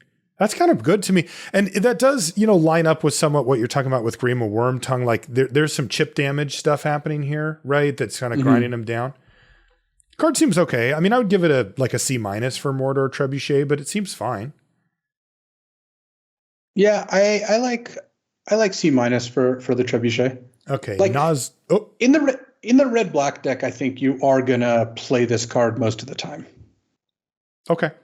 Nazgul is next. There's actually 9 different arts for these, but they're all the same card. 2 and a black for a 1/2 Wraith Knight at uncommon. They have Death Touch. And when Nazgul enters the battlefield, the ring tempts you. And whenever the ring tempts you, put a +1/+1 counter on each Wraith you control. And here's the kicker. A deck can have up to 9 cards named Nazgul. So do you think that's an advantage or disadvantage in limited? Let's see. So do they scale well? Well, no, the text, a deck can have up to 9 cards named Nazgul. Do you think that's an advantage or disadvantage? Well, that's what I'm asking. Like, is it really great to have more than 4 of them? Like, is the 5th one you play like amazing, or is it just another thing? Probably It's just pretty another good, right? thing, I think. Because when you play this, oh yeah, the ring tempts you. So when you play this turn 3, it's a 2/3. Then you play another one on turn 4. It puts a counter on. I think it is actually an advantage. I mean, they're also 1/2 death touchers. Like, it's not like your opponent can just run you over if you play a bunch of these. I know that there's a trap factor there, right? Where like you get sucked into drafting all the Nazguls you can, and then they're actually not that good and you don't do well. But these actually seem kind of set up to do the thing. So there's a trap here because I'm being a little tricky. You can, in limited, you can play as many of a card as you want. Oh, in limited, sure, yeah. That's the rule. But because this said up to 9, you can actually only play 9 in limited now. You could have played 15. No way. Is that true? It's like 7 dwarves that says you can play up to 7 dwarves in your deck. In limited, you can only play up to 7. I never realized that. Whereas you could put 17 Mordor trebuchets in your deck. Now my whole goal is to get to 10 of these and be like, this sucks. Yeah. I can't play the 10th one. But no, these cards combine really nicely because they each look at each other. So you play this, it's a 2/3. Then you play a second one, the ring tempts you again. They both put a counter on each of them, and now you have a 4/5 and a 3/4. And like obviously that's very good. But I have to get 10 of an uncommon. Yeah, that's probably not going to happen. This looks like a really good payoff for the ring tempting you. Like yes. it just grows every time. And a 3-mana 1/2 death touch. Well, it's actually a 3-mana 2/3 death touch because it automatically comes in with the ring at level 1 here. And that's a pretty good brawler. So I would say the Nazgul is like a B-. Like it's not hard to build around this thing. No, and it is fun to try to get to collect them all. Next is the Black Breath. This is 2 and a black for a sorcery, a common. Creatures your opponents control get -1/-1 until end of turn. The ring tempts you. Still this would looks like this, right? This looks like a format where I might be tempted, as it were, to play this main deck. Really? Kills 1/1 tokens. There's like, I don't know, they're amassing for 1. Like there's human tokens. Like how many 2/1s are there around? I'd have to get the sense after playing for a little. I wouldn't be surprised in our week 1 check-in where we're like, yeah, this card's worth main decking if you're into the ring tempting you. Okay. Yeah, I mean, I'm going to start off not that way, but no, I would start off sideboarding it, but I don't think it's crazy to consider main decking it. Definitely. Uruk-hai Berserker is 2 and a black for a 3/2 Orc Berserker at common. When Uruk-hai Berserker enters the battlefield, the ring tempts you. Another card you'll play if you care about the ring tempting you. Probably won't if you don't. It is a relevant creature type at least. Mm-hmm. Man, there's so much ring tempting just flying around. I think this is a C, and I think this is the kind of card that makes Nasty End and Grima Wormtongue pretty easy to kind of get to work. Definitely. Bitter Downfall is 3 and a black for an instant and uncommon. This spell costs 3 less to cast if it targets a creature that was dealt damage this turn. Destroy target creature, its controller loses 2 life. Dang. I mean, this is a B at just 4 mana, destroy a creature, lose 2 life, instant speed. And the cost reduction upside, actually not that relevant. Like, as we've seen, destroy a creature that's been dealt damage is a really bad line of text to try to work. Yes. Like, it just doesn't actually work, but I'm going to take Bitter Downfall because it's a good card to cast for full price. Totally, and you might mize it every once in a while. You like it at B?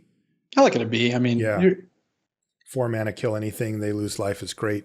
And like you said, it goes along with the theme of chip damage, which seems to be really emerging here. Gothmog Morgul Lieutenant is 3 and a black for a 3/3 legendary human soldier at uncommon. When Gothmog enters the battlefield, amass orcs 1 and creature tokens you control have, Death Touch. Yeah, great card. Really good. B for Gothmog. Just you get a really 3/3 and a 1/1 Death Touch? Really good by itself, really good if your deck's built around it. They're both those things are true. So that's a B for Gothmog. Grond the Gatebreaker is 3 and a black for a 5/5 legendary artifact vehicle. It is uncommon. It's got trample. So 4 mana, 5/5 trample vehicle. As long as it's your turn and you control an army, Grond the Great Breaker is an artifact creature. All right, so it just auto-crewed if you have an army? If you have an army, this is a 5/5 trample without having to crew it. And then if you do have to crew it, it's 3, which is a ton. Which is not good. So you'd have to have an army and play most of the game, reliably for this to be good. But looking at these black cards and looking at the red cards, I don't think that's an unrealistic dream. This is kind of like a build around B- where if it's a 4-mana 5/5 trample most of the time, and then sometimes you actually have to crew it, that's reasonable. Like it's a pretty good payoff for making armies. I also think it's a card that you should be able to pick up late. Most drafts will have 0 to 2 people that want this, and most likely 1. Right. Mirkwood Bats is next. It's 3 and a black for a 2/3 flying bat at common. And whenever you create or sacrifice a token, each opponent loses 1 life. Oh, this chip damage is really adding up. Yeah, this works with armies. This works with food. This works with treasures. And two-thirds of those sacrifice themselves. So that adds up really quickly. This is going to be a card people are going to fight over. I think this card is going to be quite strong. Also, it's a 2/3 flyer for 4, which is not a bad stat line. Speaking of chip damage, it gets in a couple times. Interesting that it's a common. This feels like an uncommon, the text on it. It does feel pushed. I'm going to go B on Mirkwood Bats, I think. Okay, let's do it. Create how often or when your sacrifice is interesting. When your opponent plays this, do you feel like, oh man, I've got to kill that? And I feel like it's always going to be always. Every time. That feels like a good card to me. Yeah, definitely. Oath of the Grey Host is next. It's 3 and a black for an uncommon saga. Chapter 1 is you and target opponent each create a food token. What? Chapter 2 is each opponent loses 3 life, create a treasure token. And chapter 2 is create 3 tapped 1/1 white spirit creature tokens chapter with 3, flying. Sorry, what did I say? Chapter 2 again. Sorry, chapter 3 is you get 3 tapped 1/1 white spirit creature tokens with flying. Why do they get a food? I don't really understand them getting a food token part, but 4 mana to get a treasure token, a food token, and 3 tapped 1/1 flyers. Business. That's a lot. It doesn't make a blocker for like 3 turns because it's like you play it, make a food, next turn make a treasure, next turn make 3 creatures that can't block. But if you're not dying when you play this card, it puts a pretty big threat into play, and it even gives you a food which you can eat to kind of sustain you while you're waiting for the spirits to come online. I think Go Through the Grey Host looks like a B- to me. It looks like a really good turn 4 play, maybe not as good of like a turn 7 play. I agree. The one issue with it is that it just works against itself a bit. Like each opponent loses 3 life, but you give them a food token, so you just tax their mana a little bit. But still, that's a lot. That's a laundry list of stuff that you're getting out of the deal. Snarling Warg is next. It's 3 and a black for a 3/4 wolf. It's common, it's got menace, and as long as you control a goblin or orc, it gets +1/+0, so you get a 4/4 out of the deal instead. 3/4 menace or a 4/4 menace is pretty good for 4 mana. That hits hard. Yeah, they're pretty good inclusion into a deck that's pretty heavy on goblins and orcs, probably red-black, but any black deck could potentially play this. If you meet the condition of having 5+ cards that make goblins or orcs, including like the amass cards, which I don't think is hard to do. This is a playable. I would give Snarling Warg a C. Yeah, I think it's a C, and I like it. It goes in with the chip damage theme too, because you only need to hit with it a couple times in conjunction with this other stuff. The Torment of Gollum is 3 and a black for a sorcery at common. Target opponent reveals their hand. You choose a non-land card from it. That player discards that card. Amass Orcs 2. Really good card. Yeah. 4 mana 2/2 that takes a card out of their hand. Yeah. Again, it's like it's this thing where you're like, well, that doesn't do enough, and then it's like, oh, you give me a creature. It's like, never mind, I'm in. Yeah. This looks great. This looks like a C+ to me. I think that Torment of Golem is going to be a card you're really happy to put in your deck. Cirith Ungol Patrol is 4 and a black for a 4/5 orc soldier. It's common. You can pay 1, tap it, and sacrifice another creature to draw a card and create a food token. I like it. A little bit in the weird design space where you've got this beefy 4/5 for 5 that they're asking you to tap to do something different, but whatever. It's a good thing. Yeah. You're not going to be able to afford to play tons of these, but if you have this in play, that your opponent's going to feel like you're going to get an advantage over them every turn. Yeah, either by attacking or by activating it. They hit that sweet spot again, man. It's the 5 mana common. It's good. You read it. It looks fine. And, it'll see some play. These usually play like a D+. I mean, that's just how they usually go, even though it's hard to find anything to complain about with this card. I would give it a C-, I think, but okay, we'll see. You really shouldn't prioritize it because, right. Again, just 5s are pretty interchangeable. And speaking of expensive cards, the next one is Troll of Khazad-dûm, a very iconic card. 5 and a black for a 6/5 troll at common, and it can't be blocked except by 3 or more creatures. It has Super Menace and Swamp Cycling 1. So sweet. This is the Swamp Cycler. This is, again, the kind of C+ range for all of these. And I think the Troll is going to be a really good threat that doesn't cost you much to run. Voracious Fellbeast is the last black card. It's 4 black for a 4/4 flying Drake Beast at uncommon, not a dragon. When Voracious Fellbeast enters the battlefield, each opponent sacrifices a creature. Create a food token for each creature sacrificed this way. Yeah, so if you don't have if they don't have a creature in play, then you don't even get a food token. You probably don't even cast this if they don't have a creature in play. But when you do cast this, it's great. I would give Voracious Fellbeast a B. Maybe B+. I mean, eating a creature and getting a food while getting a 4/4 flyer, that's a pretty big game. That is what you want at the top end. And the food really matters too to help stabilize. So yeah, I like B+ for Voracious Fellbeast. That moves us to the artifacts. First one is Barrowblade. It is 1 mana for an artifact equipment. It is uncommon. Equipped creature gets +1/+1, and whenever equipped creature blocks or becomes blocked by a creature, that creature loses all abilities until end of turn. Equip cost, Uno. I'm not sure how good that losing all abilities part is. Like they lose Death Touch, they lose First Strike, they lose combat-based stuff, I guess, is the deal.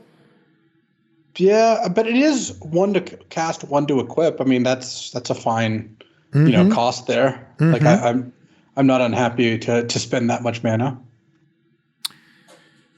Is the impact enough to be worth a card? Probably close. I would start off Barrowblade at like a C. This looks like it has potential to be powerful and interesting, but I could also see it falling just short of raw power level and just being like a card that you're just not that interested in because ultimately it gives +1/+1 and your opponent can say, I don't block it. I would probably start it at C-, I think. Okay, a little bit lower. Stone of Erech is 1 mana for a legendary artifact at uncommon. I haven't read this yet, and I'm giving it an F. And then I'm going to read it. If a creature an opponent controls would die, exile it instead. And you can pay 2, tap it, and sacrifice it to exile target player's graveyard and draw a card. Okay, so I missed. It's like a sideboard card, I guess. Yeah, it's mostly a sideboard card. If they have a bunch of death triggers or graveyard stuff, it doesn't cost you a whole lot to run because it does replace itself. Yeah. So, sideboard. Wizard's Rockets is next. It's 1 mana for an artifact at common. Wizard's Rockets enters the battlefield tapped. You can pay X, tap it, and sacrifice it to add X mana in any combination of colors. What the heck? And then when Wizard's Rockets is put into a graveyard from the battlefield, hey, you draw a card. Yeah, it's like a little chromatic star. Can help some really ambitious splashes because you can add a bunch of mana. In an ideal world, you don't really play this card. Like your deck doesn't need this to function. But if you do have to play it, it's not a very big cost. I can pay 0 for X. Yeah, you can just tap and sack it. Okay. Like if I just want to dump a mana into it and just get my card back at some point, I can just sack it and get the card back. Yeah, I mean, you can always just sack it and add mana, so it's not like it really. If you just want to cast it while you're casting a spell, or pay X, tap and cast a spell, it's also fine. Like it basically only costs you one. You're only down 1 mana. Yeah, so that's pretty good. You do have to wait that turn cycle, unfortunately. I would give Wizard's Rockets a D. Yeah, I think D is probably fine. Not because it's bad, but because you just don't really have room for this kind of card in your deck very often. Drought Basin, artifact, uncommon. You can pay X and tap it to put a +1/+1 counter on target creature with power X. Activate only as a sorcery. So you have to. So if you have a 4/4, you have to pay 4 tap it to put 1 counter on, and next turn But if you you have have to a pay 0/1, you can just tap it. You can just tap it. Yeah, this seems really slow and clunky and No, not good. Yeah, I don't think Drop Basin is very good. I would give that an F. Lembas. I like the, it. The bread, the crusty 2 mana for a food. It is a food. It's an artifact food. It's common. When it enters a battlefield, you scry 1 and draw a card. And you can pay 2 tap and sack it to gain 3 life like any food. And it says when Lembas is put into your graveyard from the battlefield, its owner shuffles it into their library. Dude. Oh, that's my win con. I'm going to build a deck where Lembas is the only win condition. Well, kind of. It draws you a card, so you can I have shuffle to it draw back. that stupid card? So I need 2 of them? No. It always draws you a card, so you can't stop yourself from being decked by playing this. But if I have a second one, no, it doesn't work. Oh, man. No. I had it. I was so excited. All right. Well, this is a good card, though, right? Like it cycles and gets you the 3 life. So it enables the scry theme. It enables the draw 2 cards theme. It enables the food theme. It's also just 2 mana, draw a card, scry 1, gain 3 when you spend another 2. Like, Idle Lembas is sweet. Not every deck's going to play it, but it's like a C to C plus in the right deck. Yeah. Mirror of Galadriel is 2 mana for a legendary artifact that uncommon. You can pay 5 mana, tap it, and scry 1 and draw a card. This ability costs 1 less activate for each legendary creature you control. So you get this thing on the battlefield for cheap. It's only 2, but then to start doing the scry 1 draw card, which does give you inevitability and will win you the game at some point, it's pretty expensive. Even with a legendary creature or 2, you're still kind of paying the price here. Yeah, you're. It just seems too slow to me. This is not the book from Dominaria United, which Joda's Codex, which was like 2 tap, draw a card, then 1 tap, then just tap. This is always going to cost you a fair amount. It's not like you have 4 legends in play most of the time. Exactly. So I think it's just a little too slow. I like cards that give you inevitability, but I think you'd rather just take a blue card draw spell. I'd give the Mirror a D. Yeah, I like D for the Mirror. Shire Scarecrow is 2 mana for a 0/3 artifact creature Scarecrow at common with Defender, and you can pay 1 mana and add 1 mana to add 1 mana of any color, but you can only activate it once each turn. You don't want to let such power go unchecked, Yeah, in an ideal world, you just don't play this card. Yeah, so I mean, F is probably a little strong, but I would lean towards that more than anything else. Inherited Envelope is 3 mana for an artifact at common, and it says, when Inherited Envelope enters the battlefield, the ring tempts you, and it taps to add 1 mana of any color. Most of the time, the 3 mana rocks are just not very impressive. Yes. Getting a temptation to start with is kind of nice, but decks that play 3 mana multicolor accelerants, I don't think are going to be the best poised to use the ring tempts you. Look, you might have a black-red deck that has enough of the sack a legendary creature, draw 3 sort of thing that you're like, okay, I just put any card that says the ring tempts me on it. It's going to be really good. But I would say in general then that's not where you want to be. Yeah, I think that we've seen enough ring tempts you cards that you don't need to dip down this low. I would give it an F probably. I mean, these cards just haven't seen play in a long time in any reasonable way. There's 3 non-basic lands is what I'm seeing. Great Hall of the Citadel is a common land that taps to add colorless, or you can pay 1 mana, tap it, and add 2 mana in any combination of colors, but you can only cast legendary spells with them. So no, right? We're just off of that. I don't think it's gonna be good enough. It's mostly gonna mana screw you more than it fixes your mana. That's what I feel too. And it's only for specific types of cards. Even if I had a bunch of legendary spells, I mean, this is powerful, make no mistake, but I would say D for Great Hall of the Citadel and just avoid it myself. Shire Terrace is a common land. It taps for colorless, or you can pay 1 mana, tap it, and sacrifice it to search your library for a basic land card, put it on the battlefield tapped, and then shuffle. It's okay. So unlike Evolving Wilds, this never enters tapped. You can just play it and immediately tap it for mana, so it doesn't stop you from curving out. But it's a little bit pricier to go get the non-basic or to get the basic that has the colors of your choice. Mm-hmm. On balance, it's got to be close enough to Evolving Wilds that you should probably play this in your 2-color decks. Probably play the first one, yeah. Yeah. C for Shire Terrace. Yeah, C is fine. And the last card is the Grey Havens. Yeah, which is a legendary land at uncommon. When the Grey Havens enters the battlefield, scry 1. Well, that's pretty nice. And it taps for colorless, or it taps for 1 mana of any color among legendary creature cards in your graveyard. So how good is scry 1 on a taps for colorless land is kind of the question, right? We've had that before. Well, Zhalfirin Void was just colorless scry 1, and that was not good. Like, you would not put that in your deck. No. On the other hand, if you have legendary creatures in your deck, then this is a pretty decent way to have your cake and eat it too, where it does tap for colors of mana and scries. The problem is the time when it's most important that it taps for colors of mana is the early turns, and that's exactly when this will not do that. And it won't do the thing. I would avoid.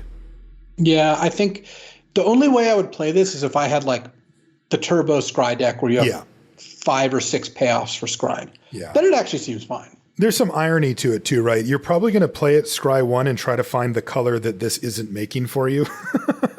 So maybe you should have just played the land that made the color that you wanted in the first place. Yeah.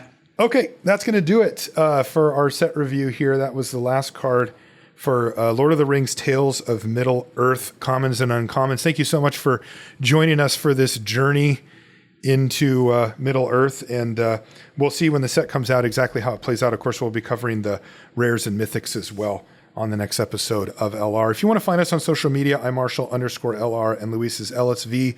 Pretty much everywhere. You can find everything related to the podcast over at lrcast.com, including links to all the shows we've ever done, to Luis's new YouTube channel, to our streams and all that kind of stuff right on the front page of the website there. And again, we want to say thank you to our supporters on Patreon for helping us keep the show going. We really do appreciate it. And with that, we'll see you next time. So you undoubtedly know this, Marshall, but all of our audience might not. The Denver Nuggets are currently 3-1 as of this recording in the NBA Finals. They have never made it to the finals before, so this is a pretty big deal for Denver Nuggets fans. I would consider myself a moderate Denver Nuggets fan. I've lived in Denver for about 10 years at this point, actually coming up towards more. And but you know, I'm not like, I don't go to every game. I've been to maybe 5 or 6 live games. I'm going to watch the finals. I've been watching the games so far, and it's an interesting spot. So they're 3-1, which famously the Golden State Warriors, you know, kind of lost when they were 3-1. It hasn't happened very often. Is that the only other time it's happened? Yeah. And so it's like when you're 1 win away from drawing into top 8 of the PT, you're like 11-1. And people are like congratulating you and giving you high fives, and you're just like, can you just like calm down for a second? Like until you've actually locked it, you do not feel like you've locked it. It's incredible how not helpful it is for people to be already giving you the you know, like, oh yeah, you got this. And I bet the Nuggets are feeling that because they have to go play a game of basketball that they should play just like they play any other game. Give their max effort, try to win. The fact that they're up 3-1 versus down 1-3 shouldn't really impact that. Obviously, psychology is what it is. And, you know, people are aware of when the team's down 0-3, they're probably not playing their hardest in game 4.